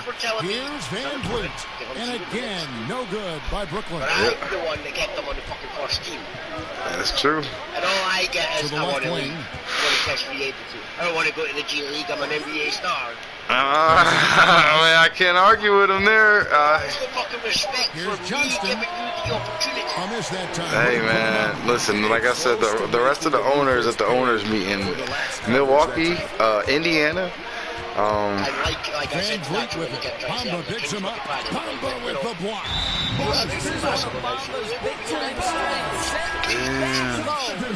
doubt, it's been a bit of a struggle for him here in this quarter in terms of scoring. Kaminsky is checked in. It seems like they did that with Fronto. I promise you that. Them Cleveland Cavaliers, man. Brooklyn's gone 1 or 2 from long range in the first quarter. Shamet on the wing. He's coming off a 10-point game against New York's going outside. Yeah, man, I like KBA Bassey. I don't know nothing about NBA Bassey, but I like KBA Bassey, man. I seen him out here being a factor in a meaningful game. He's still scoreless so far. Pass that. Van Vliet wide open. They get it back. Zeller misses to Great pass. One's off. He starts the game with the miss. Yeah, all right. New York shooting 31% here early all on. right, Not getting the shots they'd like. Damn. And for Brooklyn, they shoot well off their usual numbers around 20. I like these clack stabbers, man. I really do, man. I really do, man. They've got Z Cross, man, and Claxton. No, but I knew that was going to happen. Everybody else started fucking. Got a piece of it. I did. Jacks up a 3.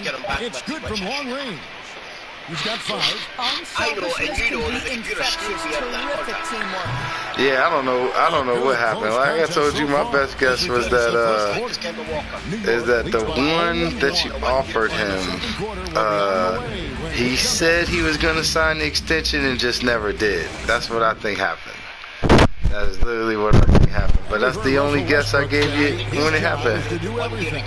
But he understands that it's also a team effort. Yeah, like that. I think that's more important. Greg's leadership, an area where Westbrook, I think, feels he's growing. And with his motor, he's always been a culture setter. But bringing your teammates along is also about setting the tone for collaboration. Oh my God. And we return to the second quarter, and Noche Latina specialized jerseys on display. He baited him into that. He didn't even need to do that, but he went all the way over there just to get him to foul him, and that was smart, man. Get him out the game. Led to some high percentage shots in the paint. I can't believe they did that in Virginia, man. Those are some rebels out there in Virginia. And a chance here Rebels, presented by Gatorade to see who's on the floor. And Charles Bassey, man, he's a rebellious one as well, man. Yep, he might wind up on a Virginia Storm next year, is what you're saying. Kaminsky out there with Toppin. Then it's Bassey. Van Vliet. And it's Shamet in at the shooting guard position. There won't be a Virginia Storm next year after I'm done with them. And who owns Milwaukee? The people of Green Bay, Wisconsin.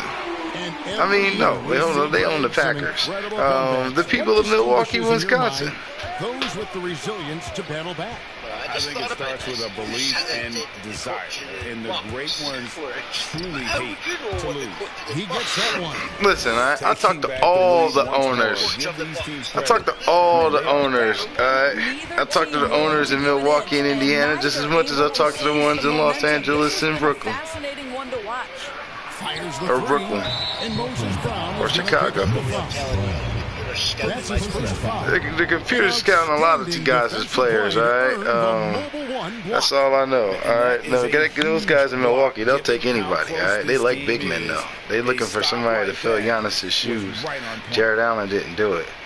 Scotty Barnes, I think, might be taking the reins for that, though. I really do. He's number 2 in the league in three-point percentage at power forward, I believe. An incredible feat. New York with the ball. But I think that might be his team, man. But they're still on the hunt for a big man, I'm pretty sure. I don't know specifically. I can't confirm anything, Keith. I just know they like talent. Same thing with the Washington Monuments. I know that they want a big man. Probably. That shot off the mark. So New York will take it the other way. Yep, those monuments, they're monumental. That probably was them. Brooklyn with the rebound. Yep. I see Obi Toppin out here. To the middle. Nice pass. It's hauled in by Claxton. Man, Kaminsky cannot score on Claxton. It's been all game. And that guy right there, man. Man. He's got 7. Man, and there it is again. How he couldn't figure out how to make things work in with the Cold Army is beyond me, man. But he is shining out here in New York City. Sometimes it just feels so many New York teams now, though. He wants to settle his guys down right now. Turner's checked in for Brooklyn. Kevin Durant comes in for Toppin. Yeah, could be Seattle.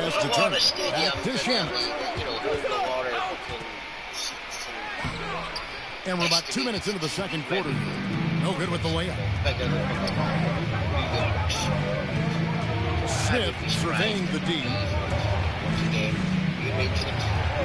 Shoots over Brown, and it's blocked by Brown. I see what he's doing. Trying to get all the capital. Shamet on the wing. We're going to get that if the team's actually worth watching. It's true. He's got a decent product. Shot clock at 6. Here's KD. He forces the turnaround jump shot. KD's got 5. Those jumpers, they might as well be layups for Kevin Durant. I'm going to be honest, man. Ever since the computer's taken over and they've got Durant and Westbrook starting, I don't think they're good, but I think that they're figuring out what kind of team they really are. Well, Klay Thompson's simply one of the best to do it in the NBA right now when it's a catch-and-shoot situation. Shamet gets to Durant. Smith against Van Vliet over Smith.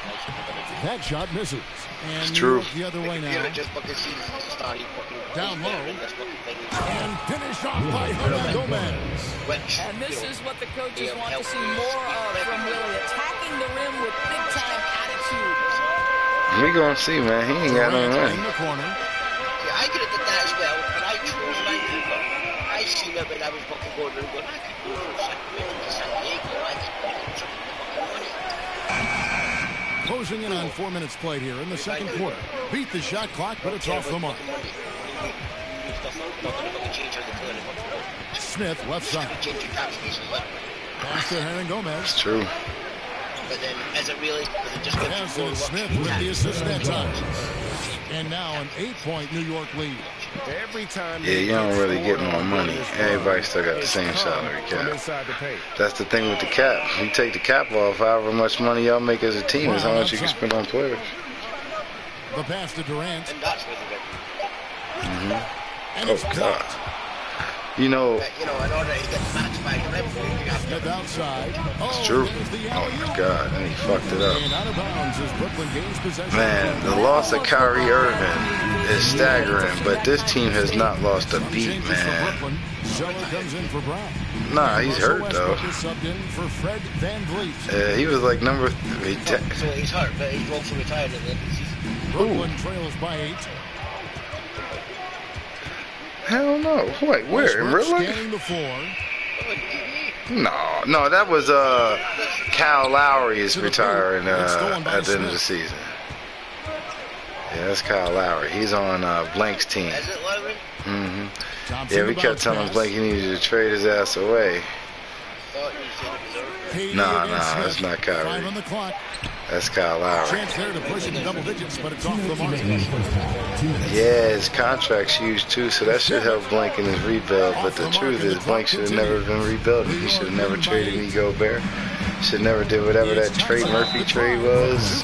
Get Drew Holiday or whatever the fuck that was. He should have never did that. Should have just stayed the course. He'd be number 3 in the division right now. Conference. And a moment here to take a look at the scoring breakdown for New York. Fellas, they're passing the ball the way you're supposed to. Yeah, I don't know how the fuck that's supposed to work out. They also came out of the locker room ready to run. Their transition game has been in full effect. But we'll see, man. It's a wait and see, man. The first one falls, and Brooklyn making a change here. Love's checked in. We're toe-to-toe when it comes to KBA. Even though it's just about the deck rule, it's just fucking because you can association. That means nothing. Yep.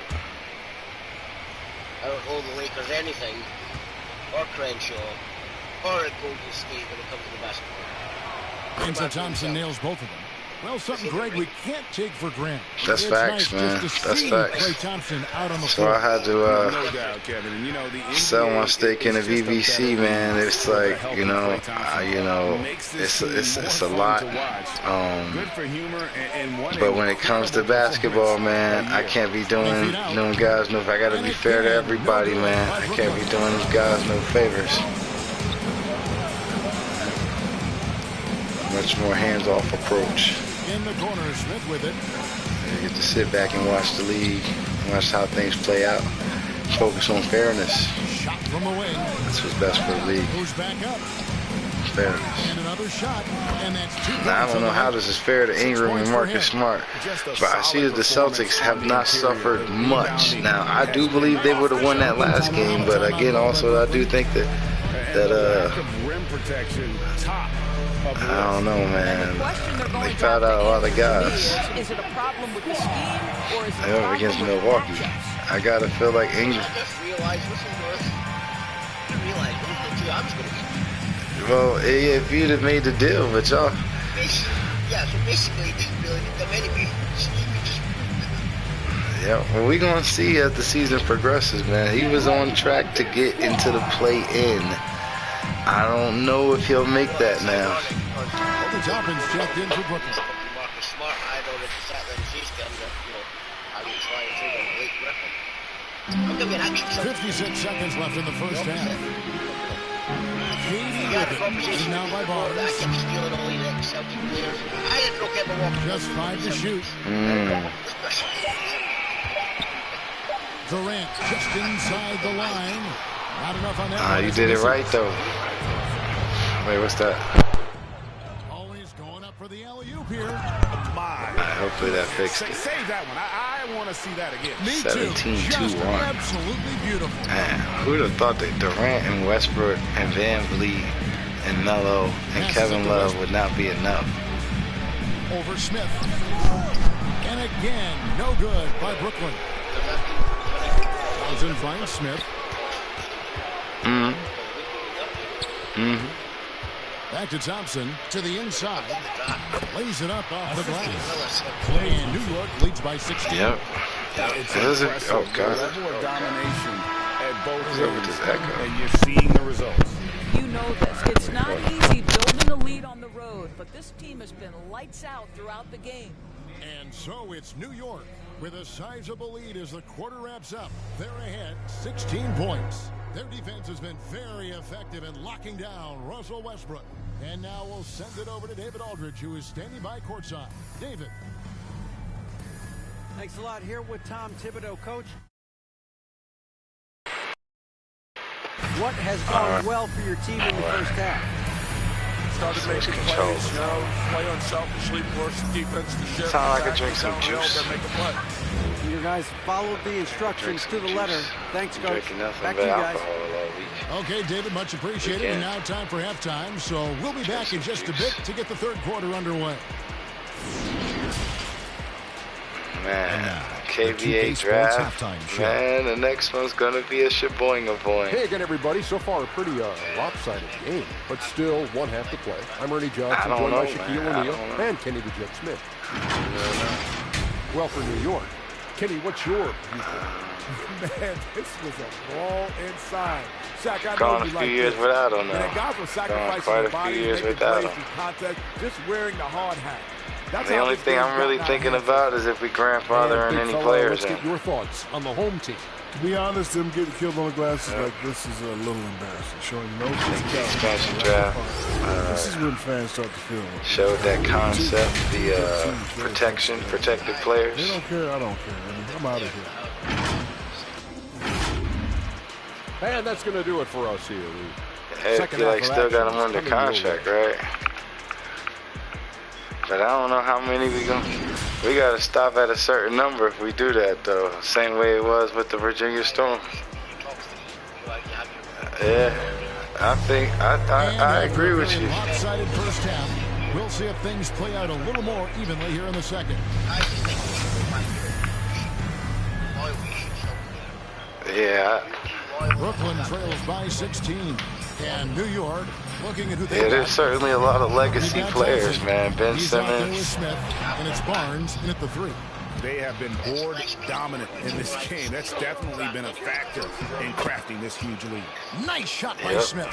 Assists like that have typified their effort today. Terrific ball movement. Here's Westbrook following the score by New York. Driving inside.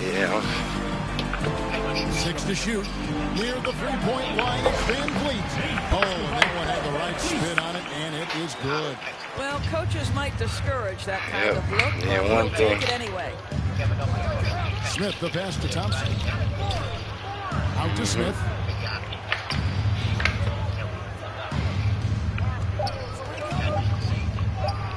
That one goes. Count it. Smith's got 4 this quarter. And that bucket adds to what has been a big difference in points in the paint between the two teams. Westbrook against Thompson. Outside, KD. Fires at the elbow. Brooklyn now working with a new shot clock. That's tipped. All right, time now to pick it up. You're 1 for 4, and you certainly don't want to give your opponent momentum. And he gets the whistle. 2 free throws coming up. First personal foul. First team foul. New York shooting their 3rd and 4th free throw shots of the night. Yeah, we ain't about to let the computer screw anybody.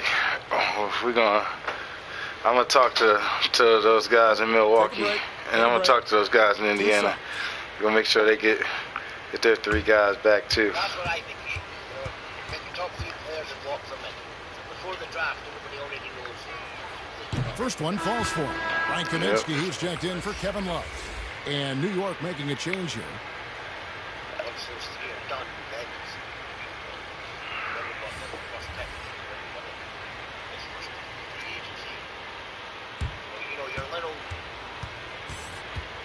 place and the list they pick.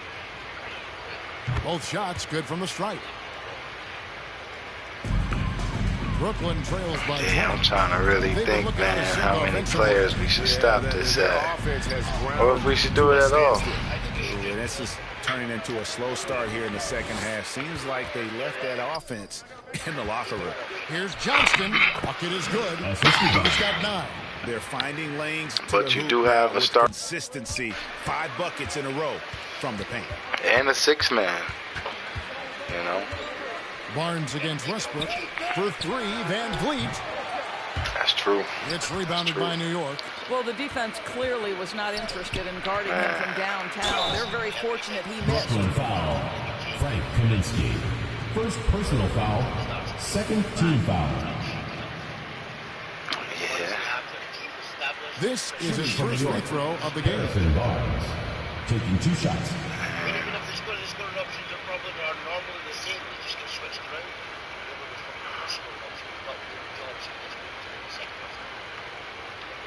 Shooting 2. Damn. This is crazy, though, man. That would be a crazy way to do things, man. The first free throw is good.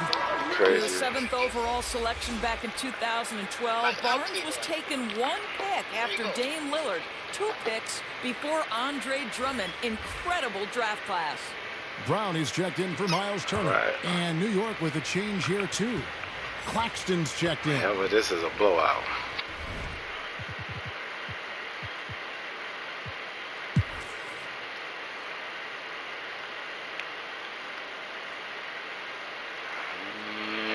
And I don't think they coming back.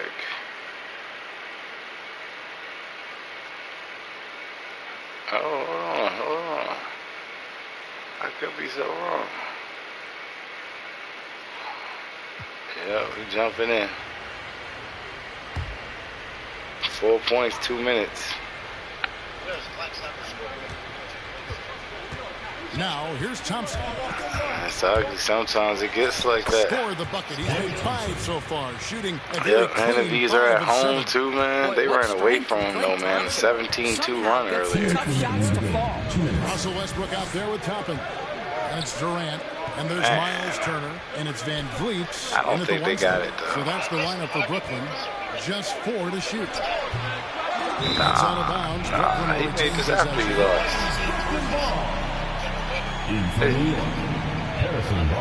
He said he was going to go to the finals. How about that strong defensive performance for this half's mobile one block? Yeah, well, quick thinking pays off. Well, that may be one of the things he said, but what he told me in confidence was that he was planning to go to the finals, and that was enough for him.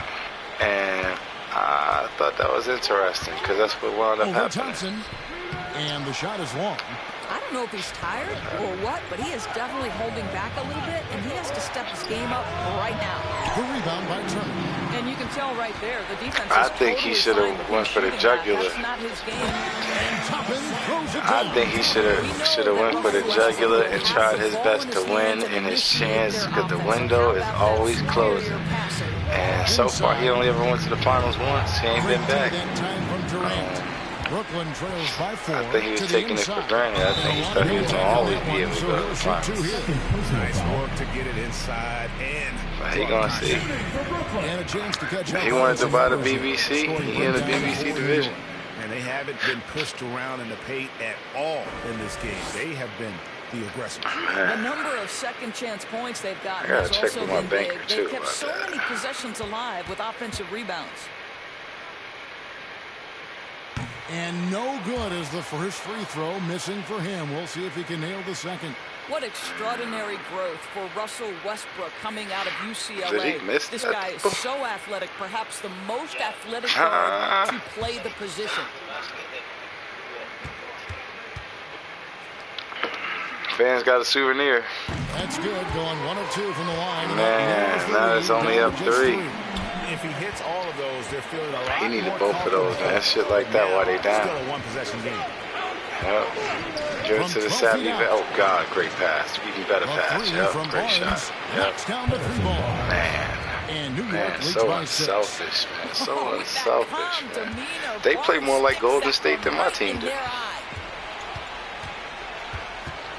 But we also don't got Trey Young Westbrook and against De'Aaron Thompson. Fox no more, so. And it's blocked. Oh my God, though. The defense is still there, man. Barnes looking around. Damn. These Clackstaffers, man. They don't need Kyrie, man. I think they're a better team without him.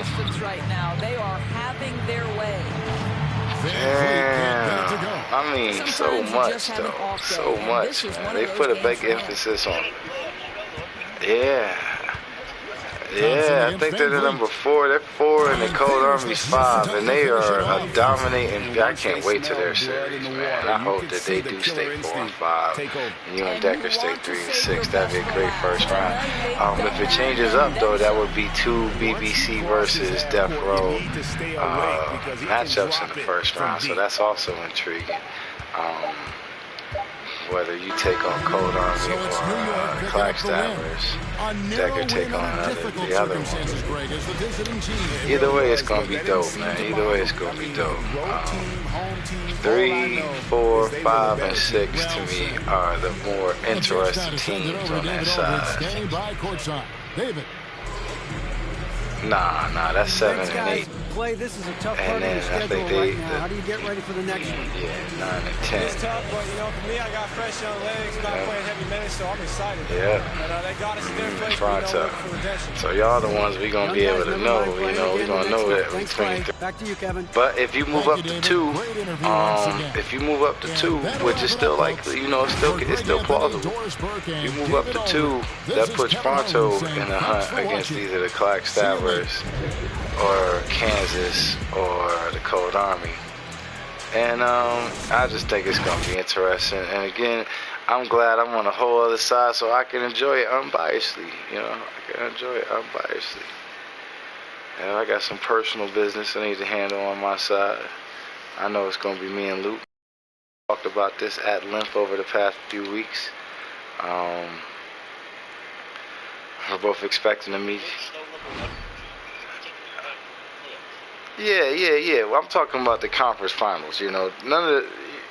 Wait, y'all don't know. Everyone on our side sucks except for me and Luke.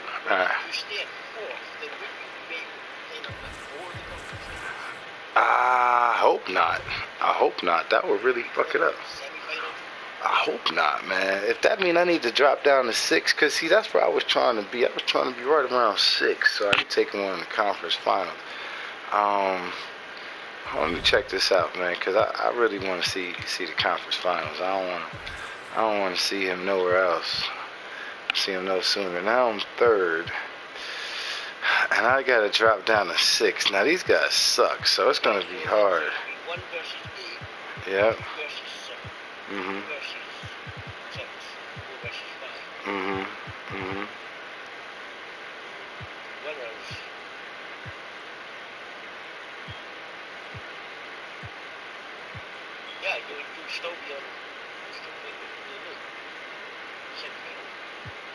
Damn, will I though? I thought it was the 2. I thought the 2 did it on that same side. But I don't know. I don't know that all intricately. Yeah. Oh no, that's right. Yeah, but like from 1 to the top,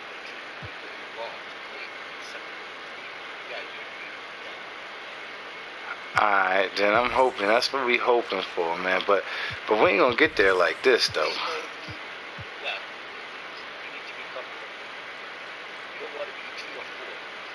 Word. That's what I'm thinking. Looking for 3 or 6, either one of those. I don't think I'm gonna be able to get all the way down to 6 though, the way. But I'm glad Memphis is in it, man. Wait, look. I am right. 1, 3, and 5 are on the same site. So you want to be 2 or 4. Wait, now what you just said don't make no sense. How 1, 3, and 5? Think about it, right? The Raptors are number 1, so they're at the top of the fucking playoff bracket, right? Number 2 goes to number 8, so they go to the bottom. Nah, number 1 plays number 8. Number 2 plays number 7. Yes, but number 2 moves down to play number 7. Number 7 doesn't move up to play number 2. What you mean, but one? No. It's like it moves one. It keeps 1, 3, 5 in their positions. 2 moves down to play 7. You know what I mean?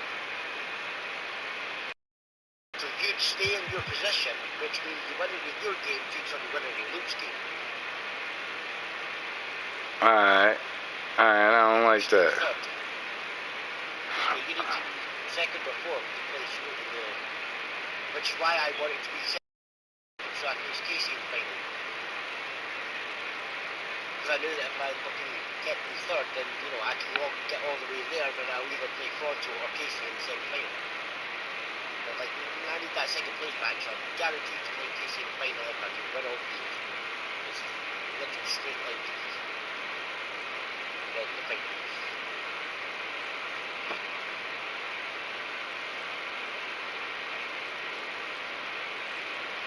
Right. Man, well, hopefully I can finish somewhere around there. But I am glad Memphis and Seattle's up here. The Washington Monuments, though, man. I'm hoping Orlando can edge them out of here. And that, Cleveland, the Kansas City, that is. Yeah, hopefully they do that, man. I can't see no reason why they wouldn't. Yep. Just the way the schedule happened. Some days they didn't play, other teams played.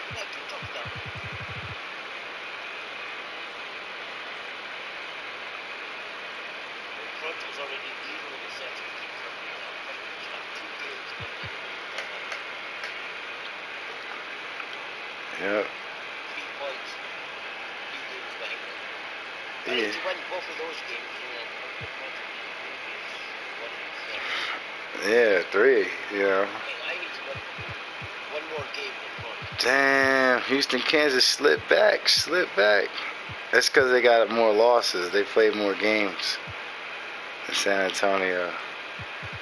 Damn, but Boston is slipping away, and so is the Brooklyn Bees, man. They need to fight for these spots, man. They need to fight for these spots, man. Mama Soda's... Yeah, they way down there, though. Yep.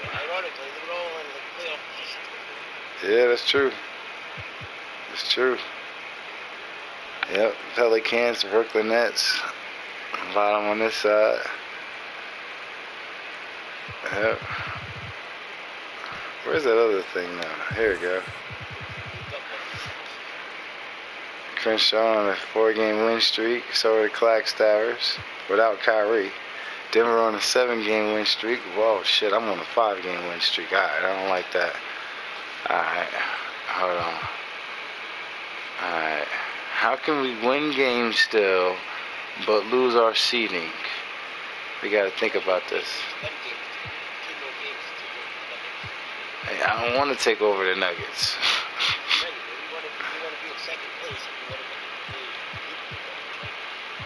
I don't want to stay as far away from the Nuggets. The other ones are... Nuggets. AD. Yeah, he's a beast though, man. With them Denver Nuggets you talking about need to jump over, man. It ain't gonna be easy, and I don't want to try. We're gonna stay up under them. Yeah. Alright, so what I gotta do to stay up under them? Hold on, let me get this right, man. Might have been MVP. It might have been MVP. Time's running out for me. Man, not loyal. Okay, not loyal. It's good to know. Yep, 1 million. Alright. Alright, now if we don't wanna be winning all these games, man,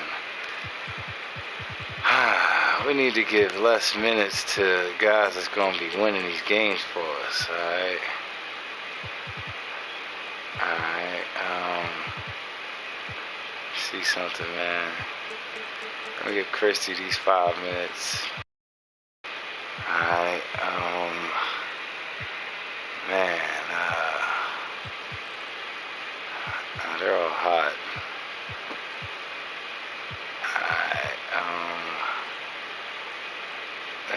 Giants hot too.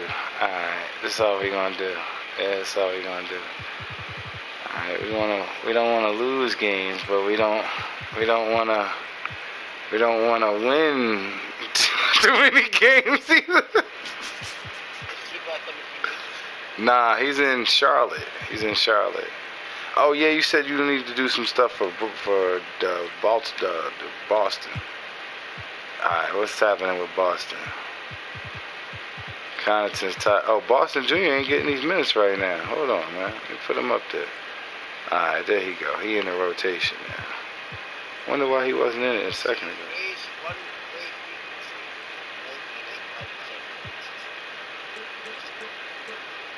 Run plays to 95.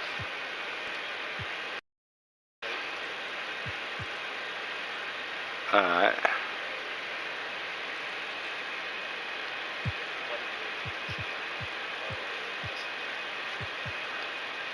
Wait, is this a...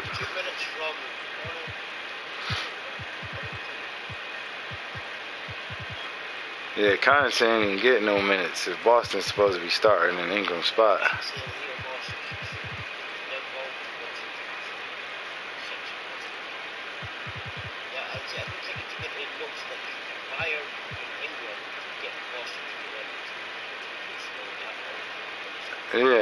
Yeah. Yeah, everybody's got full minutes, and obviously...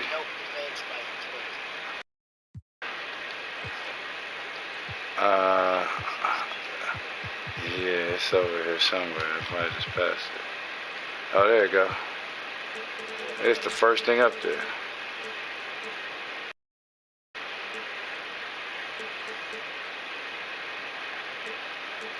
I don't know where this shit was on. We're going to put it on 45 now, and I think it was 65.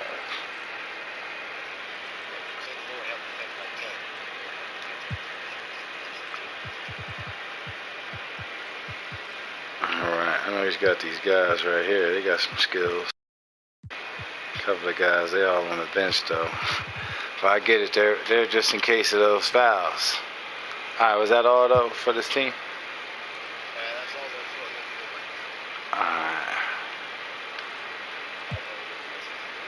Damn, this nigga cold too, man. What the fuck? Man, it ain't gonna be cold. Alright.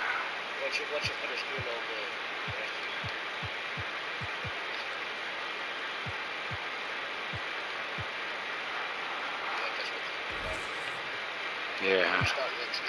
Nah, you right here. Right, I want you to change the times so that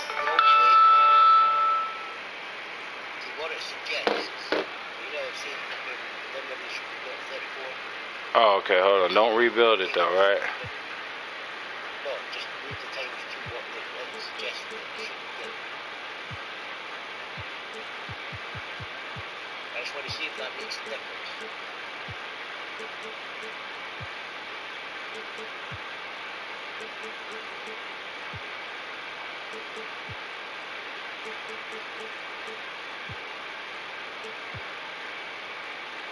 What? Oh, wait, what? Wait, move my order bit to fucking make it again. I see what they're saying now. Alright. Do you want to start Towns or you want him to come off the bench half injured with 31 minutes?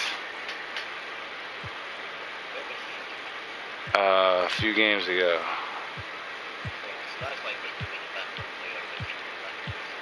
Oh no, I just put, yeah you did, but I just put Marjanovic back in reserves. Because they suggested him to be in the reserves. Other than that one, we'll move Baker back to Rick. Alright. And just give Marjanovic the some of the suggestions for him.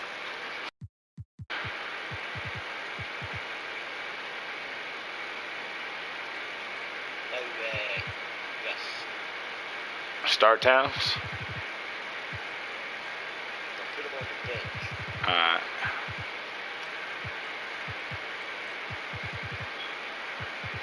No, back.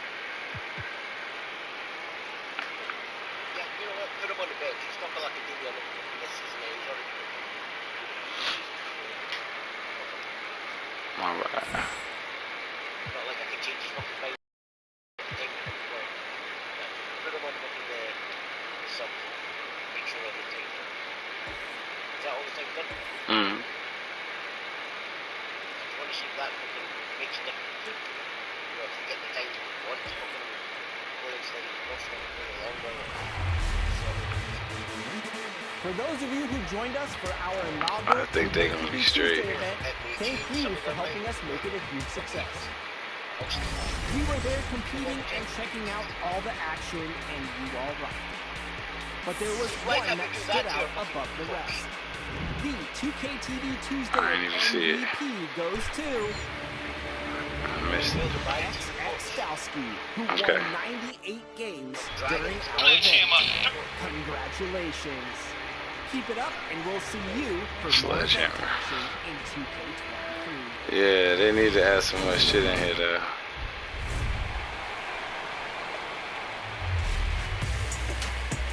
Man. Pistons Nets. And that's the player introductions complete. I think the Pistons going dog, man. We'll I'll see. I can start. Ready for action. Okay. Happy Monday, and thanks for Damn, joining us on 2K Sports. Good evening to all of you. Brian Anderson here with you. Our analysts tonight, Chris Webber and Grant Hill. Also, Allie LaForce on the sidelines. Now the starting group for the visitors. We got Mitchell, and it's Drummond in at the 5 spot. And for Detroit, we've got Pascal Siakam. Markelle Fultz is out there with Karis LeVert. And it's Sharp in at the center position. And deep into the season now, Grant, are you noticing any trends that may just become a permanent part of the game? Well, I mean, of course, BA, the fast pace of the NBA is here to stay. The players of all positions are continuing to develop deeper range from the three-point line. Nah. It's Derrick Rose. Here's Martin. Nah, he on the bench. Mitchell. And he ready to leave. Shot clock at 6. Into the lane. Damn, and makes it with the kiss. The first of many tonight.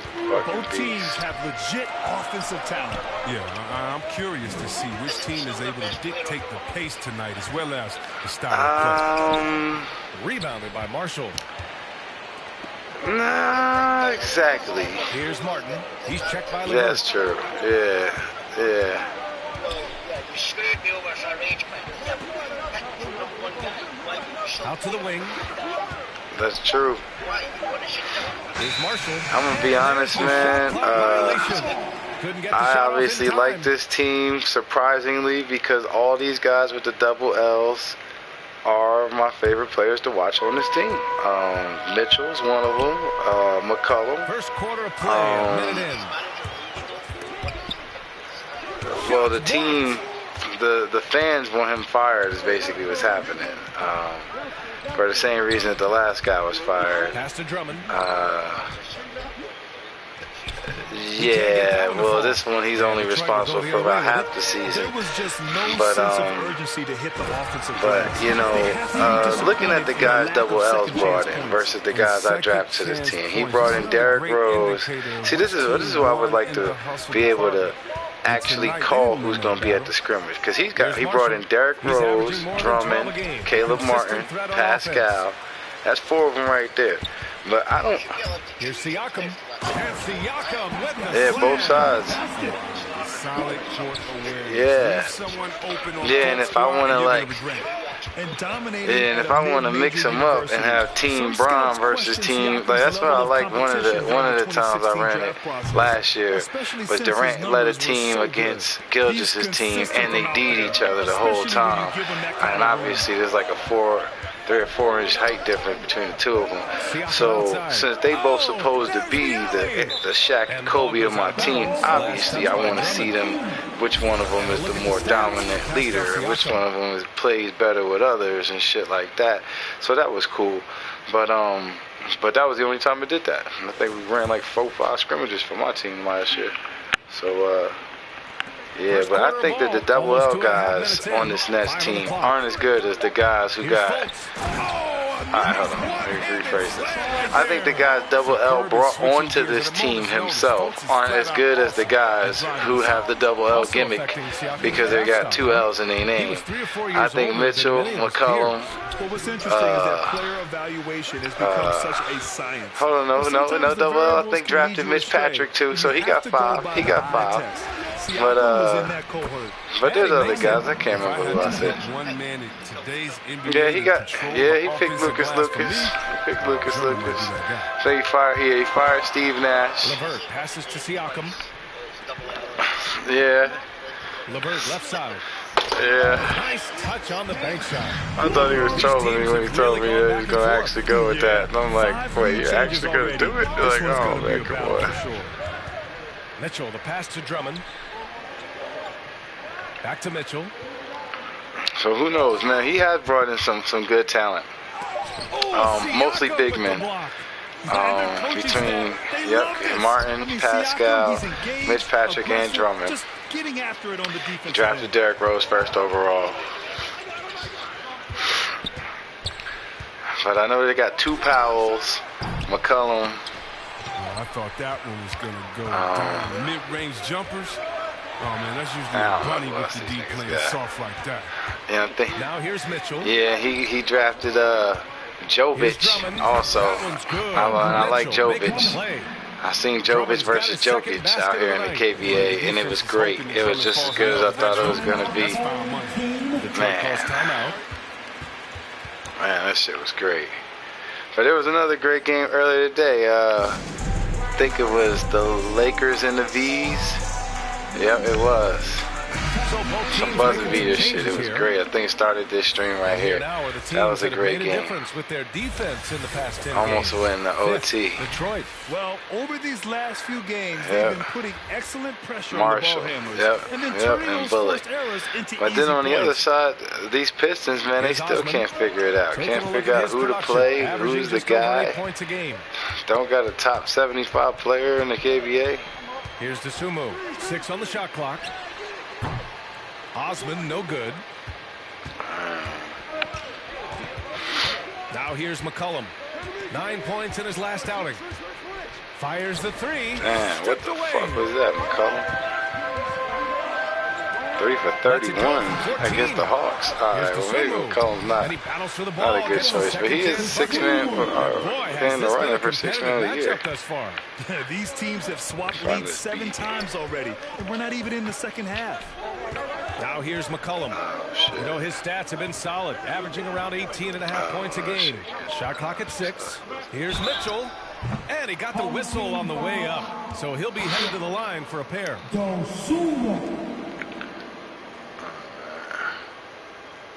And let's take a moment to get your take, guys, on the scoring so far for the Pistons. Well, they're just a team in sync right now. Their passion in the first half has been outstanding. Another positive has been their play in the paint offensively. Detroit gonna be able to do it.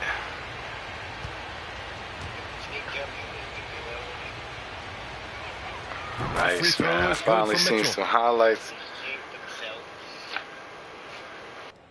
They get eliminated? Okay. Spade scored when it looked like they were about to be eliminated, but lost the first game. And then Germany made a submission.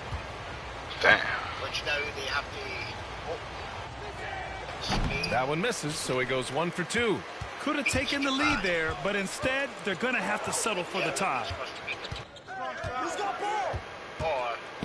Here's Osman. Pascal defends. Osman, no good. Look, they say there are no easy finishes in the NBA, but that should have been easy. Here's McCollum. Not going to go that time.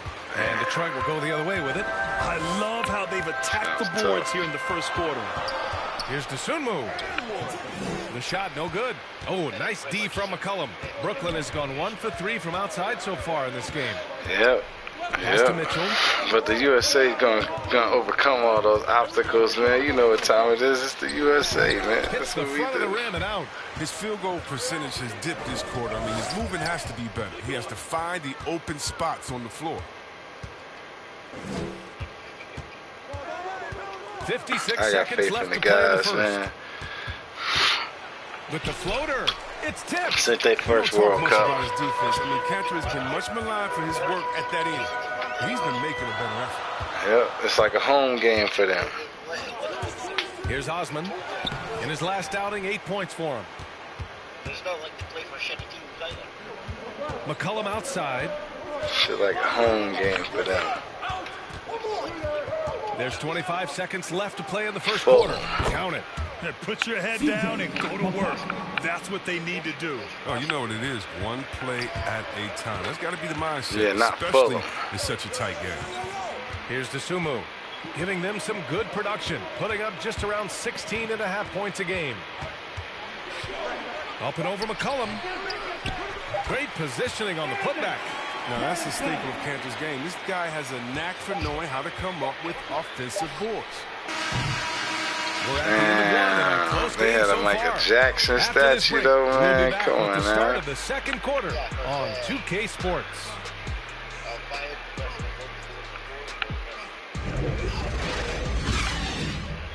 Oh, okay.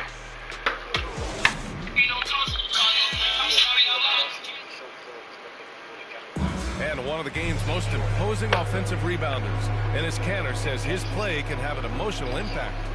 It feels an extra position. It's demoralizing opponents. And I think it gives my teammates so much confidence. Tell them, hey, shoot it with confidence. And if you miss him, I'm going to go get it for you. Lakers. Yeah, you can really sense oh, yeah. They both got one. Shit, the Lakers, I think, got a Magic one. He puts his heart into everything he does, on and off the court. Man, this has been a fairly close game through the first quarter. We'll see what happens here in the second. Yeah, man. I like that Michael Jordan one, man. What's your take so far? It's simple. The main takeaway from the first quarter is they're winning this game with defense. Yeah, they really got after it. I mean, they made life extremely difficult for the shooters, which is why they hold this lead. He was bronze. And for the Nets, C.J. McCollum is out there with Mitchell. Then there's I still blocked him, though. And it's Marshall in at the small forward position. There's the drive. Ooh. And rejected. Yeah, I was like Mitch Patrick out there. Yeah, y'all see, y'all don't know, man. Oh, God. Oh, God. Oh, God. And the Nets lead by 2. Just great positioning to get the rebound, then get it back up. Here's I like this double out team. Yeah, I think what we're going to wind up doing, though, is I'm going to call it down the line. Pass to Thomas. They should put it at Neverland. Got a piece of it. Nice. Man, it should be at Neverland. In transition, here they come. Damn, a lot of blocking out here. I like it. Brooklyn able to keep possession. I like How about that strong defensive performance for this half? Big Low blocks. one block. Oh, terrific defensive intensity right there. That ain't even the best block I've seen in the last 3 possessions. Right now. Man, this shit's getting rough out here. I like it. A lot of guys getting upset. I like it. Where's Jovic at, though? Why come he not getting no minutes? And here in the second with about a minute and a half gone by. The Pistons have gone 0 for 4 in the second quarter. And the defensive shortcomings of Enes Kanter have been of 2 guys I'd be putting on the bench so Jovic can get some minutes. It depends. His rebounding and interior scoring are what make him an NBA player. There's McCollum with the 3. Doesn't go that time. And Detroit is shooting poorly. Just 29% from the floor in this game. That one rolls around and rims out. Brooklyn has gone 0 for 3 from deep to begin the second. Down low. Here's Pascal. No good that time. And Detroit will go the other way with it. The last time out, they barely captured a win against this team. And it came down to some key turnovers. Back to LeVert. Launches it. Gets it to go. That makes him 2 for 3 in this game. Oh, man, this has been an absolute battle in the first half. Each team trying to establish itself. The lead just keeps going back and forth. Mitchell, the pass to McCollum. Michael Jackson. Man. Back to Mitchell. 3 on the clock. The 3 ball. It doesn't go for him. It's been an ugly quarter. He was that big, man. He was that big. Huge star. Time to work on the playmaking skills.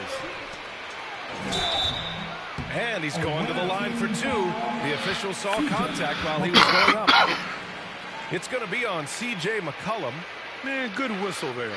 Obviously, Chris, you were an all-time great passing big. Who are some of your favorites to watch currently in the league? Yeah, BA, I mean, there's so many, but, you know, I definitely love the Joker. I mean, it starts and ends with him, with me, because I played the same position, at point forward, and I just see how he thinks and lets the play unravel in his head even before the play starts. And so, a big fan of the Joker. I like how he plays. Yeah. And he knocks down the first one. Drummond's checked in for Pascal. Yes. I don't think so. I don't think so. I ain't never seen one on my own eyes.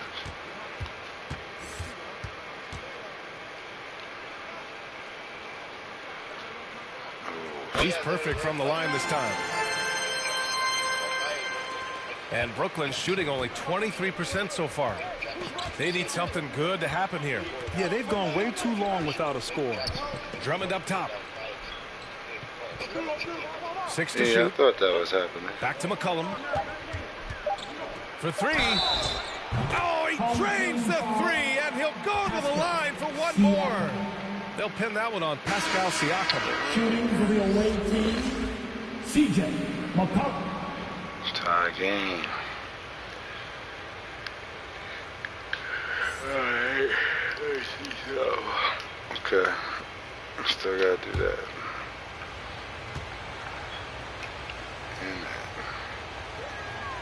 Well, consistency is what comes to mind when I think of McCollum. I mean, especially offensively, where he scores in bunches. Now here's Fultz. His last outing, he had 20.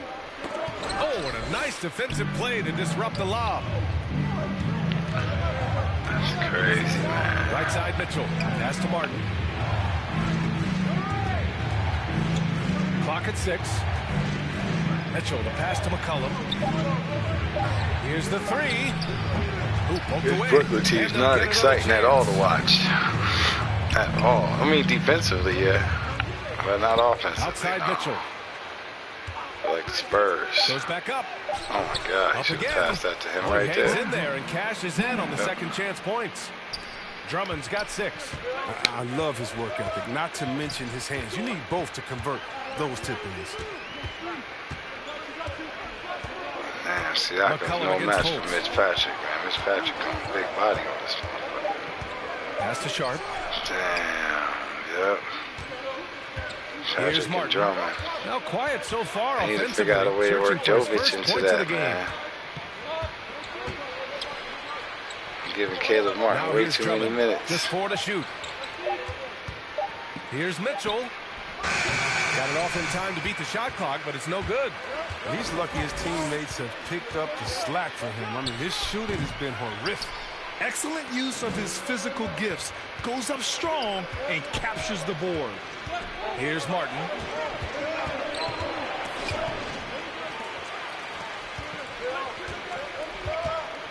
Fultz with it. Pass to LeVert.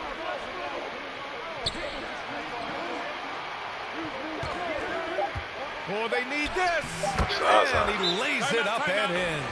And you like the balance here. Not just falling in love with the three ball. Timeout called. Brooklyn. He recognized his players were fatigued and needed time to catch their breath.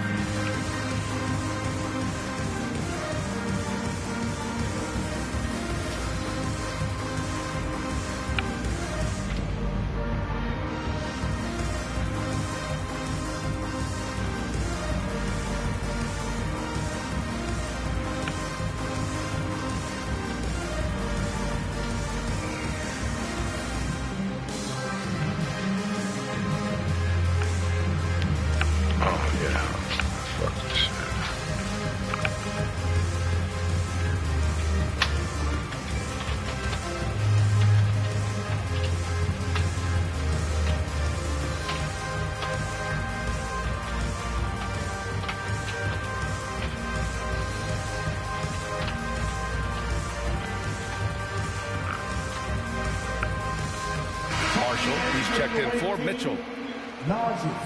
Marshall. The Nets shooting a low 26% from the field. Pass to Drummond. Now McCollum, pounded by Fultz. McCollum against Fultz.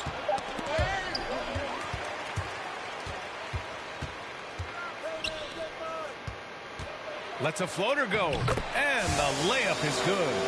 One team gains momentum, then the other storms back. Hey, if this is any indication of how the game is going to go, we're in for a treat. Now here's McCollum.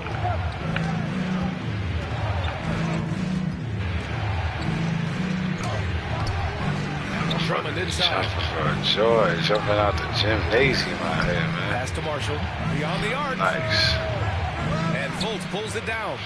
Well, that's just a lucky break for the deep. Yeah, keep giving him that shot. Bad things will happen. Siakam, the pass to Fultz. LeVert with the ball. Shot from the top of the key. And it's off the back of the rim. No good. Brooklyn with the ball. They trail by 1. That'll be the first of 2 games on their home court. Pass to Marshall. McCollum outside. Launches a 3. Oh, misses again. Just 1 for 9 now. LeVert outside. Now Siakam. Outside Fultz. Oh, he got it up in time, but it wouldn't fall for him. Low scoring affair, 20-21. In a game that's been very close so far. 41 point score between these two teams. Leading by 1. We've got more in store for you right after this. No reason to think they're about to get all excited.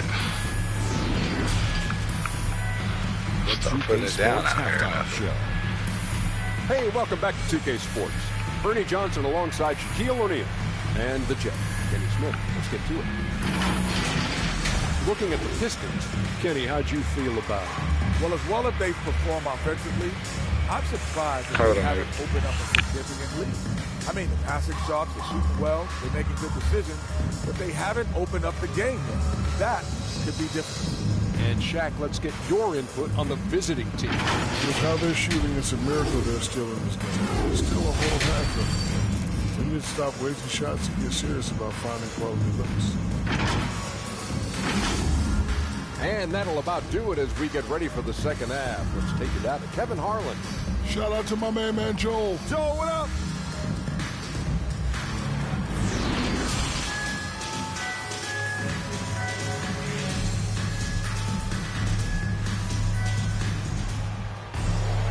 And as we get into this third quarter, as we've seen so far, neither team able to create much separation on the scoreboard.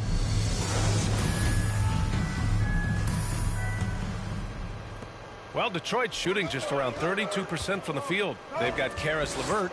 He's out there with Markelle Fultz. And it's Siakam in at power forward. That's the group for Dwayne Casey starting the second half.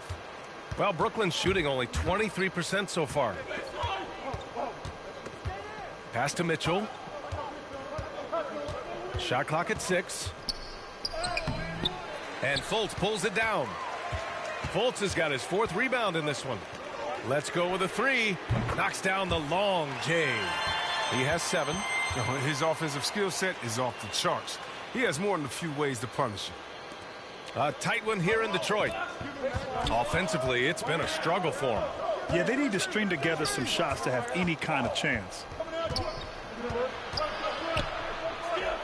Fultz against Mitchell. And here's the fast break. Drummond grabs the miss. Drummond's got rebound number 9 now. What an effort here tonight. This has been a close game in a lot of ways, but they do have an edge on the boards. Now here's Mitchell. 6 points for him. Just 5 to shoot. And the basket is good. Mitchell's got 8 points. A great move. I mean, the defense has no response. You'd like to see a little more energy coming out of halftime on the defensive end. Here's Fultz. A steady force on their offense, recording around 14.5 a game. Here's Marshall. He's checked by LeVert. This for the tie!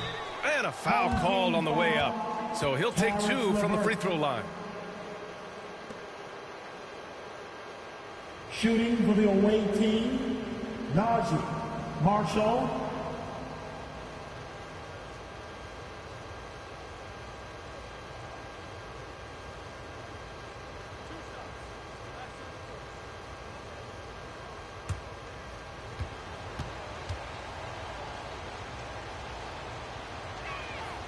And he drops the first.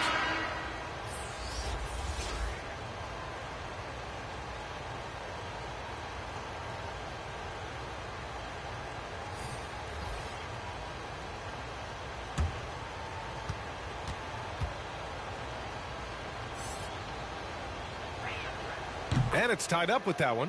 Oh, he's never rattled at the stripe.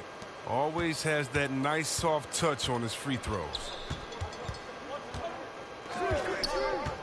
Here's Dosunmu. Check by Mitchell. Dosunmu can't hit. They're having trouble getting going here in the second half. I mean, that's their 4th miss in 5 attempts. Well, Grant, at this point in his career, I think it's safe to say Andre Drummond will go down as one of the game's premier rebounders. Yeah, you just don't call him a specialist because there's a lot more to Drummond's game than just rebounding. Rim protection, points in the paint. He does just about everything you want in a big man. When he's on the floor, he lightens the load on every other member of their front court. Now here's Mitchell. Give him 8. For the lead. Oh, and he got fouled on his way up. He'll head to the line to shoot 2. Yeah, you never want to let shots at the rim go uncontested.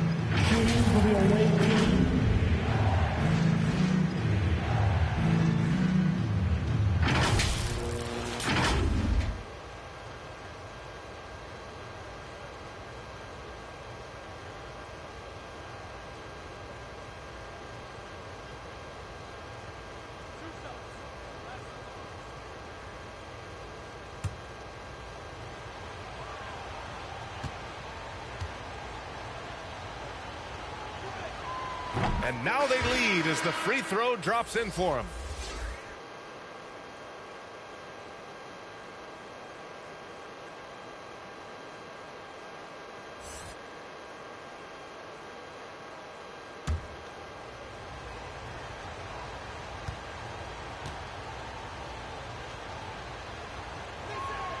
Both free throws good for Mitchell. A touch over 2.5 minutes of basketball played here in the third quarter. Pass to Dosunmu. Over Mitchell. Off the left rim and out. Pascal with it. Here's Marshall. Here's Mitchell. He takes it in. It's good. Mitchell's got 6 points in the quarter. He got that one to fall, but he's been struggling with his shot tonight. If he can improve his shooting, it would help them keep the lead. Here's Dosunmu to stop the run. Drummond grabs the miss. You wonder what the score would be if they weren't controlling the glass. Mitchell into the lane. Gets a hand on it, and it's Dosunmu with a rebound. Detroit has gone 1 for 2 from outside the arc in this third quarter. Second half here, and we're just over 3.5 minutes into it. Pass to Pascal. And here's Drummond. Shot clock at 5. Fader on the way. And it's Thomas with the rebound. And they've been able to maintain this lead despite his inconsistency from the field. So it'll be 2 free throws. He was fouled in the act of shooting. No debate there. He got hammered. All right, well, a look at how the hustle game has been going for the Nets. All those block shots, that's a clear indicator of the great D they've been playing, not giving them an inch of space out there. It also seems like they're taking a lot of pride in their rebounding tonight, especially offensively.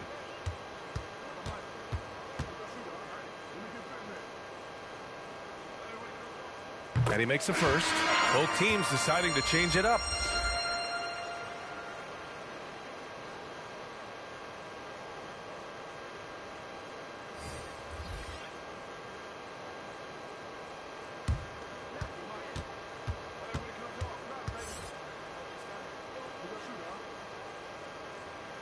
And that one goes in.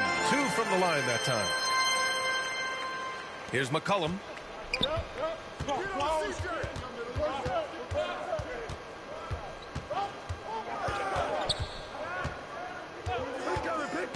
To the paint. Here's Drummond. And the jam by Drummond. Drummond is an expert at running the pick and roll. The way he dives to the hoop after the screen is virtually impossible for the defense to stop. McCollum defends. Good. He's got 6. Assertive move. You can tell the game's heating up a bit. Outside Mitchell.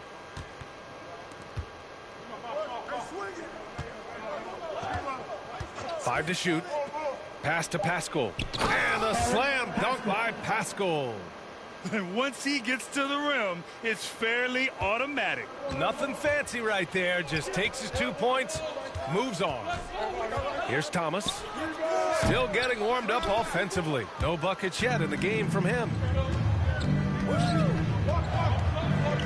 McCollum right side. It's good. And he drew contact on the shot, so he will go to the line. A 3-point play opportunity. For the away team, CJ McCollum.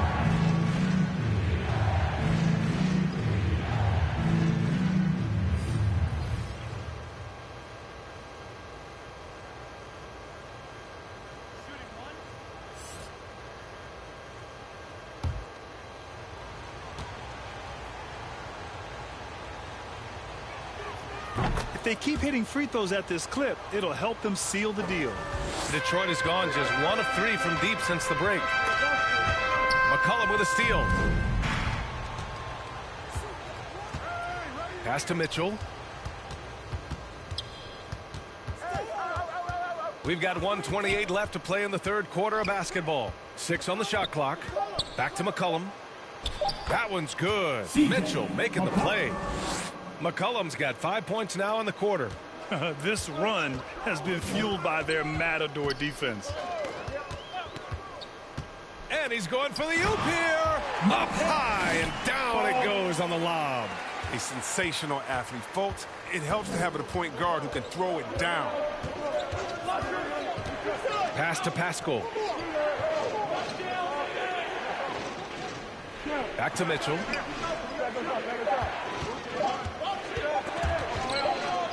And it's going to be a 24-second violation. They turn it over. An outstanding defensive play to earn the mobile 1 block.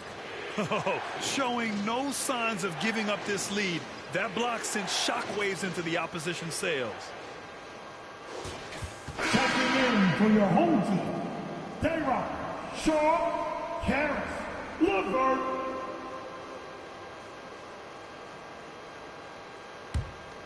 Detroit shooting a less than average 27% in the third quarter.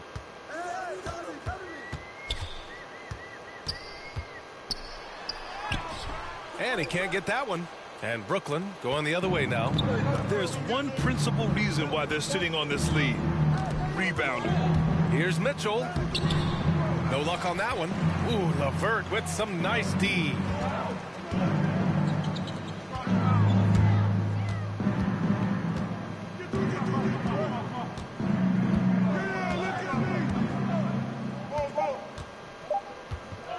A step back shot. No good there. And so it's Brooklyn closing out the quarter with a 7-point lead. Just pounding the painted area. That's helped them build an advantage. Back after this.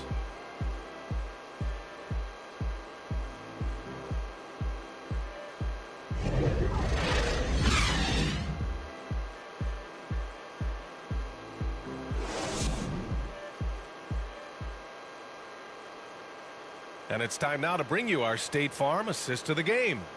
Now, I know he's a big man, but he's got some point guard in him if he's making passes like this. This is where the NBA's headed. I mean, multi-dimensional big men. That was just a beautiful pass.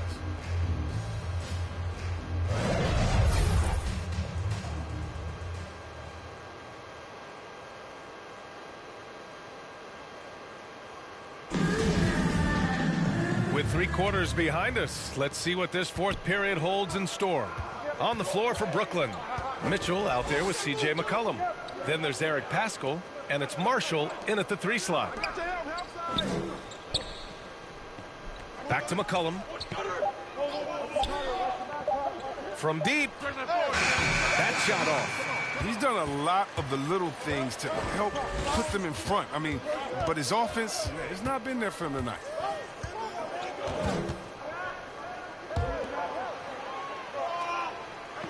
He shoots. Can't nail the jumper. His bad night from the field is only going to get worse if he keeps throwing up shots like that. Pass to Marshall. LeVert goes against Mitchell for three. McCollum. That one falls. Nice setup by Mitchell. Mitchell's got his 4th assist in this one. To the left side wing. Here's Sharp. LeVert right side. Tries again. And that one's good. Sharp.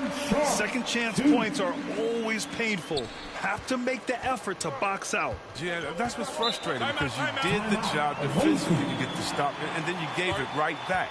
Timeout called. Brooklyn. He recognized his players were fatigued and needed time to catch their breath.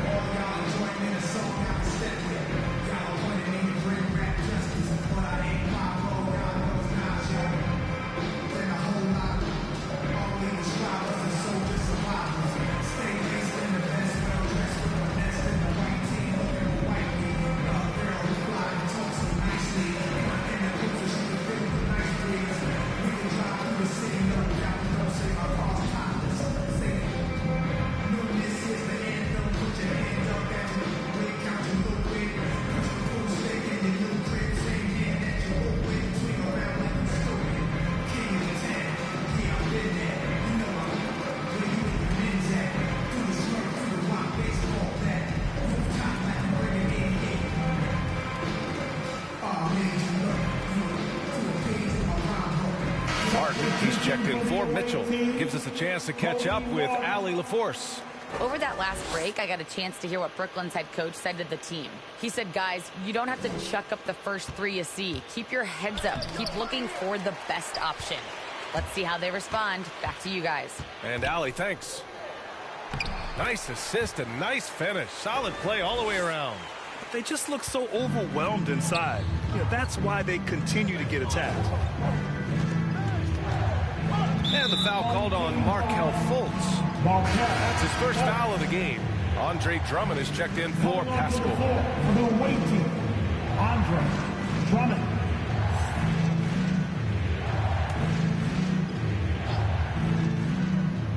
Moving along, 2 minutes gone in the 4th. Pass to Martin. 6 to shoot. Here he goes. And he got the whistle on the way up. So he'll be headed to the line for a pair.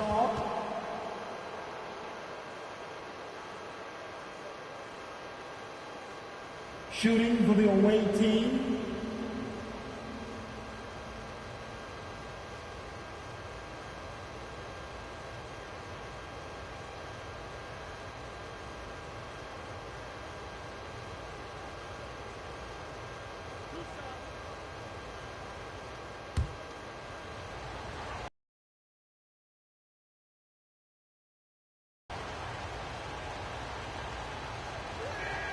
The first free throw is good.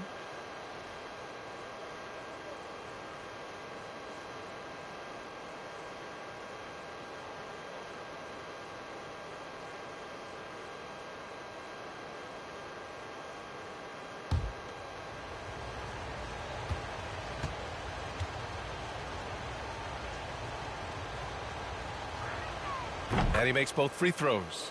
Oh, he's such a good free throw shooter. I mean, it frees him up to be as aggressive as he wants in the post. Out to the right wing.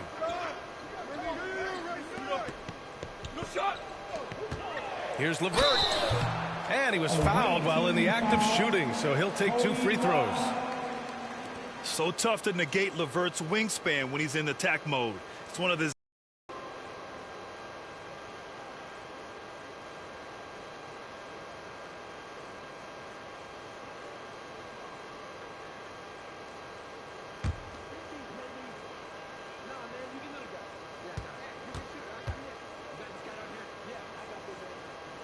First free throw is good.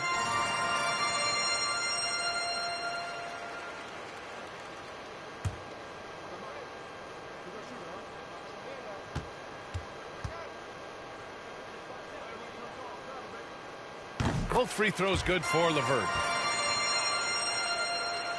The Nets have gotten just one shot to fall out of 3 attempts in the fourth. McCollum outside. Over Fultz. The shot won't fall. The Pistons have gotten half of their attempts to fall in the fourth. 2 for 4 now. And it's good. 2 points. Inside, Siakam gets the better of the defense using his agility, clearing himself a path to a shot. McCollum outside. Oh, they get a hand on it. Oh, stolen by Fultz. And he throws it down. What a terrific lead pass. And I'll tell you, this thing looked pretty much over heading into the fourth, but give them a lot of credit for fighting their way back. Here's Marshall. 5 on the clock. Lets it fly. McCollum's shot is off.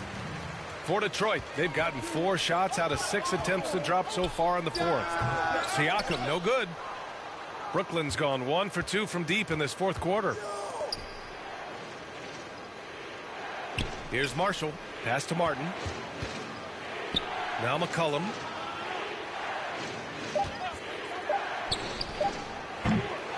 Second chance shot. No good there. And Detroit will go the other way with it. Next up, they'll face the Hawks in Atlanta.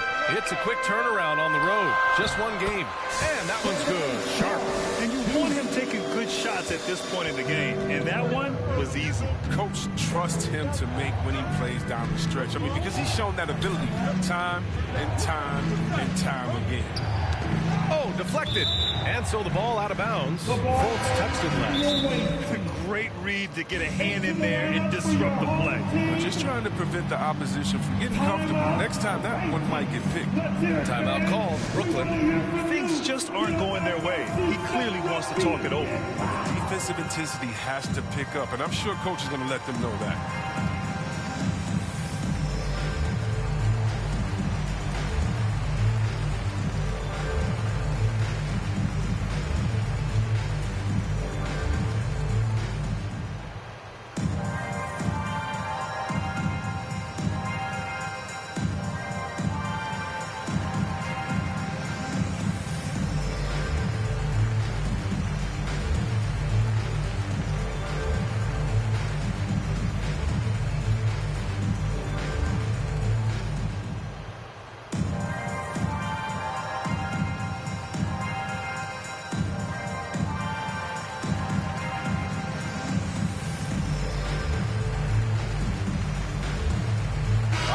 In our New Balance player of the game, Davion Mitchell. Yeah, really the standout element of his game tonight was his offense and his ability to get inside but cutting the defense to shreds, finding lanes, even making them, and relentlessly attacking the hoop.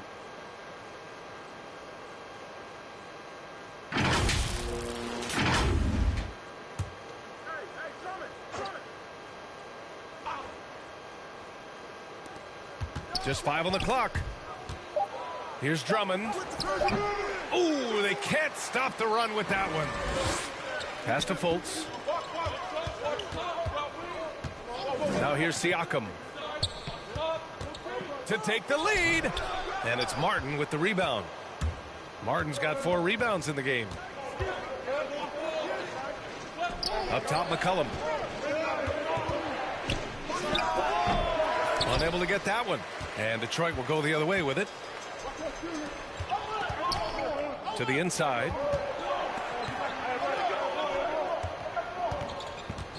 Inside. And that one's good. Sharp. And the Pistons lead by 2. It's winning time, and that's a winning play. Brooklyn has gone 1 for 2 from deep in this fourth quarter. McCollum, the pass to Drummond. Pass to Marshall. There's the steal. And they're running. Finished off the break. Now it's a 4-point Detroit lead. All right, a look at how the hustle game has been going for Detroit. Well, they played a heads-up brand of basketball this entire game, and they've got the skill to prove it. Another thing, they haven't missed a beat on the fast break in either half tonight. Detroit calls timeout. They're up by 2. We've got 1:28 left in the fourth quarter.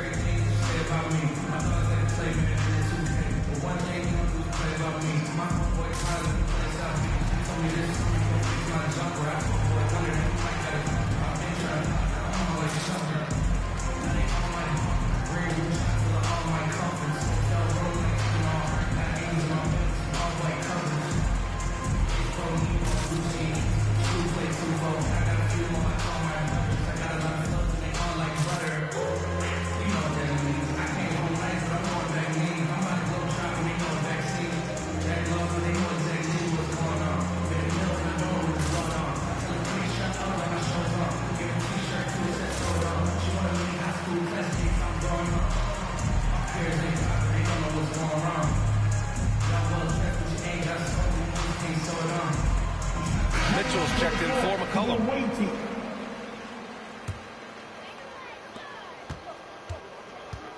Fultz with it. Guarded now by Mitchell. Now here's Fultz. He's closely guarded. It's deflected. To the middle. And a nice finish on the layup. Oh, the movement off the ball is good. I mean, and the pass to hit him in stride is even better. 1:02 left in the fourth quarter here. Pulls up on the wing. That one a little long. And they're set to take control of this game. It's crucial that they convert here. Outside Mitchell. Shoots over Fultz. And it's Mitchell. The miss. The baseline J. It falls. Talk about stepping up in a big way. That's why they put the ball in his hands. They know they can count on him to make crucial shots. Timeout call. Brooklyn. They're behind by 2. 27 seconds left to play in the fourth quarter.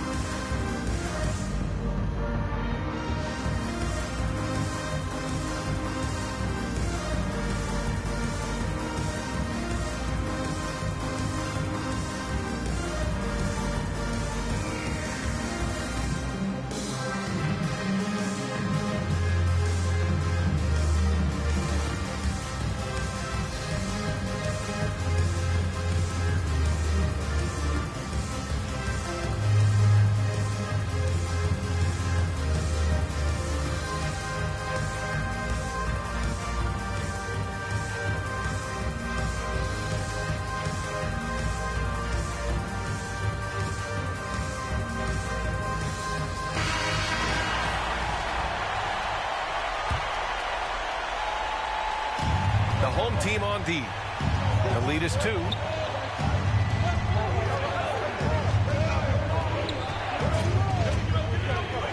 Just 5 to shoot. Drummond.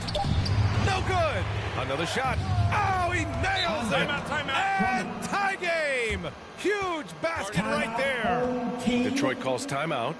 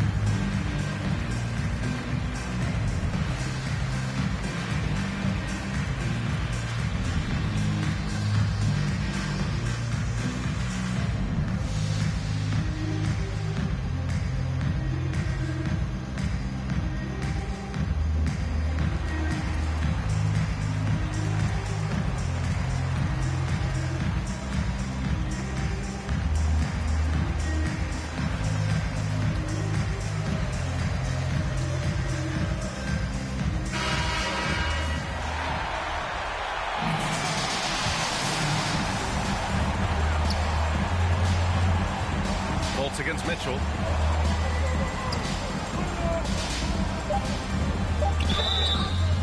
misses the trade.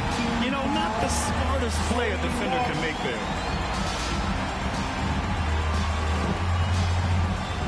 Yeah, too bad he fouled out. But this team does have some depth at his position.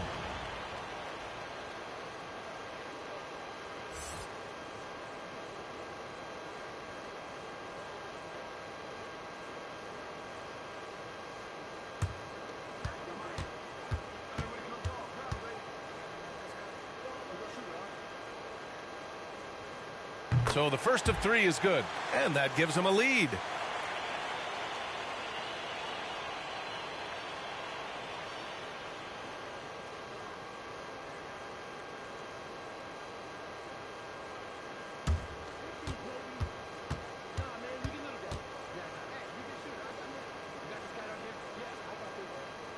He makes the second free throw, and that'll put him up 2.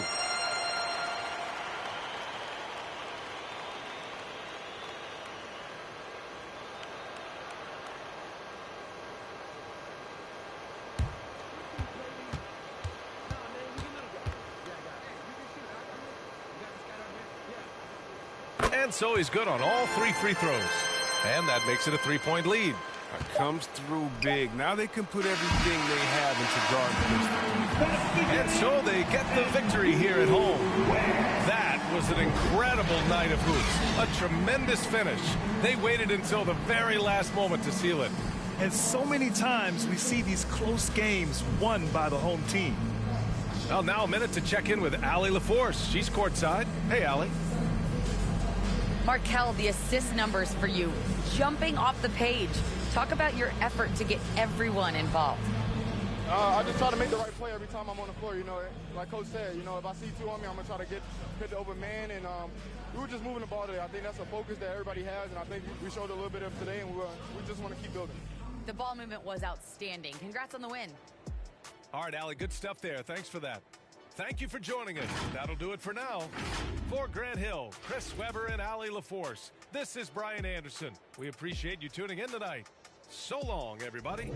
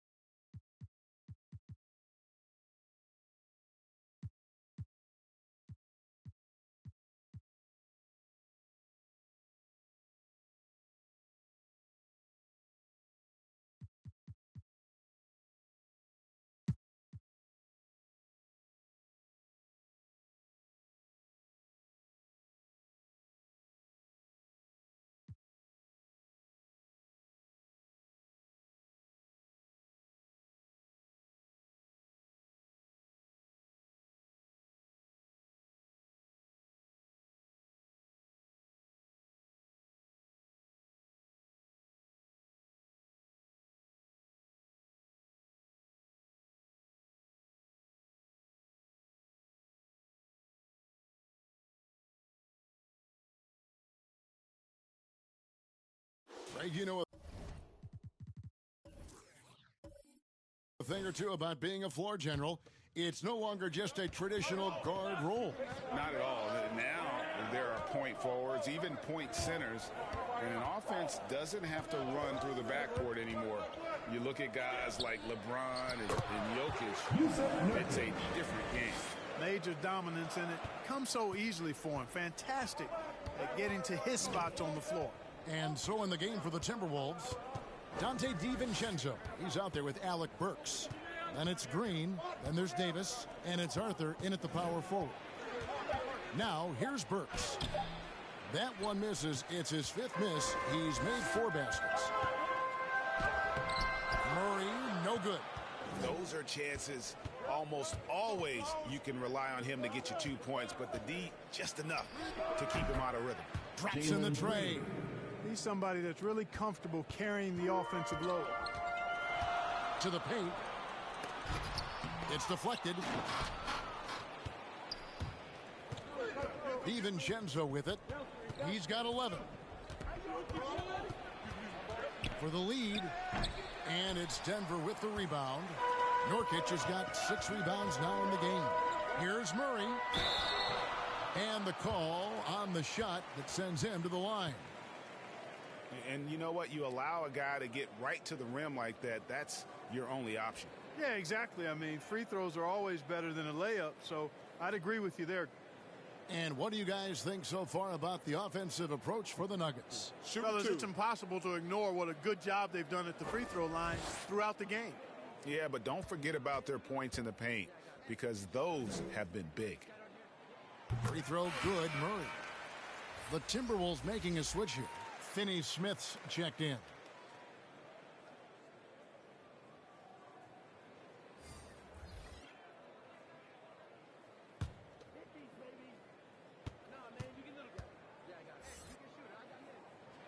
And so Murray nails both of them. Impeccable from the line since halftime. No misses yet. You can't do much better than that, guys. DiVincenzo passes to Burks. Over in the corner, Green. Shot clock at 6. No good. Shot missing. Murray with the defensive effort. The pass to Jones.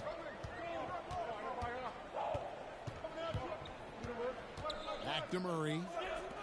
3-pointer. They grab their own miss. Here's Nurkic. They shoot again, and it's Murray laying it in. Murray's got the lead up to 5 now for Denver. Boy, has he put his foot on the pedal here this quarter. He's doing a terrific job in terms of leading their offense. Davis. Rebound by Murray. Murray's got rebound number 9 now. What an effort here tonight.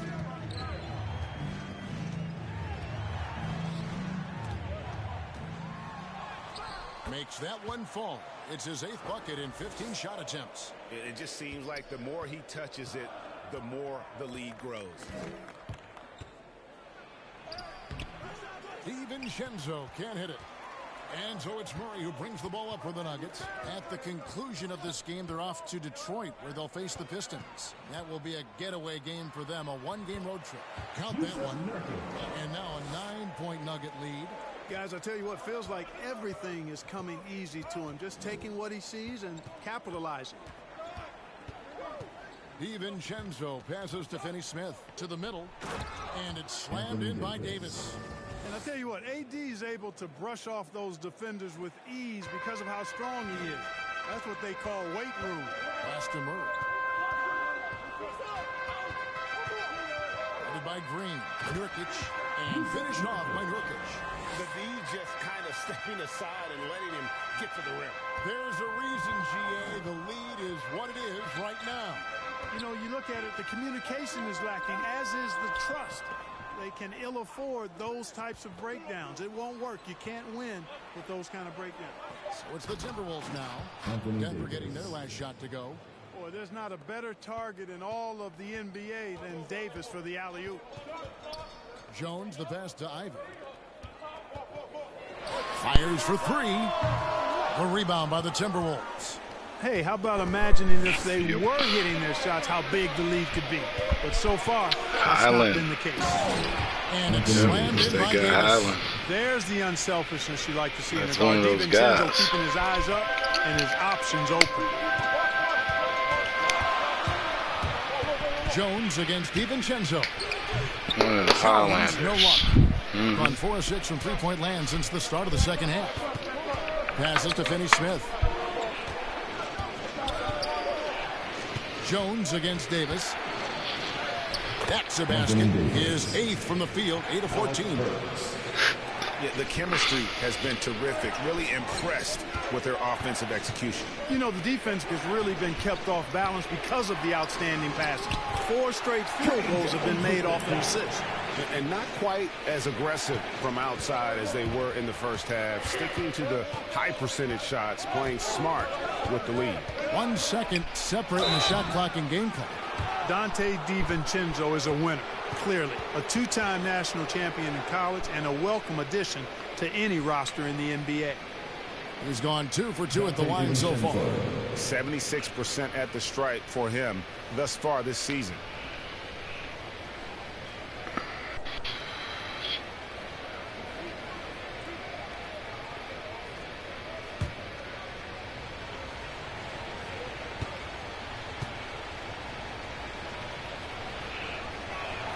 And he makes the first.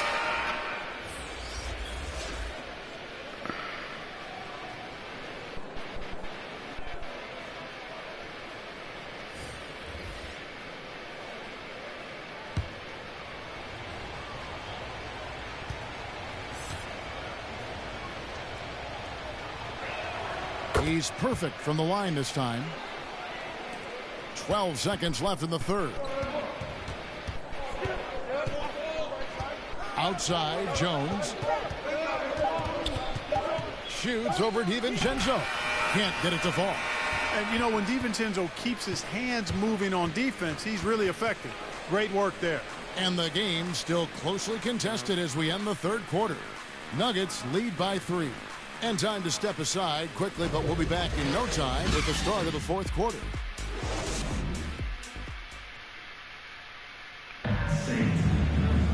Well, this has been a great contest so far, and I imagine the fourth quarter could have even more action in store for us. 3 points separate these two teams going into the fourth.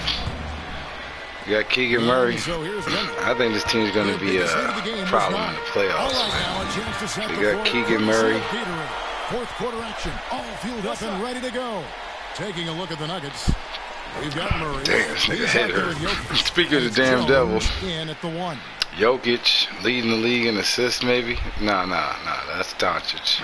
Followed by Simmons. Shout out to Casey. They've got Highland, Morant. What's up? Munoz, Nurkic. Oh, yeah, let me go look at their bench. Pat Bev, he don't even get no minutes. Free throw good, Murray. Yep. I think they did it right, personally. Very efficient all around. But this Mama Soda team's no slouch, man. They got AD back, Defensive Player of the Year. And here is it's looking like right now. Back to Davis. The proposed 5 on the shot clock. protected players. From past the arc. We keep 3 in every franchise. Arthur, no good. And they hold a huge advantage on the backboard. That's been the key to this league. I mean, they've really dominated the glass. Oh, taking it to the rack. Yeah. With power. Bring some sort of stability, some people would say, to the KBA. Stabilizing between the years. Jokic just got double-digit rebounds now in the game. Franchise tag. Ivy with the bucket. And now it's a 10-point Nugget lead. Nice yep. play. What I think was proposed for the table, still waiting for a second, is 3 players. I like this idea. I introduced it. You have to love I don't know about the 3 players thing. Display there. Excellent passing. I think that's where the talk's going to be at. Ivy kicks to Murray. I'm just forecasting. I don't want to keep 5 guys. I don't even think I got a 5th guy I can keep. Hold on, let me think about this. Winning, though, got 5 despite the fact that he has just been really off. And out of bounds is the Nuggets game possession. Morant. He's checked I in know I for got Jones. 4. Oh, wait, what? Let's take another look at the staunch No, yeah, I defense guess. during Yeah, I that got 5 mobile guys. block. I guess. Sharp instincts on D there. Just timing. But if it's down to 3, these niggas got decisions to make, man. Hell, Casey'd have decisions to make. Pronto would have decisions to make. Over a minute and a half through it. Down low, here's Murray. Not Decker, though. And contact on the No, shot. some of his best talent. Oh, no, he would, though. So he's Jabari's out there. Final foul, and he will sit for the rest of this game. Dorian Finney-Smith's checked in for the Timberwolves. Jabari and the Currys.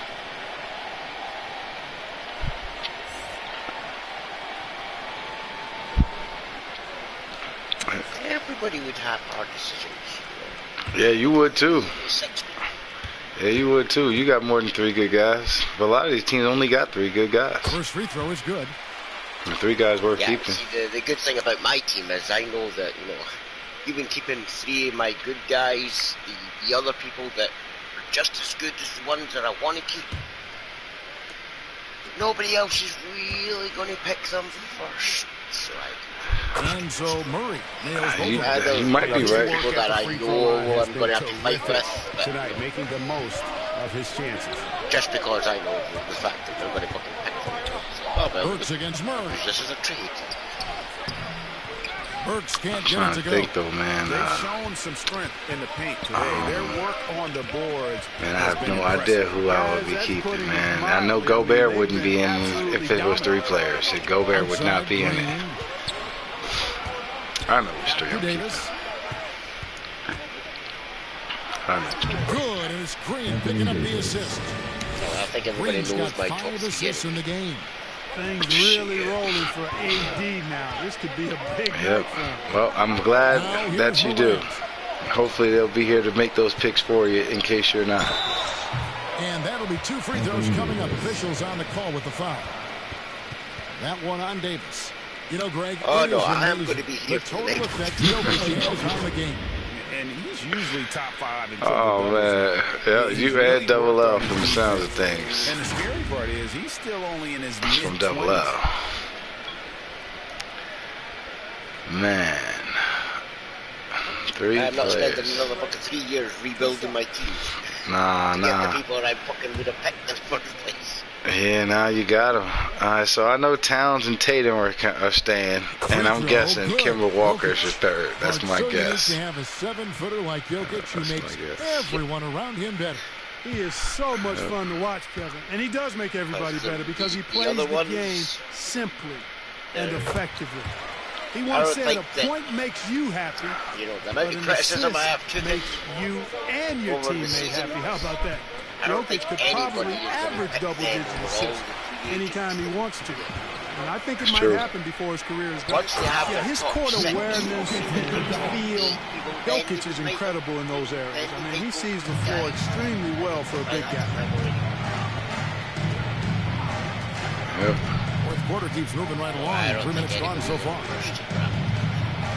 Burks, the best to DiVincenzo. 5 to shoot. I think it's going to be great. No good with the triple. I think it's going to be great, man. So far in the second, he's come up with the real thing is great ball legends there. You sacrifice your current players. Gotten off to an 0 for 2 start from downtown here in the 4th quarter. Dishes to Burks.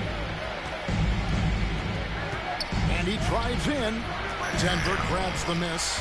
Oh, you got to be able to deliver when you get a bunny like that. That's just too easy of a shot. I would think that they would. I would think that they would. To the paint. I mean, I know we got a good 3 years away from him, but shit, the last contract that they played, what you got? Well, what a great effort that time by Davis. Just never gave up on it. Worked through tough defense and still found a way to get it up and down. Denver making a switch here. That changes my list. That changes everything, man. It changes everything, man. Man, that would change everything significantly. Significantly.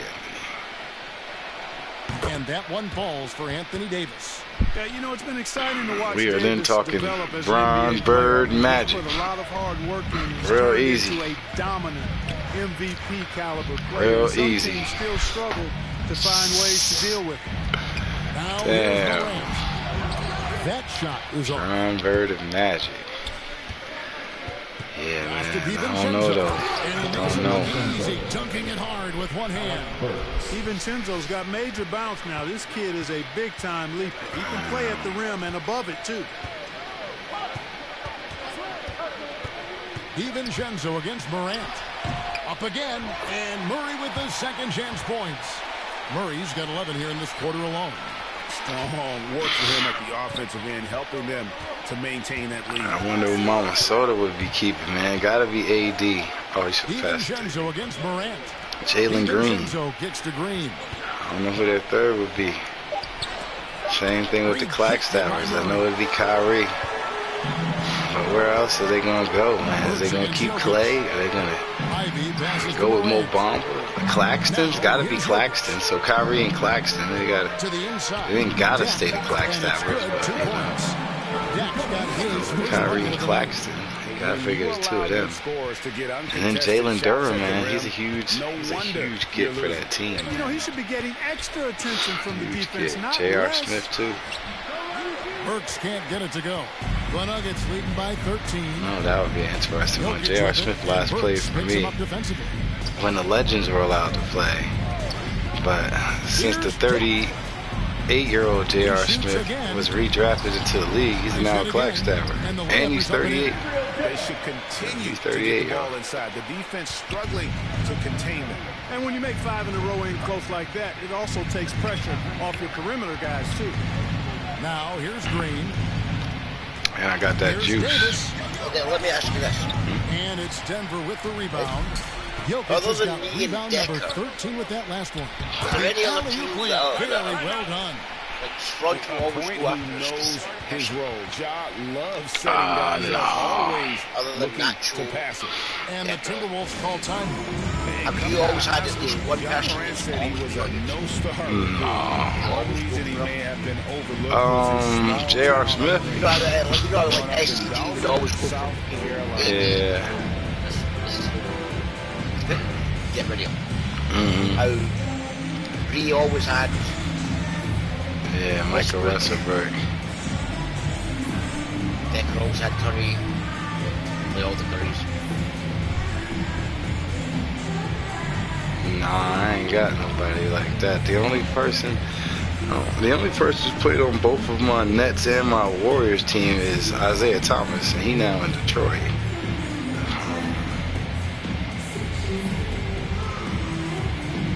I had J.R. Smith on the last one, didn't have him on this one. But nah, I ain't got a guy like that. And now let's present our New Balance player of the game. And what an amazing ball game we've seen from him. It's been a one-man show worth the price of admission all by itself. There wasn't anything he could Nacho do had Durant before at some He's played point. up to his full potential And then tonight. after that, I don't know who had Durant. And then Franco had Durant. Attraction, even if it doesn't happen on a regular basis. Green Yeah, that's the way kicks this. to I think DiVincenzo. that's the way this worked out. Can they get it? Nacho had Durant. I think the Mavericks won, and then Franco had Durant, and Franco won, and then Nacho won. Here's Ivy, Then I got defended by DiVincenzo. Ivy with the bucket. well-rounded effort, and they show no signs of letting up. Almost no holes in their performance tonight. They've been tremendous. Now here's Green. Yeah. Championship Green's got 25 points. Yeah, he's been hooping, but the rest of the team, not so much. There's the pass to Murray. I am going to see it. I'm not afraid to see it. And guys, that's not as easy as he made it look. You've got to have some skills to pull that off. I think Keegan Murray is like everything niggas said he was, man. He's just way better. Like, I'm just saying, man. He was nobody was talking about him in the draft, but man, he is having a fucking rookie season, man. Oh my God. Davis using that They up 17 on him, but AD just dunked on Jokic. I think the closest player to somebody like that for Franco would be Ja Morant. With a nice touch off the glass. And the Nuggets lead by 19. And they're beginning Dame to Lillard. flat out fall apart. He's had him on both teams. He's gotten rid of him as well, though. Yeah, and that's 4 straight field goals now they've allowed from point-blank range. I don't think Hardy's got a guy like that. X-Dog neither. Was nice, but the setup was better. Yeah. Puck ain't got nobody like that. Cold Army's got somebody like that. DeMar DeRozan. Gets a clean look, and that's exactly that'd be his save player. Off top, that'd be his save player.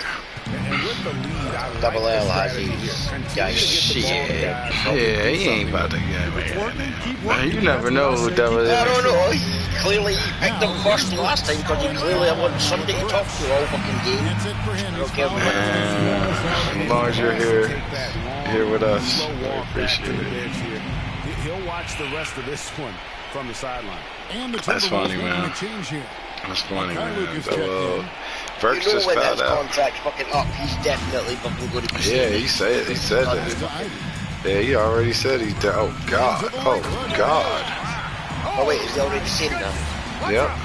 Ivy, that's the other one, y'all. I told y'all they got them young boys, man. It's not just Murray. It's not just Jokic. It's not just Ja. It's Ivy, too. Nurkic, Munoz. They got a team, man. I do not want to see these guys in the playoffs. Yep. Good luck, Malik. Good luck, Malik. Blank if you make it. Orlando Browns. Good luck, guys. I got y'all work cut out for y'all. Y'all trying to get in the playoffs. I'm trying to make sure I ain't number 2.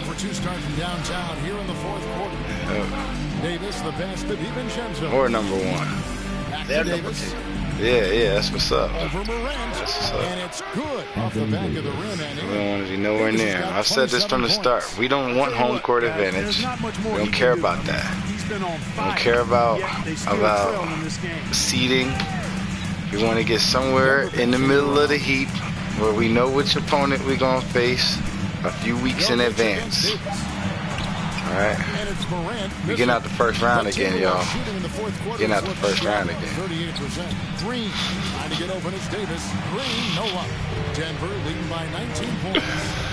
Oh, man. Here's Ivy, and Davis sends it back. No, sir. Don't bring that in here. AD has. I don't care. We got to go through this. Get it. X-Dog. What's some other teams that was possible? It was just some computer teams, I think. Hornets was in the hunt. Yeah, they was like Nuggets shooting it up around 51%. They're getting good looks. Oh yeah, that's the one whose spot we took with the Hornets. We took the Hornets spot. We got to lose a couple of games. There's 1:26 left in the fourth quarter. Jokic tries I'm gonna have to put Gil just on the bench. Let these young boys figure out how to play point guard. The Timberwolves go the other way with it. And this is going to end in a lopsided victory. I love the tenacity and aggressiveness, as well as the ability. Gil just played a lot of minutes last season with Durant, especially with Durant's injury. Motherfucker sparked it up. They never let that happen. Gil just got hurt. They reached out Capella too. Now I'm thinking about it. Gil just got hurt. No, Durant got hurt first. Then he came back. Gil just went out. Then he came back. Capella went out. And then we went out to playoffs. This game will become their 45th win. And so they'll take the first game of the season series, a team they'll only see twice. They're certainly happy to start it off. AD fighting for these points. They ain't winning at all. AD ain't stopped fighting yet. So you bet nobody wants You gotta admire it. 2-game season series. I think the next game will be hotly contested. Here's Morant. Following the basket by Anthony Davis. Can they get it? Jokic trying to free himself out. And Morant finishes inside. And you can sense that these fans, these players, they are ready. Only seconds left. And I think they can start. Damn, I was really hoping Mama Soda was going to win this game, man. I thought they was up when we started this. Don't you think they're funny when they're... One shot missing. What the fuck am I going for? Where's the Russia tricky? And so it's business in this. They won this game going away. They were the better basketball team by far tonight. And you got to commend this sort of dominance. Particularly here at home. It's a great feeling when you play almost a perfect game and to have that crowd be so pumped up. And now let's catch up with David Aldridge, who's standing by from the sideline. All right, Dave. Thanks very much, John. Yeah, a lot of swag I do. on this team I know in tonight. real life. Who's That's why they be looking at the dudes like, yo, y'all bugging. I feel like we all talk to each other, even the coaching staff. That happened with the Lakers in the bad years. Kobe was Everybody there. have the green light. So, He's looking at the motherfuckers like they're crazy. No reason to lack confidence when you have a coach who believes in you every step of the way and just lets you go out there and play your game. So we always just preach, keep shooting, make or miss, and we behind you. So. You all look like a confident bunch, man. Congrats on the win. This team's got 2 former KBA champions, Ja and Jokic. Well, folks, that's going to do it for now. For Greg Anthony, Clark Kellogg, and David Aldridge, this is Kevin Harlan. Thanks for watching the NBA on 2K Sports. And we'll see you next time. I think one of his dreads is red.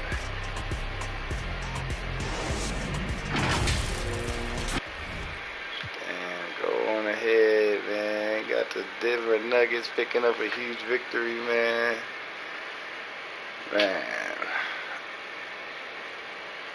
One of these days, we gonna meet us a Denver fan, someone from Colorado. She's probably gonna be hot. I think so. Yeah, they're a good team, man. They're a good team. Not unbeatable, though. They're a good team. Contender. I believe they're a real contender. Yeah, kept this going for years to come, I'd say.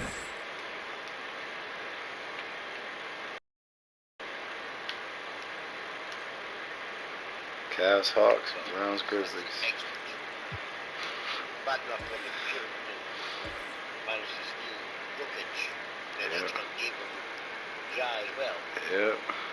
Yep.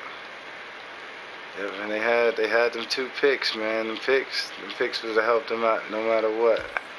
No matter what happened with Ja or Jokic, them 2 picks that they had obviously must have been good picks for the 2 guys that they got from them. And 2 picks would have had them set no matter what. So the organization was already trending in the right direction. But they did all the necessary stuff, man.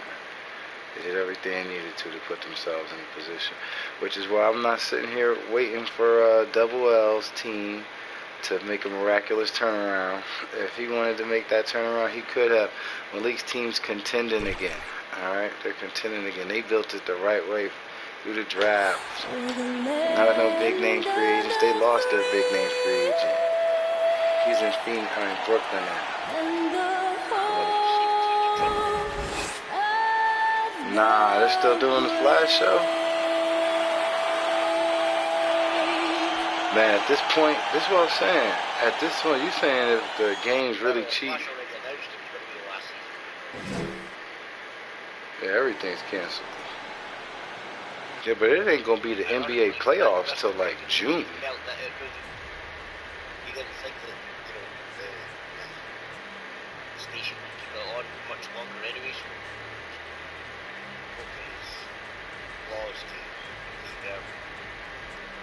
Ironically, everything else got cancelled. So literally, like you see, just 9 weeks last season. At least now they have the chance to end it. Yeah. Hi, everybody. Time to get into it. NBA action on 2K Sports. Alongside Grant Hill and Steve Smith, Allie LaForce, our reporter. There is a star I'm Brian girl. Anderson. Yeah, man, John's like the only dude over there who did that. Anthony. And he's had a rough past 5 games. He's had trouble finding his offensive rhythm and just hasn't been as effective as he'd like to be on that end. But this is something all players go through, and I'm sure he'll fight his way back. Now the starting group for the visitors. They've got De'Aaron Fox. He never met He's her, out there with Drew Holiday. Marcus Cousins is out there with Chris Middleton. And it's Najee in at the power forward position. Was she on the Flash? For the Hawks. Jonathan Isaac is out there with Mitchell Robinson. Then there's Tyler Hero. Then there's Anthony. And it's Daniels in at the 3 slot. And Grant, both of these teams very efficient, striping it from distance. Well, yeah, he needs help with like a bad guy. Nowadays, the math is unavoidable. Yeah. If you can't space the floor, you get left behind. Now here's Anthony. Pass to Hero. Down to 5 on the shot clock. And he drives in. The athleticism plus the Yeah, mobility. but still, man. Tyler Hero is someone who drives well inside. Holiday finds Cousins. Got it. High percentage. Yeah, well, again. So it's the home team now. The white Batwoman wasn't one of Barry's friends. I get that they were He's Paragons, I think. Pretty sure Batwoman was a Paragon, too. Hero Can't outside. remember or why, but yeah. So I know he has at least met her, even though I don't think he talked to her ever when they were around each other. A big finish by Robinson. Man, this nigga Wally better be back. Are you kidding me? Wally don't do nothing. So seriously. This dude is Nah, but I think they don't like Wally because he's gay. I think that's what this was all Just about. goes all out on the glass. You know, this is one of his specialties, keeping plays alive, creating second chance opportunities. Hero against Holiday. Anthony, the pass to Isaac. Hero right side. Over Holiday. And it comes off the front of the rim. Wait, I thought the reverse flash do got the yellow like him. That's the thing that makes him cool. Even with the fadeaway. In some ways, De'Aaron Fox is a good lesson in patience for owners. He didn't explode out the gate after being picked 5th overall back in 2017. Okay. But after a long time, he has found his footing and looks spectacular out there on the floor. Now here's Anthony. And you look at his numbers, just over 21 a game. It's rebounded by Najee. I'll tell you what, I think he thought that was going in. I sure did. Out to Fox. Lets it go from 14. And he buries that one. Back rim and in. You know, Grant, in terms of improvement after his rookie year, you saw it across De'Aaron Fox's entire stat line. Yeah, once he got comfortable in the league, he started going off. He increased his shooting and assist numbers and got himself nominated for Most Improved Player. He better learn to die with some dignity. And a chance there to look back at the stunning mobile one block a moment ago. And that kind of rejection early on energizes your squad. The coaching staff just loves this kind of hustle. Man. I'm fucking with Doctor Strange, man. The visitors with the ball. I wonder what the next Doctor Strange movie's going to be like. I hope Pass it's to actually Najee. Doctor Strange. Back to Fox. Going inside. Oh. And he's going to the line for 2. The official saw contact while he was going up. Everything Fox does is so fast. It makes him very difficult to guard without fouling. 2 shots. All right, yeah, I thought they had this.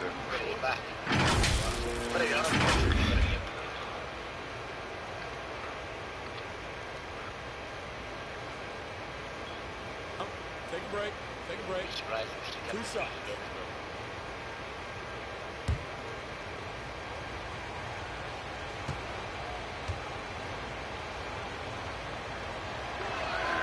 Free throw's good for Fox. Carroll, he's checked in for Anthony. That shit was great. All the villains flash past sabotage.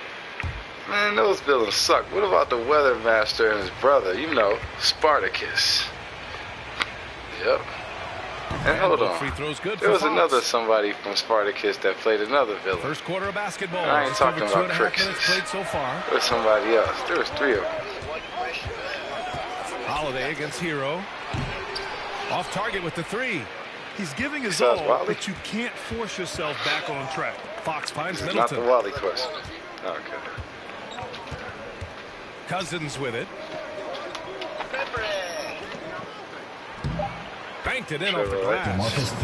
Cousins has got his second. Oh bucket of the yeah, night. yeah. Then she lose her This powers. run has been fueled by their matador defense. Isaac outside. Pass to Hero. 4 on the clock. To the paint. Here's Robinson. He's in his comfort zone. 2 for 2 to start this one. And setting the tempo with an assertive move. Like, where was the defense on that play? No excuse. You have to be aware. He should be on your radar all the time. Yeah, I do kind of remember that. Now here's Fox. Playing Milwaukee, he was nearly unstoppable. They've been having major problems offensively. Definitely in a bit of a dry spell. He has gone ice cold this busy quarter. Season, Kingslayer. Obviously not helping their cause.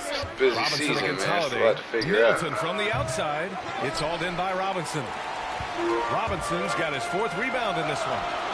They had all their characters written up for that season. Pass to Carroll. Here's Isaac. Hero left side. Releases. The shot by Carroll. No good. For Kansas City, they've gone 4 of 8 and looking in control. Sure is. Fox against Isaac. Man, Blanket squeaked up in the playoffs. Shit, he might got that. This is my whole point, man. On the this wing, is my whole Holiday. point. Well, he hasn't put up any points yet in this one. Good work defensively by Robinson. Man, fuck that guy, man. He's a racist. Out left to the wing. Anti-Semitic. Here's Carroll. Count that one. Attacking the defense with the pass. Don't need to be a hero. Here's Middleton. And his scoring. Wait, they brought in another guy? 17 a game. What's This up? time of year, Grant, the evolution of strength Had a mask on all the time, like a helmet. and conditioning No, not programs really. really shows its value. It really does. I mean, this is a great time to be an NBA Yeah, I remember this happened, but I can't really remember whatever his new face looked like.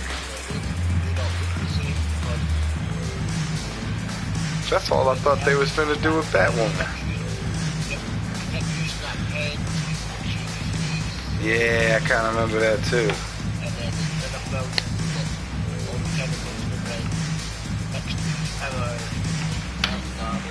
So it's both teams making substitutions here.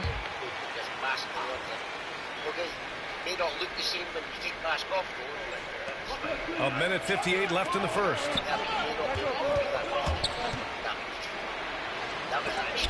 And it's blocked.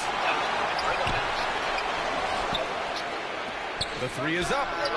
Drops in the 3. Yeah, that was Don't so want to let him get into That's a the rhythm guy from I out want. there. I want Atlanta's Stone, gone 0 for man. 2 from Gave me outside. heart.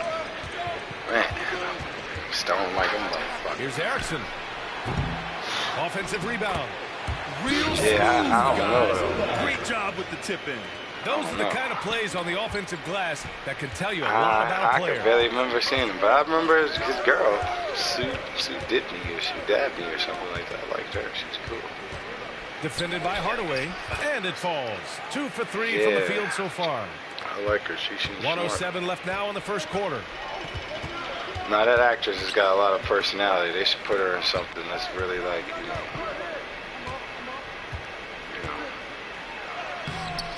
Murphy pulls it in. We like to have that one back. That's easy money. To the inside. Off target at the rim. And for Atlanta, they're shooting just 38% so far in this one.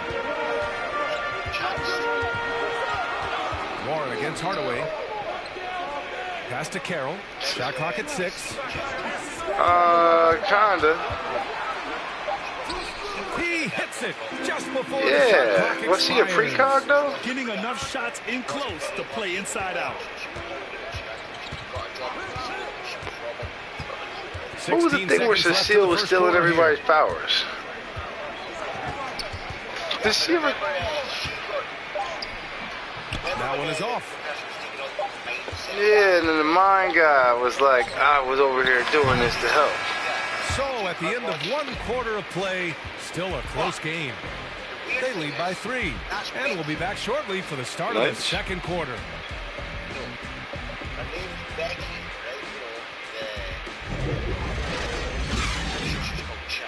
Yeah, yeah. But she did that to her too, though, right? Okay. And we hope you're enjoying the game. Both teams tonight keeping things pretty even on the scoreboard so far. And what do you guys think about the visitors here in this one? Bro, hold on. There's a brand new World Tag League. Credit the game plan coming in. Hold on. They've identified the right This is matchup, actual. and the execution is there. Yep, hold on. Same Tag League. Wait. Wait. This is on World Tag League right now. Outside Warren. Oh, shit. Here's Najee. He's guarded by Anthony. 5 on the clock. Goes up with the strike. Misses off the right iron. Atlanta is shooting 40% from the field in this one. Here's Garuba. Can't get a second shot to fall. Now 1 of 2. And for Atlanta, that won't fall. He's just 2 of 5 in this one. Here's Bonner doing some damage on the offensive end, putting up a little over 14 points a game. Quarter number 2 and about a minute in. Your brother. Warren against Anthony. Nails it from 3. Give him 8. This is the shot you want to get him. An open look from range.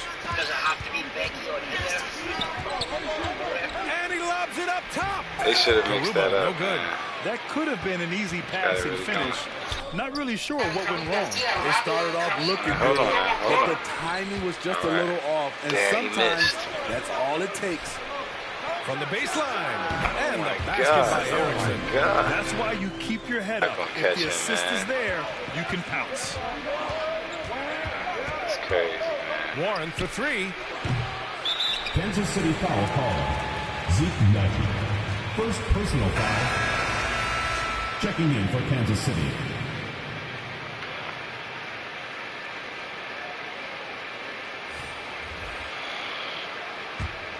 For Atlanta, they've gone just 1 of 3 to begin the second quarter. Anthony against Fox. I don't know. I ain't seen it that close. Anthony right side.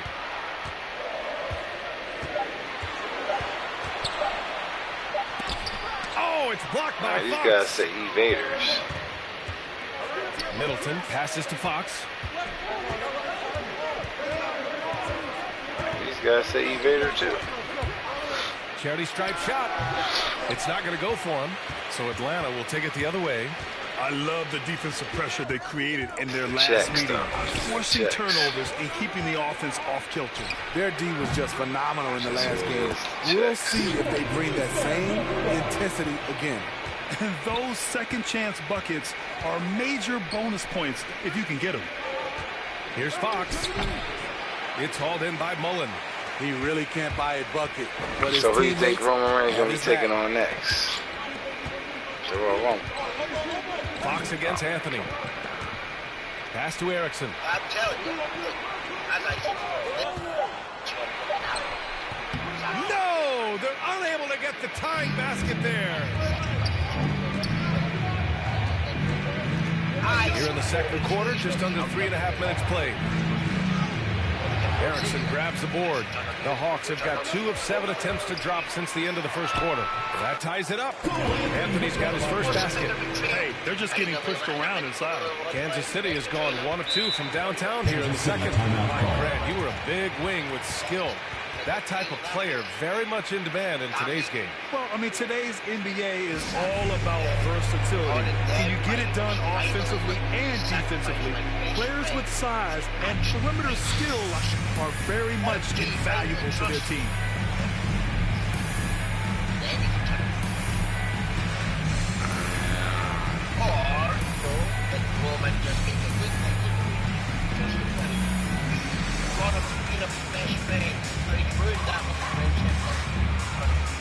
Nobody left the turn. I still think the next one Yeah, they still doing TLC? Usually December. Oh no, the only other people doing NXT next week. Have they ever had one of those? They had to, yeah, because that's why I got me on. Both teams will make substitutions. I'm about to say there wasn't that many arenas out there. Huh. How long has Deadline been playing? 3.5 minutes played here in the second quarter. Holiday finds Middleton. Great D that time from Isaac. The Hawks have gotten 5 of 8 attempts to drop since the second began. Here's Hero. And he banks in the layup. Hero's got his second in 3 years, yeah. Focused individual. Hero's not going to let it. Yeah, 3 years. Yeah, I know he ain't won a pay-per-view. Excuse me, a premium live event in 3 years. Back to Fox. Yes, sir. Clock at 6. Yep. Driving in. Ben Balor's like on some monster push right now. Another miss there. Knocks it loose. Fires at the elbow. That paper. Daniels misses. Missing that one helps out all the analytical guys from the mid-range.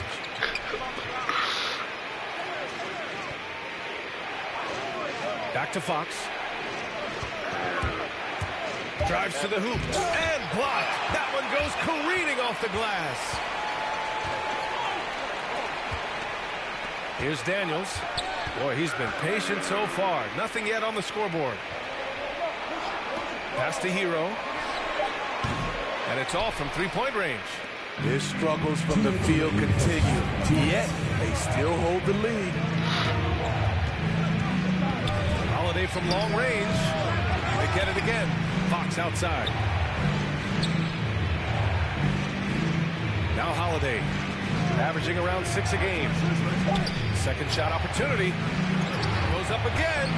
And that's 2 points on the layup. Cousins has gotten his third basket of the night. One thing about DeMarcus, he's got an edge to him, and a lot of the time, it works to his advantage. Pass to Mullen. Out to the right wing. From deep three-point range, Holiday grabs the miss. Well, you can't ever feel safe with Holiday on the floor. Grant, he is one of the great ball hawks in the NBA. Yeah, he reads plays very well. He has a good wingspan to swipe away errant passes. I'm not here for none of that Holiday is such a great defender. Yeah, hoping to tap into something that'll get them clicking. Yeah, these guys need to work together as a team, as a unit. Try and carve out some easy buckets.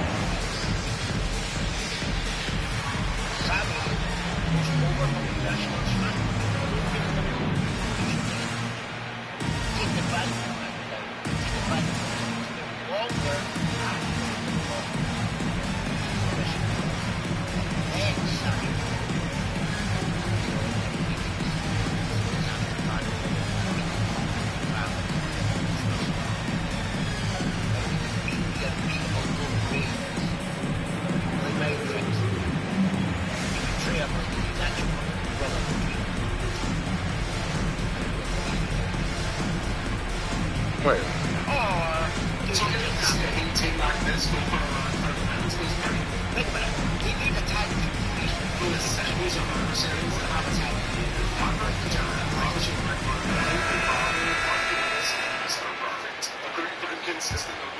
Here's Warren.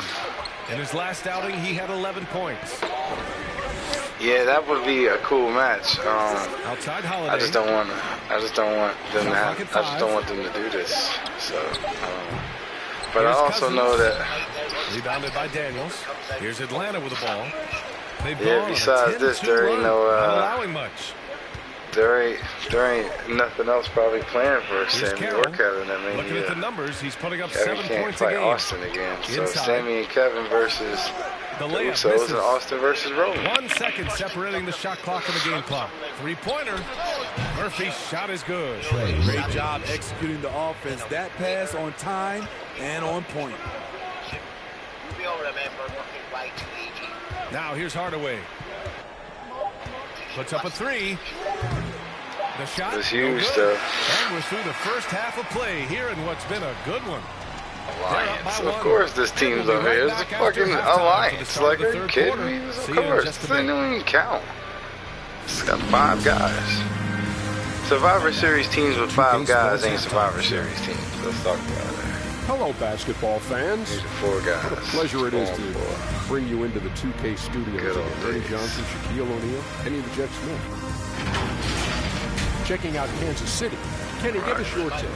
The bench scoring has been a big key for them. Yeah. They came in Yeah. with energy. When it started to they were suck. able to give the starters a real break because of the way they control it. That's the kind of production every team hopes to have from their second. And big fella, let's get your thoughts on the home team. They've been poor offensively. Under 40%. He wasn't even there for the Stay keep. patient. Move the ball around, but find better looks. It's hard to score in this league. You got to work for it. Shawn Michaels was there. And There were only 3 We nights. get ready for the second half. Let's take it back to Kevin Harlan. Shout out to my man Joel. Joel, what up?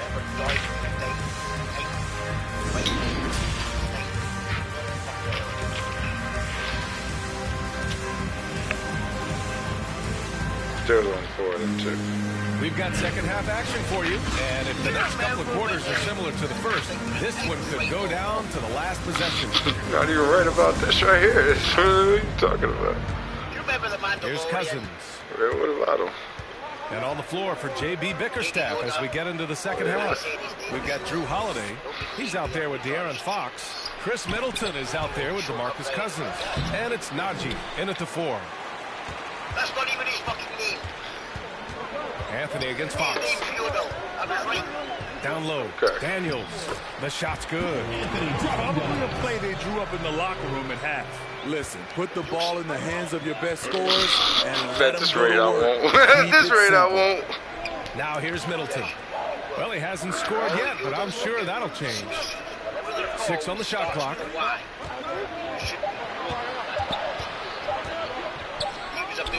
Ooh, a terrific shot on the turnaround. We've seen 5 lead changes so far. Neither team able to pull away. Yeah, this game just feels like it's going to come down to the wire. Throws it up. We only ever bet one more. Robinson gets the bucket. Robinson's got 6. They're just taking what the defense gives them. And this right now, that's the interior. Okay. Fox against Anthony. Fox outside. Over Anthony. And it's Fox missing. Shaky start to the half. Going The 1 LOD for was 4. great, man. Still trying to find that groove. Mr. Perfect, too. Here's Daniels. His offense has been fantastic, averaging just over 17 a game. The putback. It's good on the putback. And the Hawks lead by 3. The effort, the position, the timing, all there. And add instincts to that. He can sense where the rebound's going to go.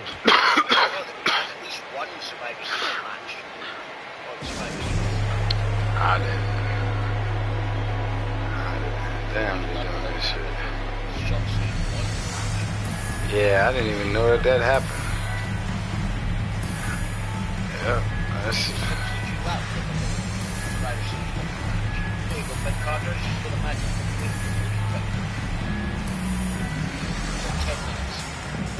Damn.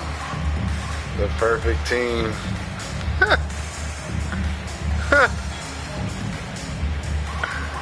They did it right. Man, I just hope that they put Ultimate Warrior in another outfit in the next wrestling game, man.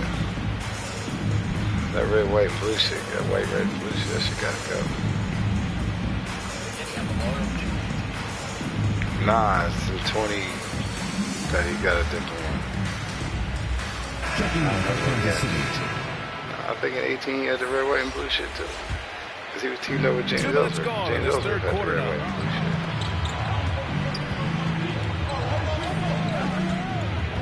Back to Fox. 5 to shoot. Tries to break his ice. Second chance effort. Anthony grabs the board. The Hawks have gone 3 of 5 from the field in this third quarter. Pass to Robinson. Yeah, I know his wife signed off on all that shit. Like she ain't watched none of them damn videos. She probably didn't, though. And so he draws the foul, headed to the line to shoot a pair. First personal foul. Often viewed as just a shooter, Tyler Hero can score, though, in a variety of ways, which makes him very difficult to defend. Take a break. Take a break. 2 shots. Yeah. Yeah, that's stupid because Warrior had a great comic. First one falls for him. He's an offensive-minded guard with limitless scoring potential. Yeah, the night after he was there and will be shit. a household name soon enough. That's just weird to me, man. Obviously, the part that's weird to me. Yeah, but that's like weak, because that's like the only thing they have done with him since they got him, right? They ain't made a new comic book or animated series for him. They ain't come out with no cereal, no trading cards. They ain't like pushed Ultimate Warrior action figures on us. Possessions for them. Robinson with the block. They keep calling his number, which is partly how they've dug this hole. I believe that. I'm pretty sure Takes the Steph Curry's like 13-footer, halfway and he canceled. didn't get quite enough under that one. Yeah. Kansas City has gone 3 of 6 from deep so far. The steal. Anthony with it. Yeah, there's that To the too. middle. There's that Garuba too. with the bucket. 6 points for him. It's beginning to seem like they've gotten complacent defensively. They showed much more intensity in the first half. To end the drought. Oh, what a play. It's snatched out of the air. Credit the block. Inside. Here's Garuba. No good. It went long that time. Yeah, that would have been a great choice. Kansas City shooting only 25% from the floor. Not great. That would have been a great choice. Fox, that's good. Fox has got his second bucket on the night. And despite the defender's length, he goes Man, right up from the mid-range. rude and perfect. You know what? There was probably a better matchup on the floor, but when it goes in, nobody complains. Now here's Robinson. A lot of 6 guys points for like him. Triple H and Sean, but rude and Second perfect. chance shot. And the basket by Erickson. What good is it to get stops if you can't keep them off the boards? He's guarded by Hero. Yeah, but I did Excellent like D when there they from used to Hero. do, The Hawks have gotten 5 of 10 what was shots the to New go. Day versus the Usos. I think they did that at the Survivor Series one Here's year. Robinson. Shield versus the New Day. I think they did that at Survivor Series Robinson's one got year. 4 this quarter. Continues to develop as a playmaker. It's nice to see Tyler Hero. Well, that one year they did it create like for at others. everything and shit. So that, I get why they did that. That was the John Cena Randy Orton Nice for the tag rebound. team division. Trying to match And I'm the okay other with that. team's intensity right now. Mostly Here's because Garuba.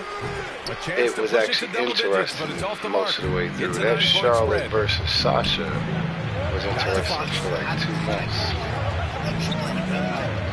Yeah, I definitely remember that. And from that era, they're the only ones that's still together now from that era, I'm pretty sure. No Shit, good off the who back else of the did they rim. got? All alone from mid-range. You gotta think he's kicking himself. Erickson. That shot, no good. Ryan. Yeah, I like those guys. Driving to the basket, uses the glass on the layup. So good at the rim. A slow defensive rotation leads to the easy lay. Now a timeout called by Atlanta.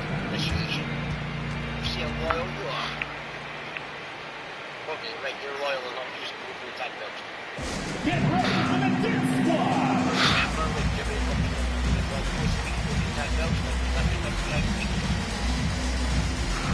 I need to get Popo.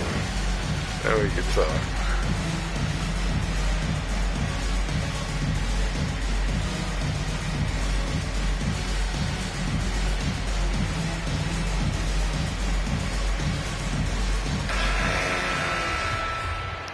Jimmy and Jay, the Uso way. 1:24 left in the third. Pass to Carroll. Yeah, they are the best tag team in WWE history, though. 6 to shoot with the drive. Ooh, and he took a hard foul on the shot. So he'll head to the line to shoot a pair. Yeah, that or Kevin Owens. But I do guys, think let's get your take on the now, hustle stats for Atlanta. Contested after this shots main and block event shots. run, That's been their bread and the butter Usos defensively. are Giving up probably no the easy best looks. tag team. It also seems like they're taking a Ever. lot of pride in their That I've rebounding seen. tonight, Take a break. especially 2 offensively. shots. Yeah. Well, I ain't talking about. But That are free they the throw no good. longest So it's teaming both tag teams team making of all time? substitutions here. Yeah. The Rock and Roll Express been teaming together for 50 years, so no, that's not true. But in one company, that's got to be the case. Yeah, but the NWA ain't even existed for 30 straight years.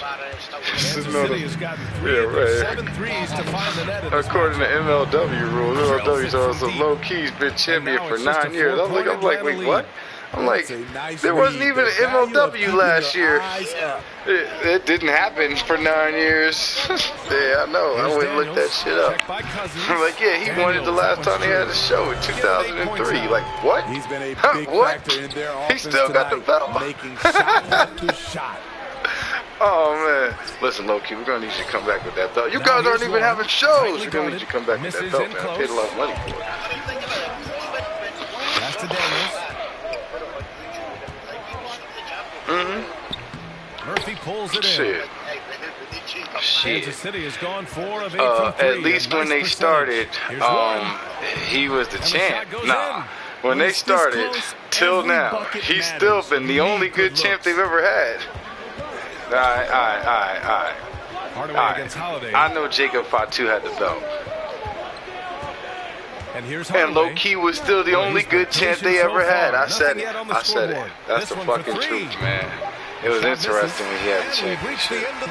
I didn't care. I think the only one of Jacob Fatu's matches I saw was him fighting Tankman. And it was obviously because it was the big guy matchup. I don't think I watched none of them Tom Lawler matches. Tom Lawler want to win that championship yet? Or did he just lost and like turned heel? Nah, he had it. Is he? Did he ever get it? As we take a look at our State Farm assist of the game. I like Hammerstone. You can count on him to deliver a few assists I do like Hammerstone. Every night. You see why they trust him with the ball in his hands. I'd have to watch them episodes that he got to hear. I know he was setting up a champion versus champion thing with both guys. A dude that used to be in his faction and with Jacob Fatu. So I know that they were trying to position him like this. And I also know that he's the guy I always liked over there more than anybody else. Damn, so it's not raining, but it's moist outside. What the fuck is that? Shot on the wing. But I don't think Hammerstone is like no champion. Sometimes it's just not your night. I gotta watch. Fortunately, his teammates have picked up the slack. They've got DeMarcus Cousins, Drew Holiday out there with Chris Middleton, and it's but at the same time, I know ain't nobody else there worthy, deserving of it either way, unless we talk about Myron Reed becoming champ. And again, I might be with that.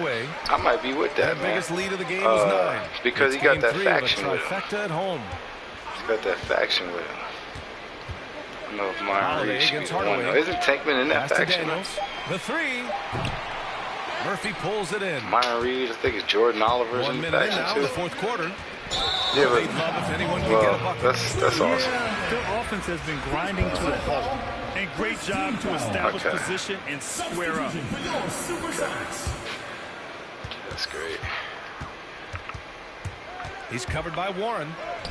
He deserves it. Rebounded by Cousins.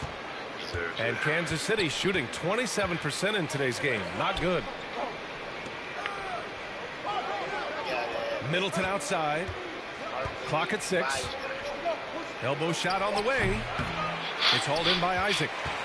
Isaac's got 5 rebounds tonight. To the inside. Of course. So are they? He was fouled, and he's going to the line for one more. Yeah. So it's personal foul. First team foul. Yeah, they taking away all them 6 years. One shot. Yeah, low-key was the best champ, though, man. I mean, the shit he was doing as champ made me want to watch the whole show. And obviously, because of that, I found out about the Dynasty and Jordan Oliver's group. And I like them shits, man. I'm trying to think what else is from MLW that I actually liked. I like the Von Erichs being there. I don't know if I watched too many of their matches, though. I like them being there.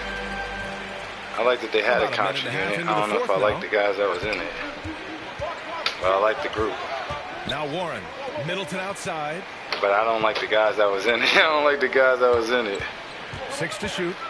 Back to Warren. Or how they kicked out Jacob Fatu. No luck on that one.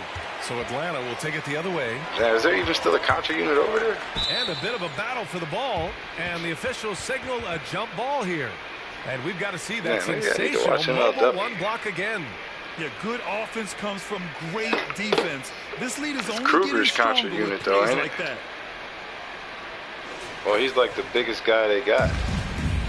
I thought this Contra unit now. Let me type in MLW. That shit ain't nothing. I can find that shit right here. It's all over. Here's Daniels. Checked by Cousins. They get the rebound. Yeah, Jacob Fatu still there. I see him up there. Cut across. It was on this episode 2 days ago. Now here's Middleton. Yeah. Just 5 to Scarlet. shoot. Yeah. Will not go. Misses off the front iron. Hammerstone and Holiday. To the middle. Robinson Earl. And a strong finish. Oh, with two yeah, I hands. forgot. Tyler Walker. Fusion on Man, Thanksgiving. they're really huh? getting aggressive now. Thriller and Filler. Real one versus Lindsay If you're Dorado. just joining us, fourth quarter here. We're just over 2.5 minutes into it. Pass to Middleton. Hey, what's this? She got Robert Engel. Drops in the layup off Timothy the Dalton. glass. Another shot. On the Prairie or something. That's been their She's got Helen Mirren in it. Yep, I knew it. Harrison Ford's in it. About old Cowboys. Yep. It's a new series. They got Harrison Ford for TV. It's also got that guy who was in something else. You know him. Oh, that's not the guy. You know the guy. He was in something. He was somebody something. Wait, what the fuck is this?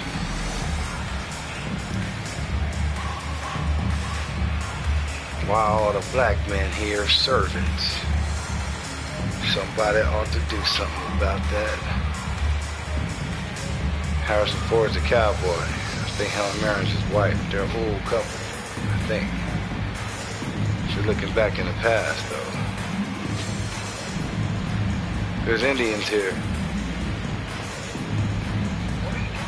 It's a trailer for some shit on Paramount. That Cowboys. Harrison Ford's one of them. Over the break, I listened in on Nate McMillan's 1923, a Yellowstone origin story. He wants You been watching Yellowstone? shot clock. He said, origin quote, if story we take care for of the ball, we take our time, and play D, this game is ours. It might be. Okay, It's the thank you, origin Allie. story. Now here's Anthony. Shoots Look at over Doc. Cousins. Got a hand on it. When DeMarcus Cousins is blocking shots, Oh, this defense takes on a Isn't there another whole one about to different come out too? attitude. Here's Najee. Back to Middleton. Rebounded by Daniels. He's been just a little off the mark tonight. Really the story of the game so far. Hero outside. Pass to Daniels. Okay, hold on, Over man. Middleton. Hold on, Daniels Myron misses. Reed don't got a faction no more. Kansas City has gone 0 for 2 from outside here in the fourth quarter. Fox with the ball, and it's Robinson picking him up.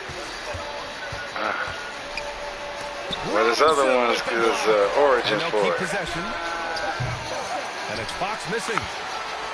The Hawks have This got is 2 of 8 Tankman, I shots think, to right drop here. in the final quarter. Anthony outside. Pass to Isaac. Holiday grabs the miss. And Kansas City shooting a low 26% from the field. And here's Cousins. Fox the pass to Cousins. Here's Najee. Oh, the Boomaye Fight Club. Oh, alright. And I you see want why him I ain't taking watching good shots at this MLW point in the game. right now. And that one was easy. And I don't think he expected to get that That's the good. Dollar of a Tree look. Fight Club Poor right there. communication defensively. Now here's Hero. 2 minutes. Anthony outside. Over Fox. Anthony misses. Empty possession, and you don't want Yeah, to but miss that had these Dusty easy Rhodes in it, looks. I'm pretty sure. Looking to get it going. Basket counts. Yeah. And now just a three-point Atlanta lead. Oh, Fox doesn't shy away from important possessions. He wants to be the man. for Wait, his so team. Chelsea and Deanna supposed to be keeping right now? How old is this? They lead by 3. The 17th? A minute 42 left in the final quarter.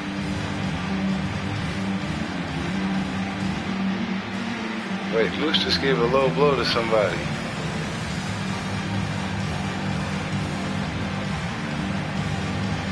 This quintessential diva chick, she's getting matches.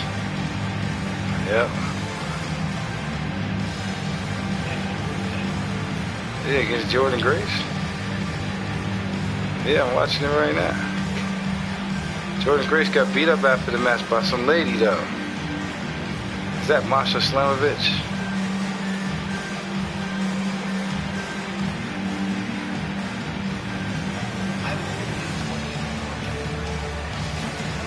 From the 17th, listen, King Sir, I haven't seen Impact since Kenny Omega was there. Alright? This almost Wait, who's this guy with some green faces? He's been it's Alistair White. Hitting just about everything he looks at. It doesn't matter who's guarding him. He's had an answer for just about everyone. Isaac outside.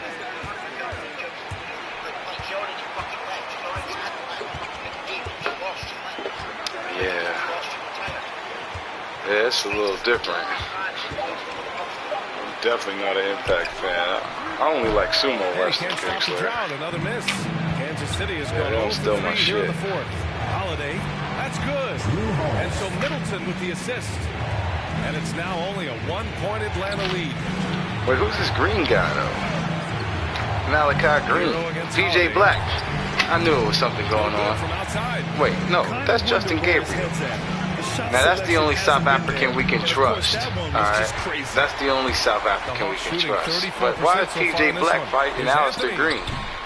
It's rebounded by Black Taurus. No, Black Taurus' partner is Alistair Green. Seizing the lead right now would be huge. Holiday finds Cousins. Here's Najee. It's good! I'm not crazy. What are you talking about? There is absolutely no fear in his eyes. He loves the moment. Why the fuck does Crazy Steve look like that? On the line, coming Alright, man. I thought Crazy Steve was...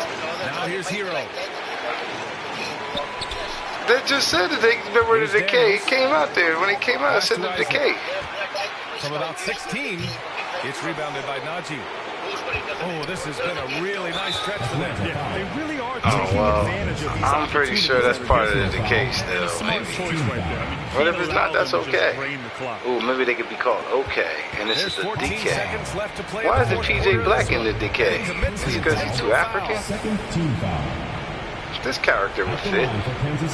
He don't even gotta do nothing different. Just come out with them on the entrance. Oh, that's what you were talking about. I thought you were talking about.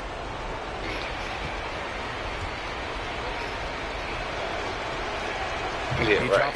Stereo fan of them Atlanta. And you know, Drew Holiday sometimes gets overlooked in the discussion of great point guards, but only because there's so much competition. Have you never heard so he goes Usher, 2 for 2 at the line. Ludacris, It's a 3-point game.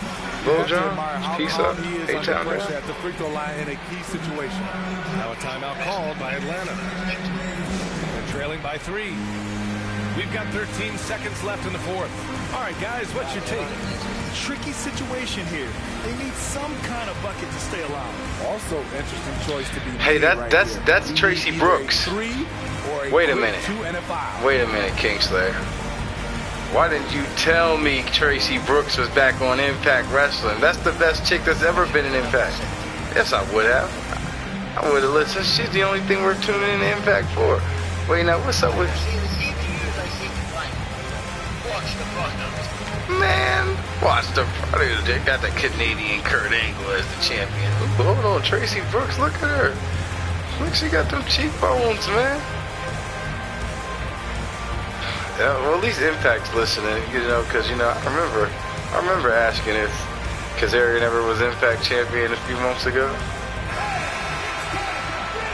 Yeah, so it's good to see that he's going to be soon.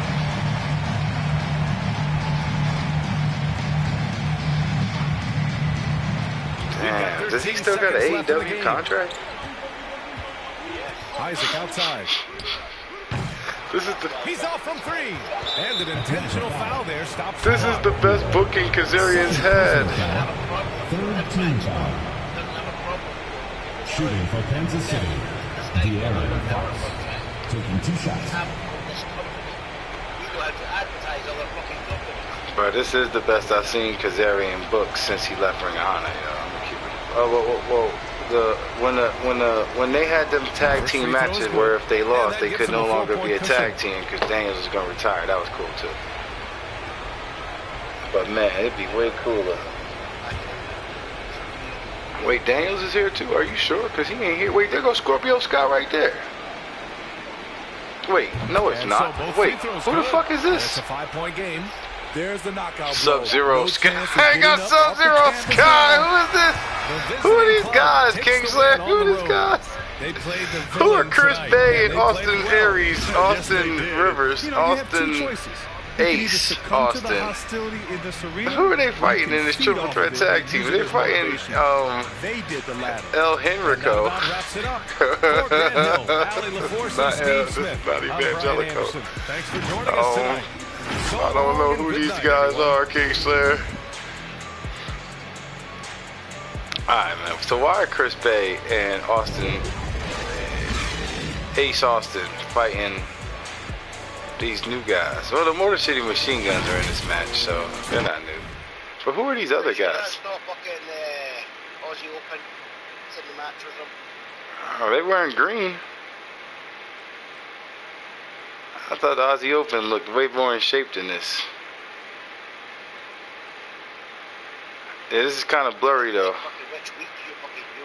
This is from the 17th. This is like 2 weeks ago. Alright, the Indian guy is teamed up with a white guy. I've already watched 3 episodes as a fucking pay-per-view. That's no way back. The Indian guy's teamed up with Sub-Zero Sky.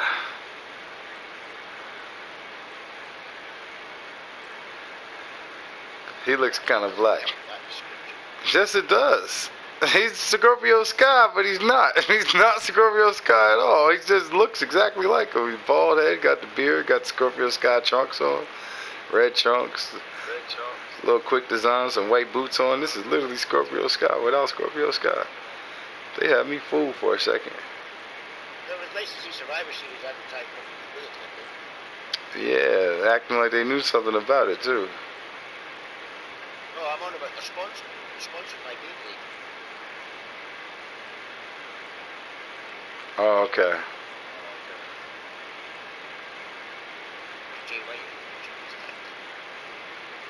Yeah, I know. It just sucks as a. You know, even though technically, you know. This is not Aussie Open. This one guy's fat.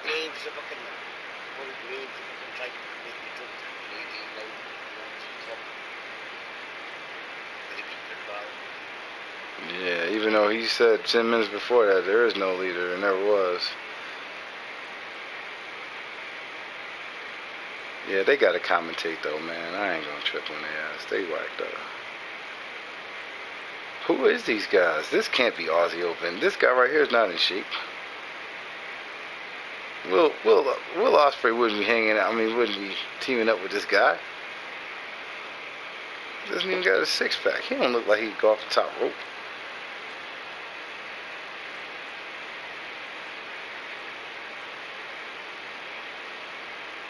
Nice. Ace Austin won the match.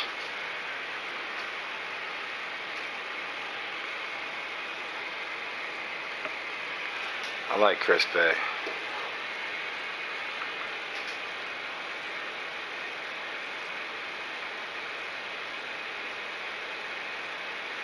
I ain't gonna stop. I like both of these dudes, but I think being in the Bullet Club, it's like the same way I feel about Evil. They had a good gimmick before they did this. Now joining the Bullet Club, they don't even have like a gimmick. They're just a guy in the Bullet Club now. Honestly, I'd be more into, well, Evil, because he's not evil anymore, you know. He's just Bullet Club guy with a singlet. And Chris Bay's not a finesser anymore. Ace Austin's not a magician anymore. They're just slim guys in the Bullet Club.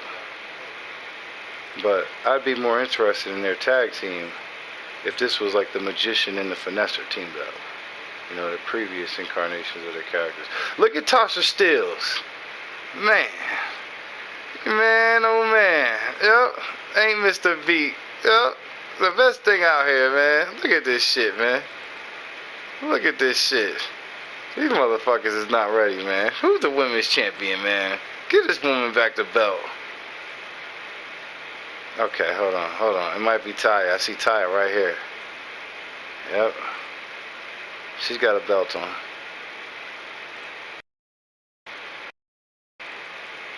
Yep, Ty's got a belt on.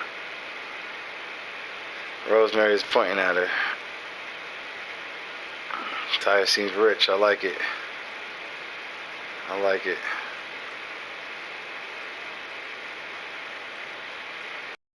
Ty beating the dog shit out of this girl. Come on, Tasha. Wait, what's happening in this game, man? Goddamn skipping the game and shit. Oh, this game's over with, man. Come on. Atlanta. Good luck down there, X-Dog. Yep, in the first round. Good luck. Hopefully you don't have to go in the play-in, X-Dog. Yeah, that was just his team playing. I know it. Yeah, it was. I remember. Alright. Who's up now, though? Damn, we didn't get through as much. We really didn't get through as much as I thought we was gonna get through. Maybe we watched too many games today. Wait, is this even the right day? No, yeah, it's one more game.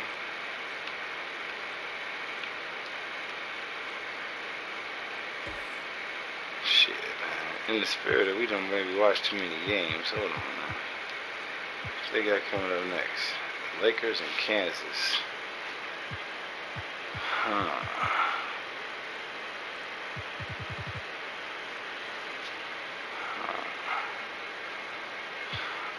thought we gonna watch this game. I think so. Yeah. I think he beat him by like 40 points. It's a 100 score.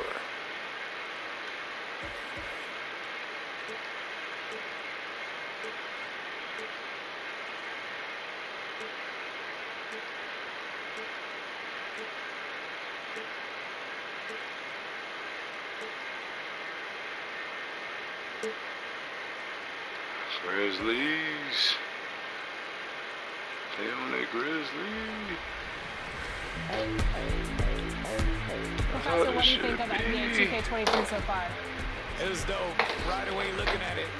Alright, hold on. Somebody else is out here now. It's Macklin versus Tommy Dreamer. Alright, man. Wait, Tommy Dreamer's got a... This is Tanny Dreamer. Tommy Dreamer's got a tan. Wait, who's got a tan? Hold on, wait. Super excited because He might not. That dude did look like Scorpio Sky. More than I do normally. And then me, I have history with 2K. So from 2K7 to 2K12. Maybe he's just got gas. Signature moves for a lot of like the NBA All-Stars and stuff like that. So to come back here and be in collaboration is awesome. The game is actually really smooth. I like it. They slowed it down a little bit. It's more realistic. Until I get the Well, hold on now. Corey, we're here at NBA 2K23 Summer League. How's your Summer League been thus far? It's dope so far. Yes, we do. Tommy Dreamer. Tommy Dreamer and Bully Ray taking on the tag team champions for the tag team titles. Now I'm here to see that. I was a little like it was a little hard for me on free throws, but this one it seems like they made it a little bit easier. Yeah, obviously I don't want to see Tommy Dreamer wrestling, but I don't want to see Steve Macklin wrestling either. Super excited to see where it goes, but so far so good. Anything else you want to talk about 2K related? He ain't my future champion. I watch this shit. He's your future champion. I would never give this nigga no belt. Give him a big hardcore title. And I think he's a legend. Just signed like a crazy extension. I love like. Yep. And he knows it too. That's why he's fighting Tommy Dreamer and throwing a bunch of chairs in the ring right now. He knows he got a damn dustpan in the ring. That's about to do something. Shout out to the whole 2K family and yep. Come on, Macklin. Use the dustpan on him. He won't know what hit him. Let me stop messing with y'all. He used a dustpan on him. He won't know what hit him. It's a dustpan. What are you excited about for this year's game? Well, for the first time, I got. Oh, I'm just saying, he should have hit him with it. So I guess getting to play as me and my player, because I usually only play. Man, I'm okay with that, man. Tommy Dreamer was cool. At least he talked to his fans before it was cool. Since I'm from Chicago, I ain't got nothing negative to actually say about Tommy Dreamer. He wear the polka dots in honor of damn Dusty, even though I never knew he knew Dusty. But he's been doing it for so long that it'd be weird to see him without him. But he always had on pants, man. So you go the easy route. Yeah. I'm new to basketball. So Yeah, I believe that. trying to do the easy stuff first. I just don't know if they ever fought the triple threat, Rob Van Dam and Sabu. That's literally all I watched. There was other niggas on the screen. I We had left. a blast, but it's time to get back to the studio because we've got a game to finish. Ooh, 2K23. Who'd they fight? While you were out there in Vegas, I was catching up with some of the dev team to share some insights on NBA 2K23. Oh, so they did fight Rob Van Dam and Sabu. Or are you just talking about in general? Following us on social media, we're at NBA2K_2K2B. We'll see you soon and enjoy the game. Bye. It's great. I love that shit. It was dope. It was new. Like I said, I knew it was his gimmick, and I knew he was fucking doing the gimmick fucking well because it was annoying the hell out of me. I just wanted somebody The mighty Mississippi River carving its path through Memphis, Whoever that Tennessee. fan was, that quote-unquote fan who had that Mr. Impact vest on, just helped Tommy Dreamer put that table in the ring, I met that guy. With Greg Anthony and Hall of Famer Doris Burke. This is Kevin Harlan. And we're pleased to have on the sidelines might have met tonight him twice. David Aldridge. Now the starting group for Orlando. They've got Robinson, Jaylen Brown out there with Jones. Then there's Wagner. And for the Grizzlies. Damn, hold on, there go Bully Ray right there. Hold on, is he out here to fight Tommy Dreamer? And it's Alvarado. No, he's fighting Macklin. And Greg, as we near the Moose end of the came out here, regular so they season, already know. some call these the dog days of the year. Winning teams ready for the playoffs, and the lottery teams sometimes. What? Josh Alexander's coming out here. What's he out here for? Because he's the face? Fuck out of here, man. Yeah, I'm glad he did get attacked by Bully Ray. Now, here's Wagner from outside. I didn't know they did it like this. I knew he attacked them. That's to Oakley. Okay. I'm gonna get to see it and actually see it. Back to Booker. And he makes that one. These types of shots speak to the confidence of Devin Booker. Catch and shoot, no problem. Now let's go to the sideline and catch up with our Hall of Famer, David Aldridge. Well, I briefly spoke with Lloyd Pierce. He knows that Devin Booker is going to get his points, but what they want to do is prevent the freebies. Well, he didn't even attack. Booker's become exceptional at drawing fouls. Yeah, you never answered. And he's one of the best. Some bitch that just attacked this other chick. So, Kevin, they don't want to see him on the line She's got ears tonight. Back to you. Okay, David, thanks. I'm turning the volume. Now here's Booker after Jaylen Brown's miss. Got a hand on it, and they'll keep possession. That's definitely Masha Slamovich. She sound Russian.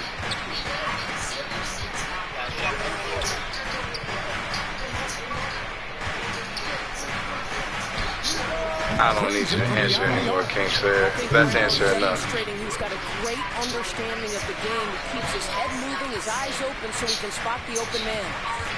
Now here's Booker. And get a load of his scoring totals. Huge numbers for him. An average of just about 29 points a game. Yep, Sammy Callahan about to fight Laredo Kid, I think that is. So far. And in terms of the mid-range game, Brown has joined a very Look at Rich Swan. He's still out here. Go ahead, Rich Swan. Proficient. He has worked so hard on the short area dribble.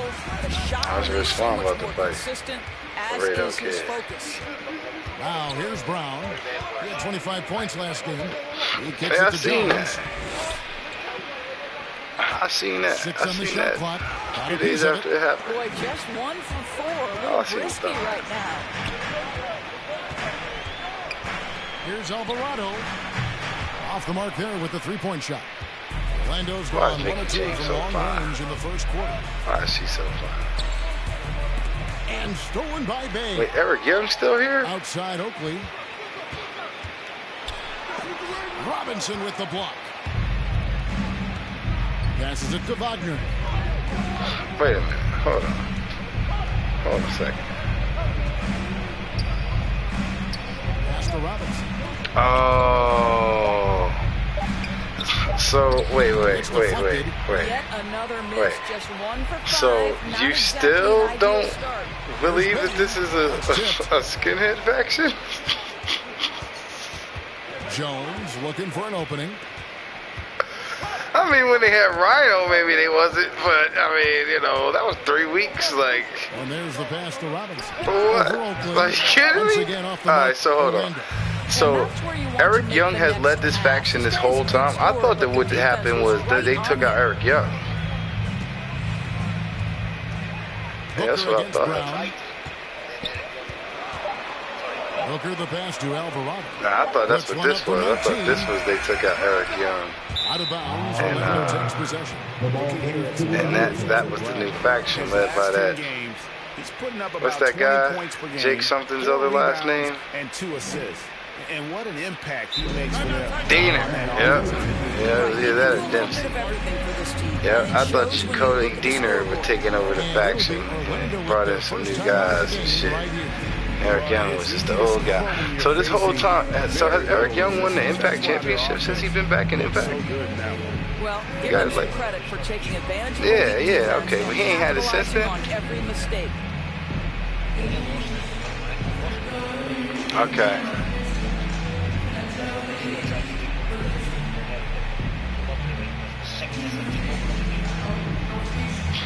Okay. Damn, Eric Young bleeding profusely, man. Eric Young, Sammy Callahan, bloody match.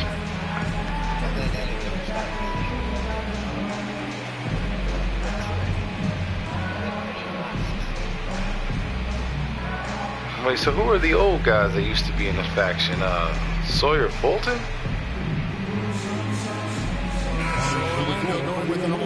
Who was in this faction before? Oh, Joe Dorey. Is he still there? Checked in for Jaylen Brown, and Smith subbed in for Tyus Jones. Okay. Oh, so it was just the 3 of them. It was like Joe Dorey, him, and Diener. Now they got Big Con and Angels. I'm thinking his name is now. Perfectly into the hands of his teammate. You know, I heard he dropped his Allen, and he's just Angels now. Now here's Meeks. He had 19 points in the win against Chicago. Score in the basket. Nice shot after missing his first attempt. Well, exposing a weakness in the defense, that's just way too easy, guys. Wait, see here, hold on, they right there. They hovering over Eric Young. He's all bloody, they're staring at him. Unable to get that one. Wait, so they didn't turn on him? So they about to turn on him right here then, ain't they? Wait, what? The show's over with. What? Kind of show is this, King Sir? Kind of mud wrestling.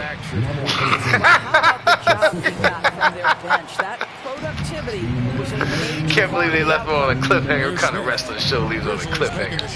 Same Days of Our Lives. Yeah, I'm starting to see why the ratings is looking the way they looking. When the defense is not right. Cliffhanger. 1:39 left to play in the first quarter. They need a bucket in a big way. Hey, now I gotta see. Now hold on, that was a week ago. Hold on, let me think about this. That was the 17th. 7 points in the game. 24. Alright, that happened already. Wait, today's the 24th. So timeout call here. First for Memphis. Where the excuse me. These are all pre-tapes, Kingslayer. Come on now. I'm hip. Well, you know. Yeah. Oh, wait, what? Oh, no, man. That's not what they got up here. They got it looking like there was some matches. You ain't watched the right one, King. So you was watching the holiday special. You got to watch that. Wait a minute, man. This is the Motor City Machine Guns and Sanjay Dutt Rhino, man. Sanjay, the 6-sided ring. Kind of old ass episode, kind of shit you're trying to pull, Kingslayer.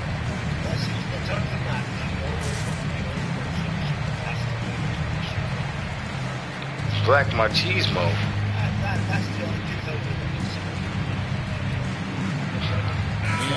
I'm turning that off. They lied to me. They have some kind of a special episode. Let's bring up the 2K leaderboard to see which teams over the last month have been best at scoring points off turnovers. They're taking advantage of every mistake that their opponents. Yeah, they keep playing like that. I'm about to go into my turkey. Off those turnovers. Wait, so Andrew Garfield was on the Guardians of the Galaxy holiday special? 1:29 left here in the first quarter. Quarter inside. He's guarded by right Johnson. Smith outside. He feeds it to Reddish. Damn. Shot clock at 6. Thomas passes to Smith. So Mansour's still in the WWE, right? Because I know put you on up, down, down if you no longer with the company. You can't play video games. Porter's got 5. He's not going to miss that sort of an opportunity. Wait a minute now. That don't count, man. Johnson surveying the floor. There's the dish to Thomas. What did I say? Folk versus seconds left to play in the first Pope quarter. has never had a foe like this.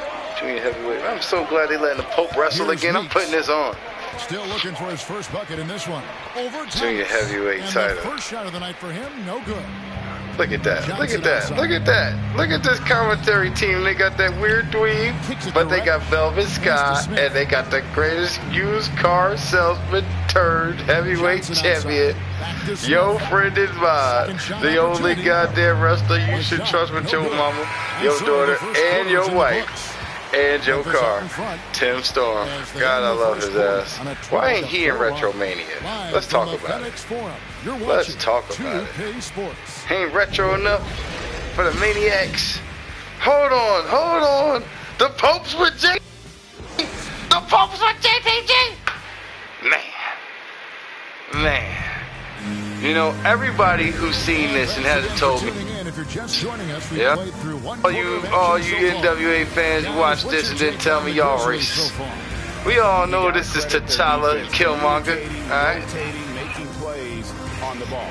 Yeah, I think they wanted to come out of the gate strong, and they have. They've taken Hey, hold on now.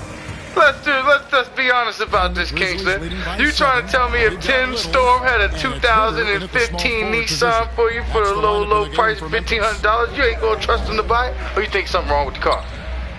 Smith against Porter. Shot clock. This is a Nissan. What?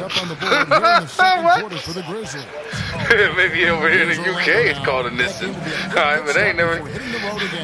Jones, the pass to Johnson. No, that's a couple of people. Wait, who's miserably faithful? Hold on, what kind of group is this? They gave your boy a faction. They gave him a faction. Hey, but hold on. This guy was another guy somewhere else that I know about. He used to be the manager of the Kiss Demon, wasn't he? Yep. Yep, you thought I didn't know that. You thought you could sneak your little Kiss Demon past me, huh? These guys right here are no Kiss Demon. Push up that time, not on target. Good D by Jones. Man, nobody wanted to see that, man. Nobody wanted to see the Kiss Demon in 2020. Kiss not cool no more, Kingsley. What's wrong with you? And it's slammed in by Kiss. Smith. Man, they could bring Gene Simmons out. Ain't nobody gonna care. Let's tell the truth about it. His only concern right now is getting the points on the board. I don't mean style points. Has to hurt him. Launches it. It's good. He makes his first shot of the game. And so many teams looking to space the floor. Greg, how many non-shooters can you play? Yeah, that's all I always thought too. Most teams go 4 out, meaning you got to have at least 4 guys that are a threat on the perimeter, keeping a vertical spacer at that dunker spot. But if your dunker can also... So here for this JTG and Pope thing, but man, oh man, should these guys both be higher up on the cards in this tag team match. JTG should be fighting EC3 for the NWA Championship. Man, I seen EC3's there. I seen that they got him. Yeah, I seen that they got him fighting Tom Latimer. Tom with the H. Alright. I seen that. Alright. I know Tom Latimer's been there. But come on now. Is this why they disrespecting Nick Aldis? Because they got EC3 now? Boy, Billy feeling all confident now. He's got somebody else with muscles. Because why wouldn't... Well, I would think we'd be trying to get to EC3 versus Nick Aldis. Like, I would So both teams making some changes here. Well, there ain't nothing left of CYN. What do you mean? Some of the numbers for Sadiq Bey. He's got EC3. There you go again, Kingsley.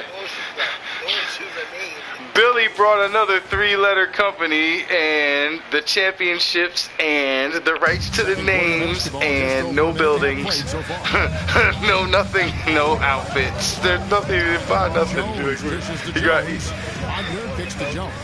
Just 5 on the clock. Yeah, I'm pretty sure it's not in the name of control your narrative. So when he sells the goddamn company, he ain't selling that building. He goddamn still own that building and shit. Yeah, that's what I'm saying. And I'm pretty sure he didn't like put none of this shit in the name of his business. So again, like man, if Billy owns CYN now, that means he signed a EC3 contract. That's paid dividends in terms of his confidence, guys. Orlando shooting their initial free throws in the game right here. Really, they haven't been able to differentiate. Oh, Braun Strowman owned it though. He was a part owner. The season at about 76%. Yeah, he was a part owner.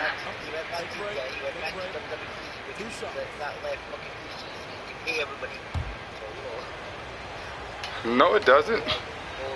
No, that's not the way business works. How's that? That's not the way business works. Braun Strowman's still on the hook for all this shit. His name's still on the paperwork, right? So did Braun Strowman sell his? Yeah, but this is my thing.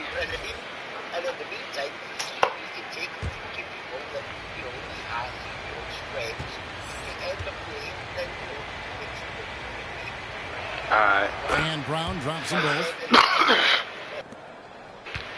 Okay, so there is a whole CYN over here in NWA. Now, I don't just mean he had a whole bunch of random guys in hoodies. I mean like the actual people, like not just a bunch of randos in hoodies that say CYN. Out to the right wing. Okay. And they've actually come out here and wrestled on NWA without masks on. Weird hoodies. Outstanding pass on time and on target. Alright, well, yeah, I'm sure everybody came out with a hoodie. I'm pretty sure Billy was there too in a fucking CYN hoodie, and goddamn, so was Tom Lattimore. Like, they got everybody. Booker T probably showed up with a hoodie on without his face being shown. I'm not talking about that. Outside, Jones. Brown inside the line. That shot off. And the Grizzlies going the other way now. And that'll be the first of a 2-game road trip for them. Inside. And he goes strong with the one-handed jam. And cutting into the lead with the big one-hand throwdown. That's how you get your team back into it. Why is the referee reacting to these matches? I like this referee. This is not a referee. She's a wrestler too. She's gotta be. She's over here reacting to chops and shit. Oh, this is great. This is great. So what's going on with Nick Aldis again? They're not gonna do EC3 versus Nick Aldis because what? Austin Idol's there? And the Grizzlies leading by 3. Timeout call. Wait, hold on. I know this lady. That's Baby Doll. That's Tessa Blanchard's mom. I think here you have just got to get back to what you do best and then live with the results. Damn, hold on. This announcer chick they got, she got thick since COVID. Hold on. Why she just look at the camera and wink right there after I said that? Why you look back at that? Well, hold on now. Why you keep doing that? Stop doing that. Yeah, do your job. Yeah, focus on Baby Doll's daughter. The baby-er doll. Baby Dolly. Her name's Samantha Stark. Nah, she's doing it right. This ain't annoying. Are you kidding me? This is way better than all them weird chicks on WWE who ain't got no tattoos. Who look almost like this. Well, she's in between two chicks, but she's doing it right, man. She's doing it right. Savannah Starr, I think is this girl's name. And Memphis leading a change here. Meeks is checked Something in. Star. Thomas checked in for Orlando. It's Baby Doll's daughter. And it's the Grizzlies with the ball. 3-point lead. Here's Meeks. Hey, that's Homicide. I know Homicide anywhere. Well, they have the advantage, but you still feel like this guy needs to find a way to get himself going. Who's this guy right here, King, sir? He's with Ricky Morty. Thomas passes to Robinson. Shoots over Meeks, and it's Robinson that time on the assist by Thomas. Now just a 1 point. He don't look like much. He's got a weird haircut. Ain't even got a chest yet. He's got a championship, though. How he ain't got a chest, but he got a championship? A nice shot by Booker. Well, just such a crafty offensive talent. Devin Booker working in mid-range. What doesn't got it he from do? him. No, he's with Ricky Morty. You know who I'm talking about. Booker against Jones. One half of the greatest tag team in Joe's history. The Rock and Roll Express. Rejected by Booker. And they force the shot clock violation. Great team. Well, that was all because of the Rock and Roll Express. Mobile one block. That's because the Rock and Roll Express popularized that shit. That's the Midnight Express. Let's tell the truth about it. The new Midnight Express. But they were literally clearly biting off of the success of the Rock and Roll Express. And a switcher also for Orlando. Johnson, he's checked in for Jaylen Brown. Damn, so wait. I thought there was another guy here. Who is these guys? Who are these guys fighting? Meeks passes to Bay. Wait, so Homicide's not even wrestling? He's this guy's, like, buddy? Little gets to Oakley. Homicide don't even look like he know this guy. Takes the three. Conan. Robinson pulls it in. Not quite enough defense that time around. Just lucky he was off. Yeah, of course. That's why he got this championship as well. I already knew all of that. Come on now, King, sir. I'm saying all this stuff for the fans who can't pick two and two together. You see a guy you ain't never seen before, doesn't even look as good as Alex Wright. But he looks a little bit like Alex Wright. Looks like Alex Wright gone wrong. Is Alex wrong? But he got a championship. Hell no, he ain't got no good moves, and we all know that those dance moves Alex Wright had is more over than this guy. But this guy's got a championship and a legend behind him. Listen, Jones finds Robinson. And that move was way more dynamic than anything this guy right here, Ricky Morty Jr., has got. Score the basket. Nice shot after missing his Yeah, first Parker attempt. had a whole thing. This isn't Homicide. His worker shirt says Cage or something. With their work down low. Porter passes to Bay. Yeah, I don't like Ricky Morty Jr. Mostly because I think he got this championship just because his daddy's Ricky Morty. Because this guy he's fighting, I ain't never seen this guy, heard of this guy. This guy he's fighting look better than him. I don't just mean look, he moved better than him in the ring too. Like, what? This guy got the belt. This dude just gave him a backbreaker on a fucking turnbuckle. Alright? This dude, some guy's way better than Ricky Morty Jr. And the teams are going to have to wait before heading to the locker room. He's got a Bring out mustache. the monitor and see if he got that shot off in time. And the NBA Replay Center in Secaucus is queuing it up, and even before we Probably look at British. the replay, I'm pretty sure he got that off in Nah, time. he's doing weird stuff in the ring. He's American. Hold on. He's doing a lot of talking. We might be able to find out. It's Davey Richards is his name. Sound bullshit. That's who turned it up. No. I'm not talking about Alex Wrong. I'm talking about some guy. Some guy looks like he should have came out here with the belt on, because Alex Wrong is not right. It wasn't too long ago that they wouldn't even Alex Wrong is Ricky Morty Jr. on the monitor, but replays here, and it's here to stay. Mostly because he looks like the assistant manager at like Orlando out in front. Belks. Not even Belks, Ross. 17-7 run. But the guy he's wrestling looks like he's money. Oh my God. And he's moving like he's money. It's the 2K Sports Halftime Show. This guy he's wrestling needs to have a belt. Like, what is this? This guy he's wrestling named something Bastillion. That is Homicide. I knew it wasn't no Cage.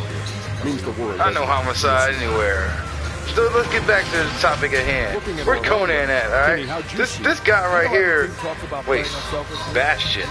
The Last Bastion. Well, that's a weird first name, The Last. Alright, Bellist. He must be British. And Shaq, let's get your input on the Grizzlies. He said one more time and didn't sound like he had an American accent. Long range, those weapons spread out the fields. Coming out in the second half, those Bellist. shows are hot. They got a great Bellist Bastion. And that should do it with the second Yeah, half. Ricky Morty tried to get him with a quick roll up. To Kevin Harlan. Go back to Kevin Harlan. Go. Over there. They need to give the Last Bastion the championship, the first championship.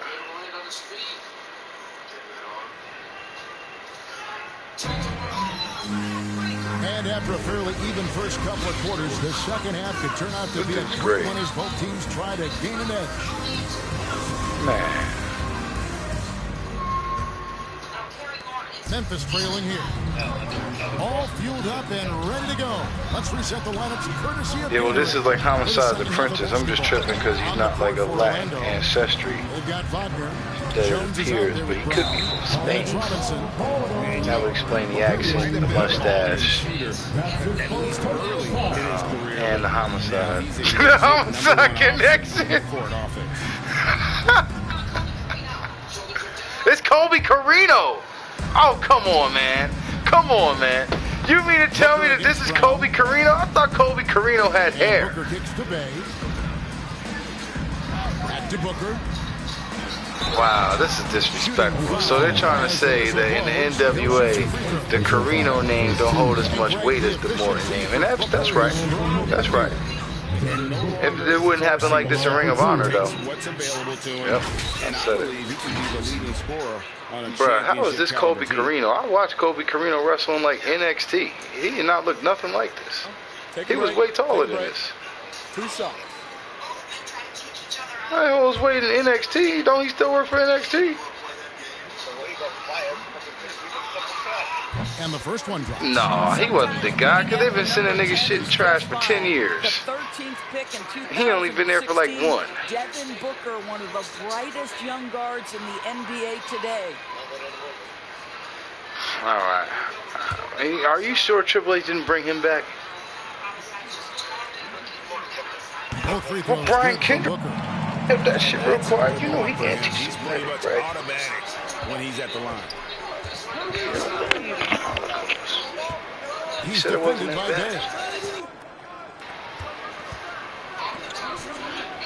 bad. Yo, but Kobe Carino definitely didn't look like this the last time I seen him. Over Oakley.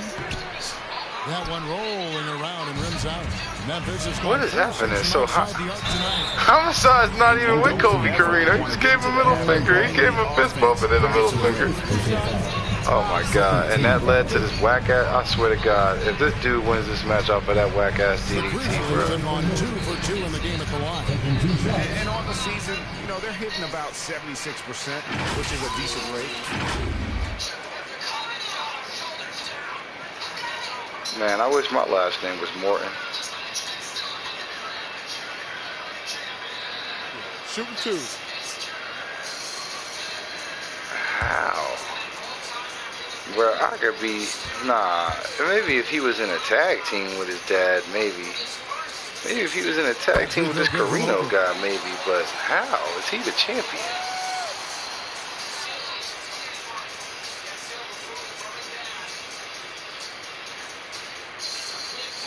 So Ricky Morton named his son after Kerry Von Erich?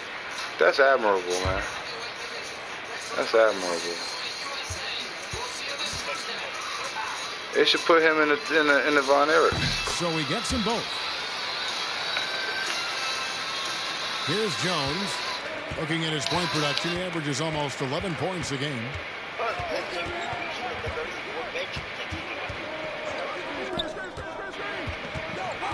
He's defended by Bay.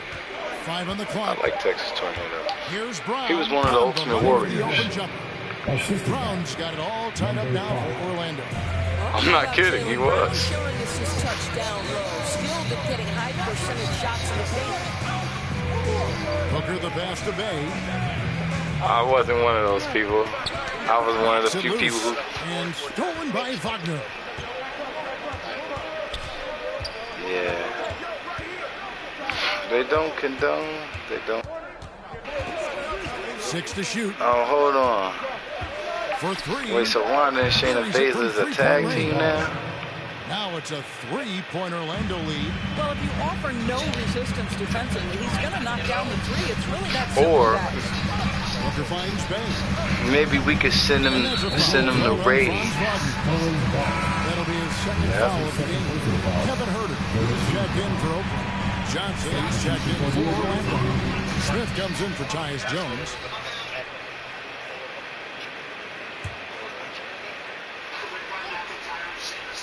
It was on WWE.com, then it happened. Pass to Herter. Yep. On deep. The shot will not fall. And Orlando will come the other way. Here's Wagner. Here's Robinson. And the layup's good off the glass.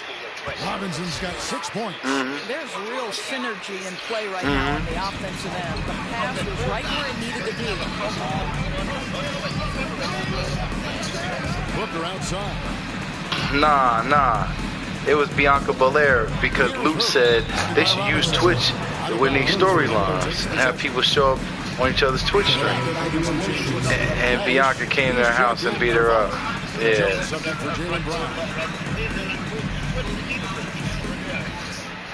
Yeah, Luke did that one. I remember that just shit. Over 2.5 minutes played. Get the hell out of that shit. Yeah. Jones yeah, that was looking all for an Luke. opening, and it's blocked out of bounds as Orlando keeps possession. And now let's revisit that exceptional mobile 1 block.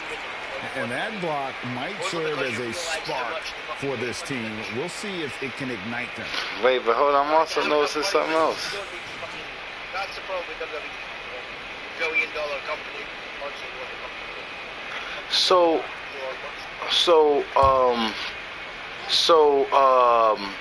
Dexter Loomis and Johnny Gargano are still in the way. Orlando. The Grizzlies trail by 5. Was it called the way when Austin Theory was there? Clock at 6. Memphis needs to get off a shot here. Alvarado. By the time Dexter Loomis was there. Boy, that makes him 0 for 3 to start the second half. Not the start you were hoping for here. Nah, but Dexter Loomis, by the time he was in this faction, the faction had already turned face and Austin Theory was no longer in the faction. I thought him fighting Austin Theory was part of the way it just happened. Loomis and Theory.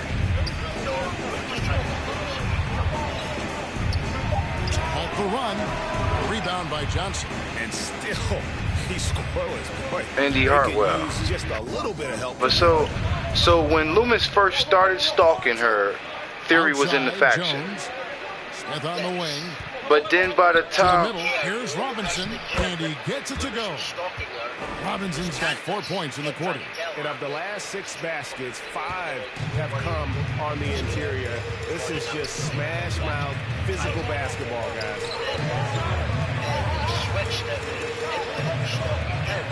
Tries it from 19 and foul on the shot. He'll shoot 2 at the free throw line.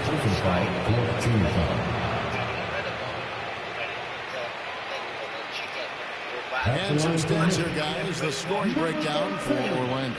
And I like how they've taken the high percentage shot in the paint. In that first half, we saw but Theory wasn't in the faction no more by the time he's doing all this other shit, though, right? Yeah, that's what I'm thinking. By the time this faction turned face.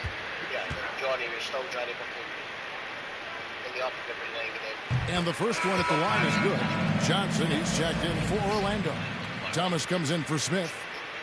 Wait, who is this on NXT? And then he got fired. Who is this guy? And then he came back with the whole fucking business thing, went back to NXT and said that, forever. Wait, who is this guy? Who is this guy? Who's this guy right here? Orlando leading by 5. I'm seeing some shit on NXT. There's some guy they got, man. He dishes it to Johnson. Nah, but I also got the deets on that. That script is supposed to be the fucking performance. Nah, he's the performance center stalker. So far in the third, still 0 Yeah. for 3. Yeah, that's great that it's Reggie, but the gimmick is that he's the performance center stalker. Rebound by Johnson. Orlando's gone 3 of 6 tonight when they've let it fly from downtown. Yeah, but I'm not saying that. He's gotten some minutes, but nothing on the board yet. Porter dishes to Meeks. Good, and a nice assist from Porter. This is as pure Yeah, and I'm not saying that You've got to stay connected for the or it's a past few problem. weeks he's been sending videos to NXT. I'm saying that they had a meeting, and in the meeting they decided that they're going to give a character to the guy who stalked Sonya Deville or whatever. No, the one who was around the performance center taking shits outside of the performance center. That's what his character is based on. The performance center stalker. And so it's Johnson who brings the ball up. Not the Sonya Deville stalker. 2-point game. That's what I got from Dave Meltzer. To the inside. There he goes right there. No good on the shot. And it's Memphis the other way. Yep, there he goes right there. The performance center stalker. There's 57 With seconds his- left to play in the third. With his mask on. Meeks with it. Johnson on him. For the tie. And the shot falls short Wait a this minute. time. Wait a minute. They can go Wait 2 a for minute. 1. Hold on. They put the guy who was playing cards in Chase U? No good. And they can't put an end to this drought. Alright, man. Oh, damn. He just kicked the shit out of Chase U. This nigga that's in Chase U with him is Dr. Strange, though. Here in Memphis. That's funny. Second difference between shot and game. Why did they put this guy? You know, Shot is good. because he's not Wade Barrett, but he is. But he's not. But he is enough that I can like him. So I like this guy. You know, the one who was playing poker with like Cameron Grimes, wasn't he playing poker with him? 5 to shoot. Who was he trying to play poker? It was Cameron. Oh, this dude's with Angelo Dawkins. No good. The third quarter comes to a close. Orlando out in front. Yeah, fuck him. He sucks. I'm talking about that other dude. The British guy. I was saying they should put him with the other British guy, though. Yeah, that's a good point. I was saying they need to put the two of them together. We all know Grayson Waller's name. He fought AJ Styles. It took them to be a very long time to get like more than one person at a time being British. And I know I speak for all of us when I say I can't wait to see what kind of finish awaits us here in the fourth quarter.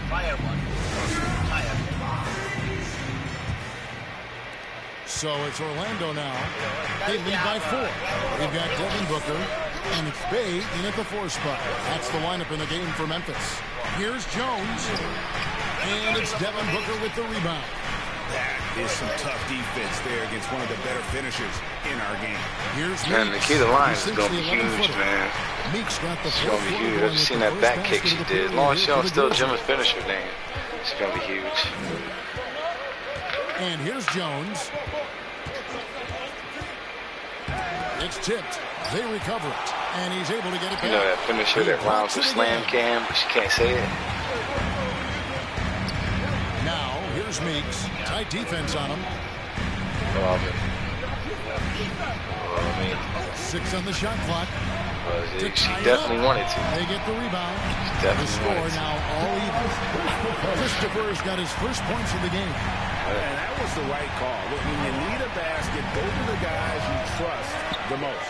Well, you've got to earn trust. That's funny, though, because that's literally Jim's finisher. Nice delivery there. Now, here's Brown. He blocks it again. A defensive stalwart so far. That's 6 blocks. Greg protecting the rim. Love the hustle. This game is great. These two teams always play each other.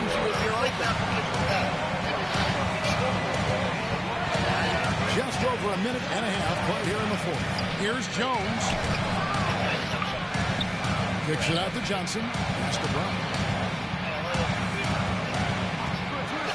Here's Wagner. And finished off by Wagner.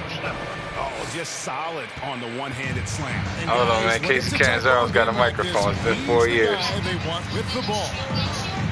Now here's Booker. It's Meeks outside. Good. Nice assist from Booker.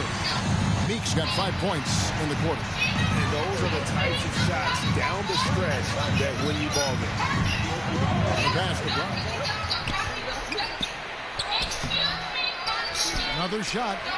And the layup is good. Well, can we remember Jaylen Brown's got a 7-foot wingspan? That's an easy second chance opportunity. For those just joining us, fourth quarter here. We're just over 2.5 minutes into it. This chick right here who doing all the talking, she's my favorite one in this group. Now, here's Meeks. She has like so much. Christopher, no good. She has like so much. None of this clout though. It's all work. It's in. Niggas do. I don't know. I'm talking about the one that's actually doing all the character work. I don't even know this chick's name, but I know these other two chicks wasn't this good. Yeah, I know these other two chicks wasn't this good until that other girl was over and around them. Got 4 rebounds in this game. Sonya Deville didn't elevate Manny Rose to this level. On the wing, Jones. Shot from free throw range. And She's going to AEW. Now, here's Meeks. He's covered by Brown. Meeks can't hit. Orlando's gone 3 of 6 tonight when they've let it fly from downtown. Outside, Jones. Who's this? Here's the teardrop. The shot comes out. And thus far, they've managed to overcome. Wait. The tag team that's in. Wait, hold on, man. This is the guy who had Harlan. Now, hold on. This tag team is a UK tag team. I know they are. He kicks it to Brown. I've seen them before. I thought they had somebody else in this group. I'm sorry, that's poor defense down low again. It's been a mismatch thus far in the paint. Memphis has gone 6 of 14 with the free ball tonight, just a little over 40%. Yeah. Now a timeout called by Memphis. And with their offense sputtering, coaches got to get them back on track. And to me, they're just taking too many tough shots. And when they do get an easy one, the confidence just isn't there. I like that tag team when they was in the UK. This might be a good fit for him. Who's this guy? Join though with this weird haircut. He seemed like he's from the UK too. Oh, he about to get beat up. Why is she staring at the camera like that? Yeah, he definitely finna get beat up. Yep, she's still holding on to this motherfucker. He finna get beat up. He don't realize it? He ain't watched wrestling growing up. They just pledged allegiance to themselves and said they're gonna beat up anybody who isn't one of them. Oh, he hit him with a rock bottom. Okay. Or Uranagi. The day of Invictus. Is he Invictus or is he Schism? What? Yeah, and I'm glad. I'm not glad Booker T's doing commentary, but I'm glad Xavier Woods, Desmond Xavier is finally getting a singles run. And they don't have to put him with Angelo Dawkins to do it. Robinson's checked in for Orlando. Let's go now to the Not Angelo Dawkins, D'Angelo De Niro. No. Hi guys. What's this other guy's name? I was able to catch what the Grizzlies coach was talking about with his team. Who is this guy right here, though? He said, "Look, you can rest." That's Dice. Get the fuck out of here! Okay, David, much appreciated. Here's Jones. After Memphis gets the 3 to the left side lane. Oh, get the fuck out of here!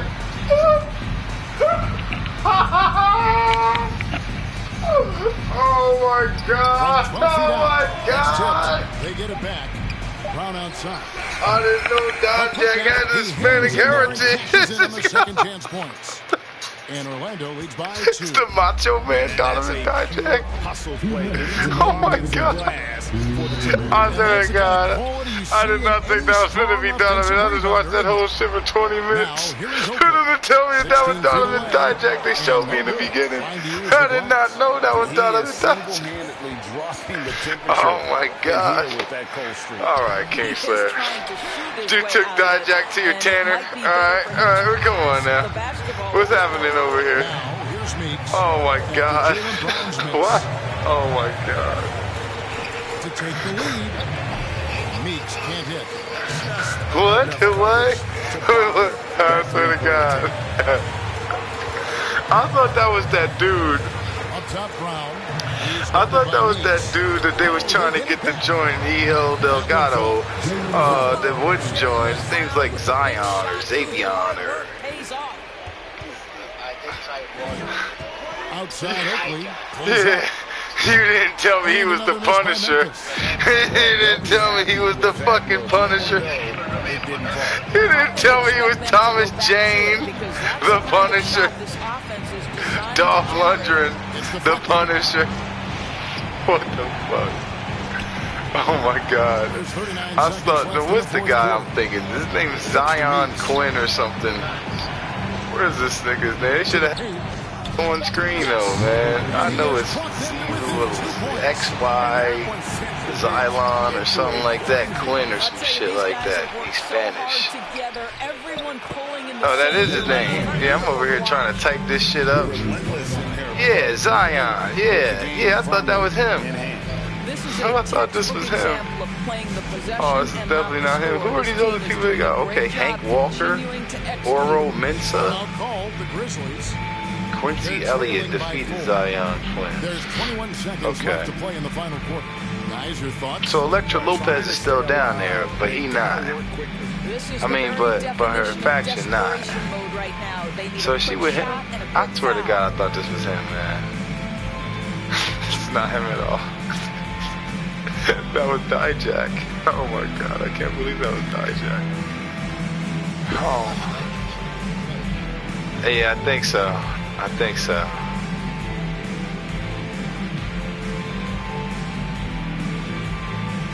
Damn, that was a year ago they had this match.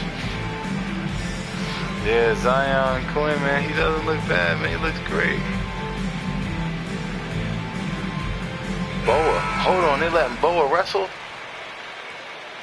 Yeah, it's because like the AK is like fucking backskill. I think I seen that. Oh, I ain't seen no match. Defense, Orlando. 4-point game. From the arc. The shot, no good.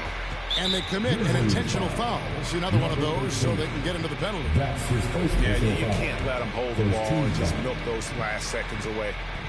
11 seconds. Damn, why was that not Zion Quinn though, man? Hold on, now let me go find out what I really want to know, man. Clear. Tyus Jones at the line for 2.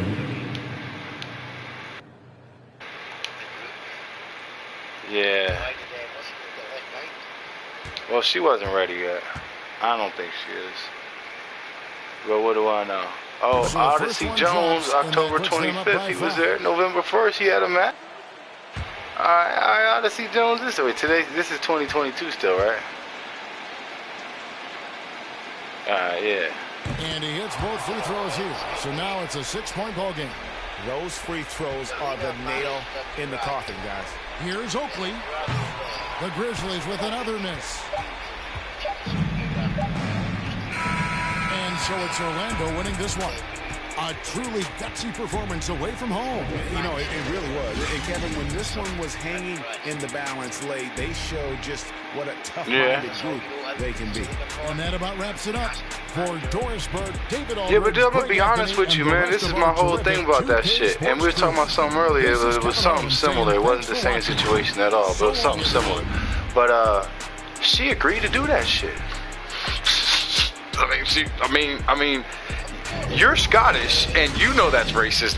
That they asking her to just act like that's Andrade and Garza, all right? Like just act like it's Andrade and Garza, right? You know that's racist, but she's okay with that. That's my problem with these motherfuckers. She okay with that. She went back to do that. She was desperate to go back to do that. But, you know, it wasn't the first time because, you know, remember from Mex America. Well, I'm with that. I was with Mex America. That's how I know this chick. That's my point, you know, fucking, you know, then they like, okay, you're just gonna be the manager of this. Yeah, but she wasn't managing in that. In Mex America, she was wrestling. Her and...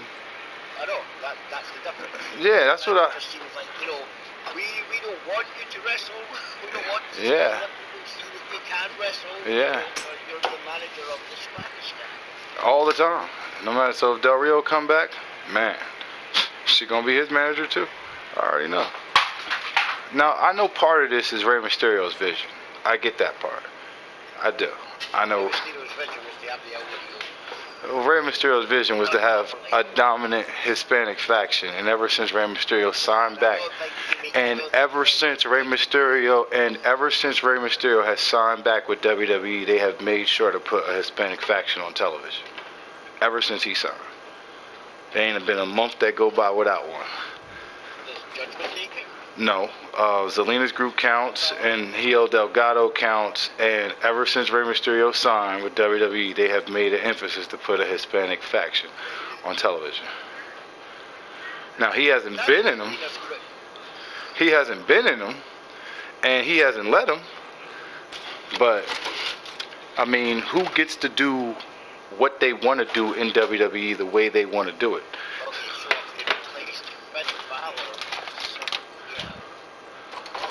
Like, why do you think Damian Priest is even in this faction with Dominic Mysterio? You don't realize? You didn't peep none of this already? Why do you think Bad Bunny was even there?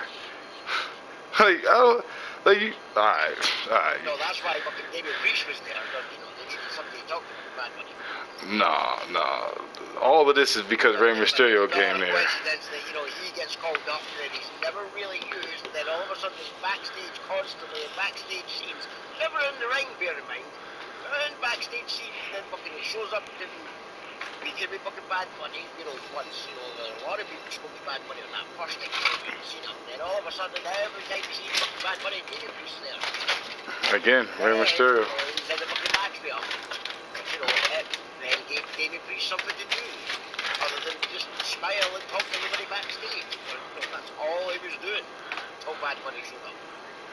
And Bad Bunny decided, to steal my fucking move. Look, man, I'm gonna be honest with you. The version of this that Rey Mysterio probably wanted is way better than what we wound up getting, because Mysterio wanted fucking the Lucha House Party and everything.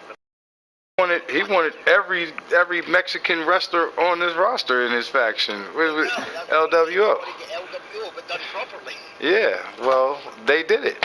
Delgado and Andrade's little faction. They got belts. Well, they had belts. It ain't like they was getting buried and beat up every week, like Hit Row. But this is my point, right? The way that they should be doing this. As they had plenty of time to do this. Yeah, they should have did this when Bad Bunny was there. Yeah, if Dominic was going to turn on Ray, should have done it fucking way earlier. When the moment the fucking Damien turned on fucking Edge and everything, and fucking Dominic and wait, who the fuck is Damien? Oh, alright, my bad. Yep, damn. I forgot.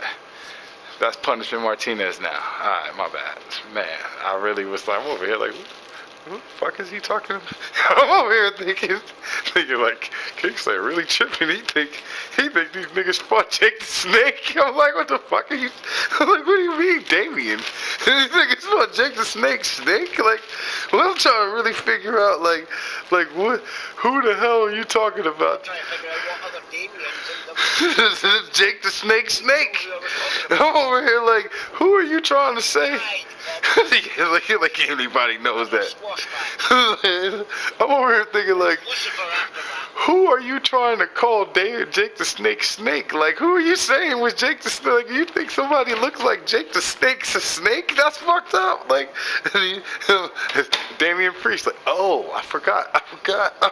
Dang it, I forgot that fast. But obviously, at this point, he's just, like, this is the same thing I was saying about Chris Bay and Ace Austin. At this point, Damian Priest is just tall guy in Judgment Day. He's not even like, I mean, Punishment Martinez wasn't much of a gimmick, besides his name being Punishment Martinez. But the Damian Priest character, like you said, was like, Well, yeah, that's true. But I was. That was on a smaller show. But the Punishment Martinez character so far has only been like I usually describing. You know, he's the guy working at the club, or he's Blade. You know, he's the vampire at the club. I mean, it's the truth. He's like the cool, dark guy. Here's the thing I don't understand, right? Is Mercedes Martinez still the Ring of Honor Women's Champion? I was asking you this a few weeks ago, and you was like, yeah. I've not really seen her in you know, the Ring of Honor Dynamite or Ring of Honor fucking Rampage defending her belt since, you know, she beat fucking Diana Purrazzo to get the action belt on Dynamite, you know, like fucking 3 fucking months ago.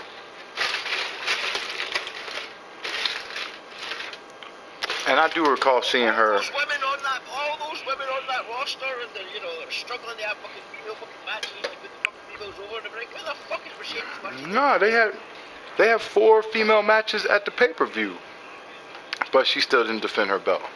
But they did have 4 female matches at the pay-per-view. I'm pretty sure. Yeah, and then, you know, they finally took the belt off of Thunder Rosa. Yeah, I heard about that. Like, oh yeah, Kenny Hayter's the actual AEW Women's Champion now. Well, and to clarify, you know, Toni Storm is actually the Women's Champion as well, so she could shut up about fucking the whole interim thing.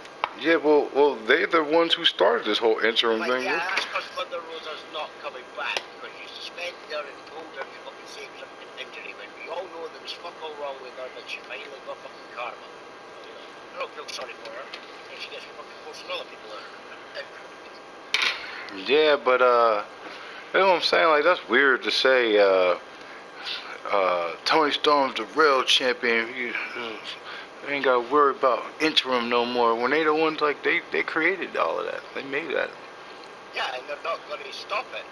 They said before, when somebody's injured, and, you know, they're only injured for like 3 months in the ring, I will have another interim champion, but they just have to have the belt for the show. Really? Where's Mercedes Martinez then? That's a good question. Why is Samoa Joe never defend his fucking Ring of Honor TV belt when he gave him the AEW TV belt? Wait, so what's this faction that Samoa Joe's in? War Joe. Not anymore. What? He only did that so he could fucking attack Wardlow from behind and then take his time for it. What? Wait, so who else was in this faction? Nobody. What? Joe was just fucking, you know, AEW does a little... Like, Nah. No. They was in a faction called like the Embassy or something like that with Tully. No. That's Brian Cage from the Embassy. Oh, come the fuck on, man. Fighting the Embassy. I thought the whole Pinnacle joined another faction. Wardlow, War Joe. I thought the Pinnacle had joined another faction that was under somebody else, and then Tully got another faction that's under him. No, Tully did have the fucking Embassy, and then Tully got kicked out of the Embassy. Because, you know, the Prince came back, because, you know, Tony Khan finally could fucking hire him fucking back again. So, you know, the original fucking owner of fucking the Embassy had the Embassy back. Just with Brian Cage. Prince Nana. Yes. So, I don't know, I really don't know what fucking Tony Blanchard's doing now. Is he still managing Brian Cage? Nope. Is Team Taz still a thing? Nope. Is Hook still a thing? Hookhausen's a thing. Wait, what? What? How was that? It was a thing. You know, he won the FTW championship. He got himself over. He got himself. He was doing stuff with. He got himself over. He became, you know, the most fucking person that everybody fucking wanted. You know, they wanted to see him fucking wrestle in the ring, and then all of a sudden he disappeared. You know, if you do that in AEW, it's the same thing like in WWE. If you do that before your time's called, they gotta take you off of TV. Like I'll give you Yes, because, you know, it's not in fucking Cody Rhodes' little fucking book that he wrote for fucking Tony Khan to read off of. Well, I doubt Hook was part of the book that Cody left him. That's what I'm saying. Cody had the whole fucking notes from what he could remember that was in his fucking diary, which is probably why he went back to WWE. He's like, Man, Cody had the notes he wrote from goddamn Fight Club. Let's tell the damn truth about it. All I was about to say is that I don't think that the company invested as much into Hook as the company invested in the Jungle Boy. But Hook got himself way more over than Jungle Boy like 3 more. And remember, Hook was a part of Team Taz, and then Hook became popular after his first match, and then KB just wasn't a part of Team Taz. Yeah, they made him face. Never showed up to help any of them. Yeah, he pulled out afterwards. He did his own fucking thing when he wanted to, and then did a Danhausen thing. They was clearly protecting him. When Taz mentioned the fucking, he was sick and tired of fucking Powerhouse and fucking Ricky fighting. And everything. Like, so I'm ending Team Taz. It's my fucking faction. You can do what the fuck you want. I don't care anymore. But you notice you never mentioned Hook because he's not been a part of it. Yeah, from the start. Yeah. Sky left, they fucking. Even though. Months before he's even announced that he left. Yeah. Nah. They literally announced that Scorpio is gonna do some solo ventures while the other two are gonna focus on tag team work. Now, I went back and played that shit for you too. I'm done with the tag team that used to do the tag teams. I want something to go. Not mean that does not mean he left SCU.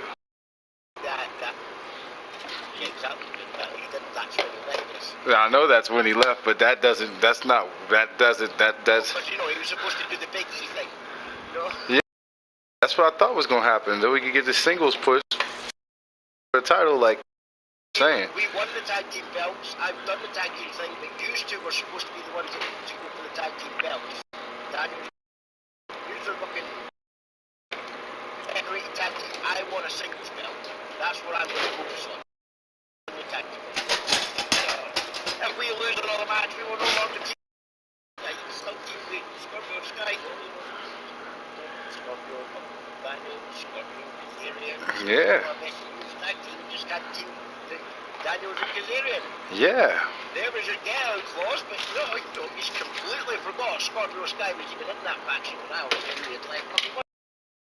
Yeah, but it was so weird, man, because man, that was masterful how. Just like they probably didn't tell Scorpio Sky that he's no longer in a tag team with Rage, because Rage left his tag team and joined the firm. Yeah, I peeped that when you said that too. To get back to the original point, I don't really like either one of these guys, but I definitely see the potential in 3 months ago, a heel Hook. No, fuck heel. They should have just stayed heel and in Team Taz and just let Hook and Powerhouse and Jungle Boy and turn Luchasaurus heel. They goddamn don't even let heel. Keep Ricky Starks in the match. Have you noticed something about Luchasaurus though? I noticed that when I was watching it. They're like, Luchasaurus, his theme music's like just a dinosaur rolling. I haven't heard this stuff, but I definitely have compared him to Kane. And I also know that they never pushed him like that. So I understand why now that he's heel, they're pushing him the way I said it. It makes sense.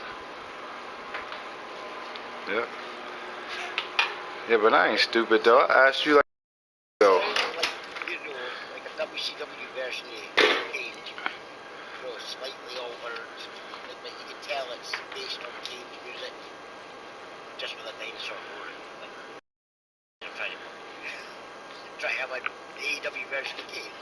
Yeah, I definitely remember asking you if that had happened yet. You said it hadn't yet. A few months ago. And then it happened. Like a few weeks after that. So I'm glad that, and I see that Christian Cage is like his James. You know it's James I'm talking about. That guy I was just talking about with the Kiss Demon. Yeah, Christian Cage is like his that now. His Paul Bearer. Yep.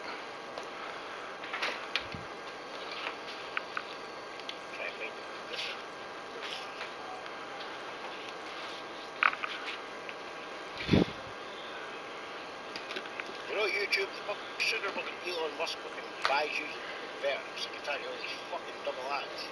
Yeah, that's just stepped up, man. They ain't playing like they used to. Every fucking video.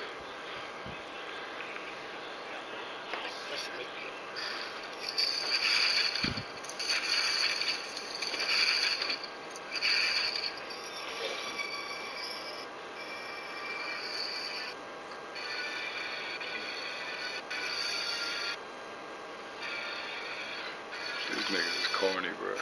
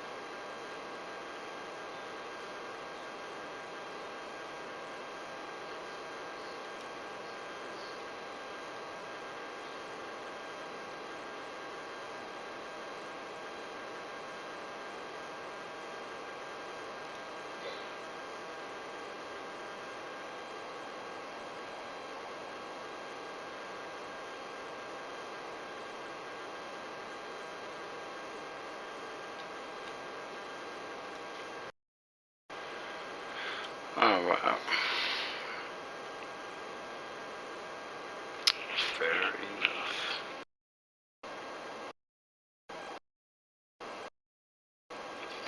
Yeah, yeah. I heard it.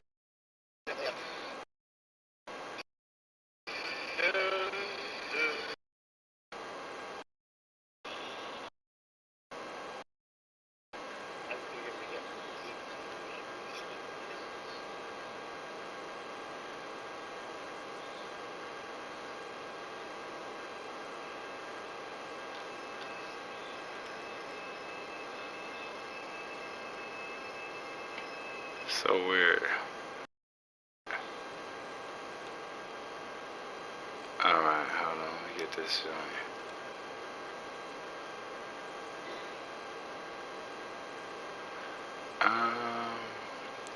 Do I got that shit on me? The computer. Alright.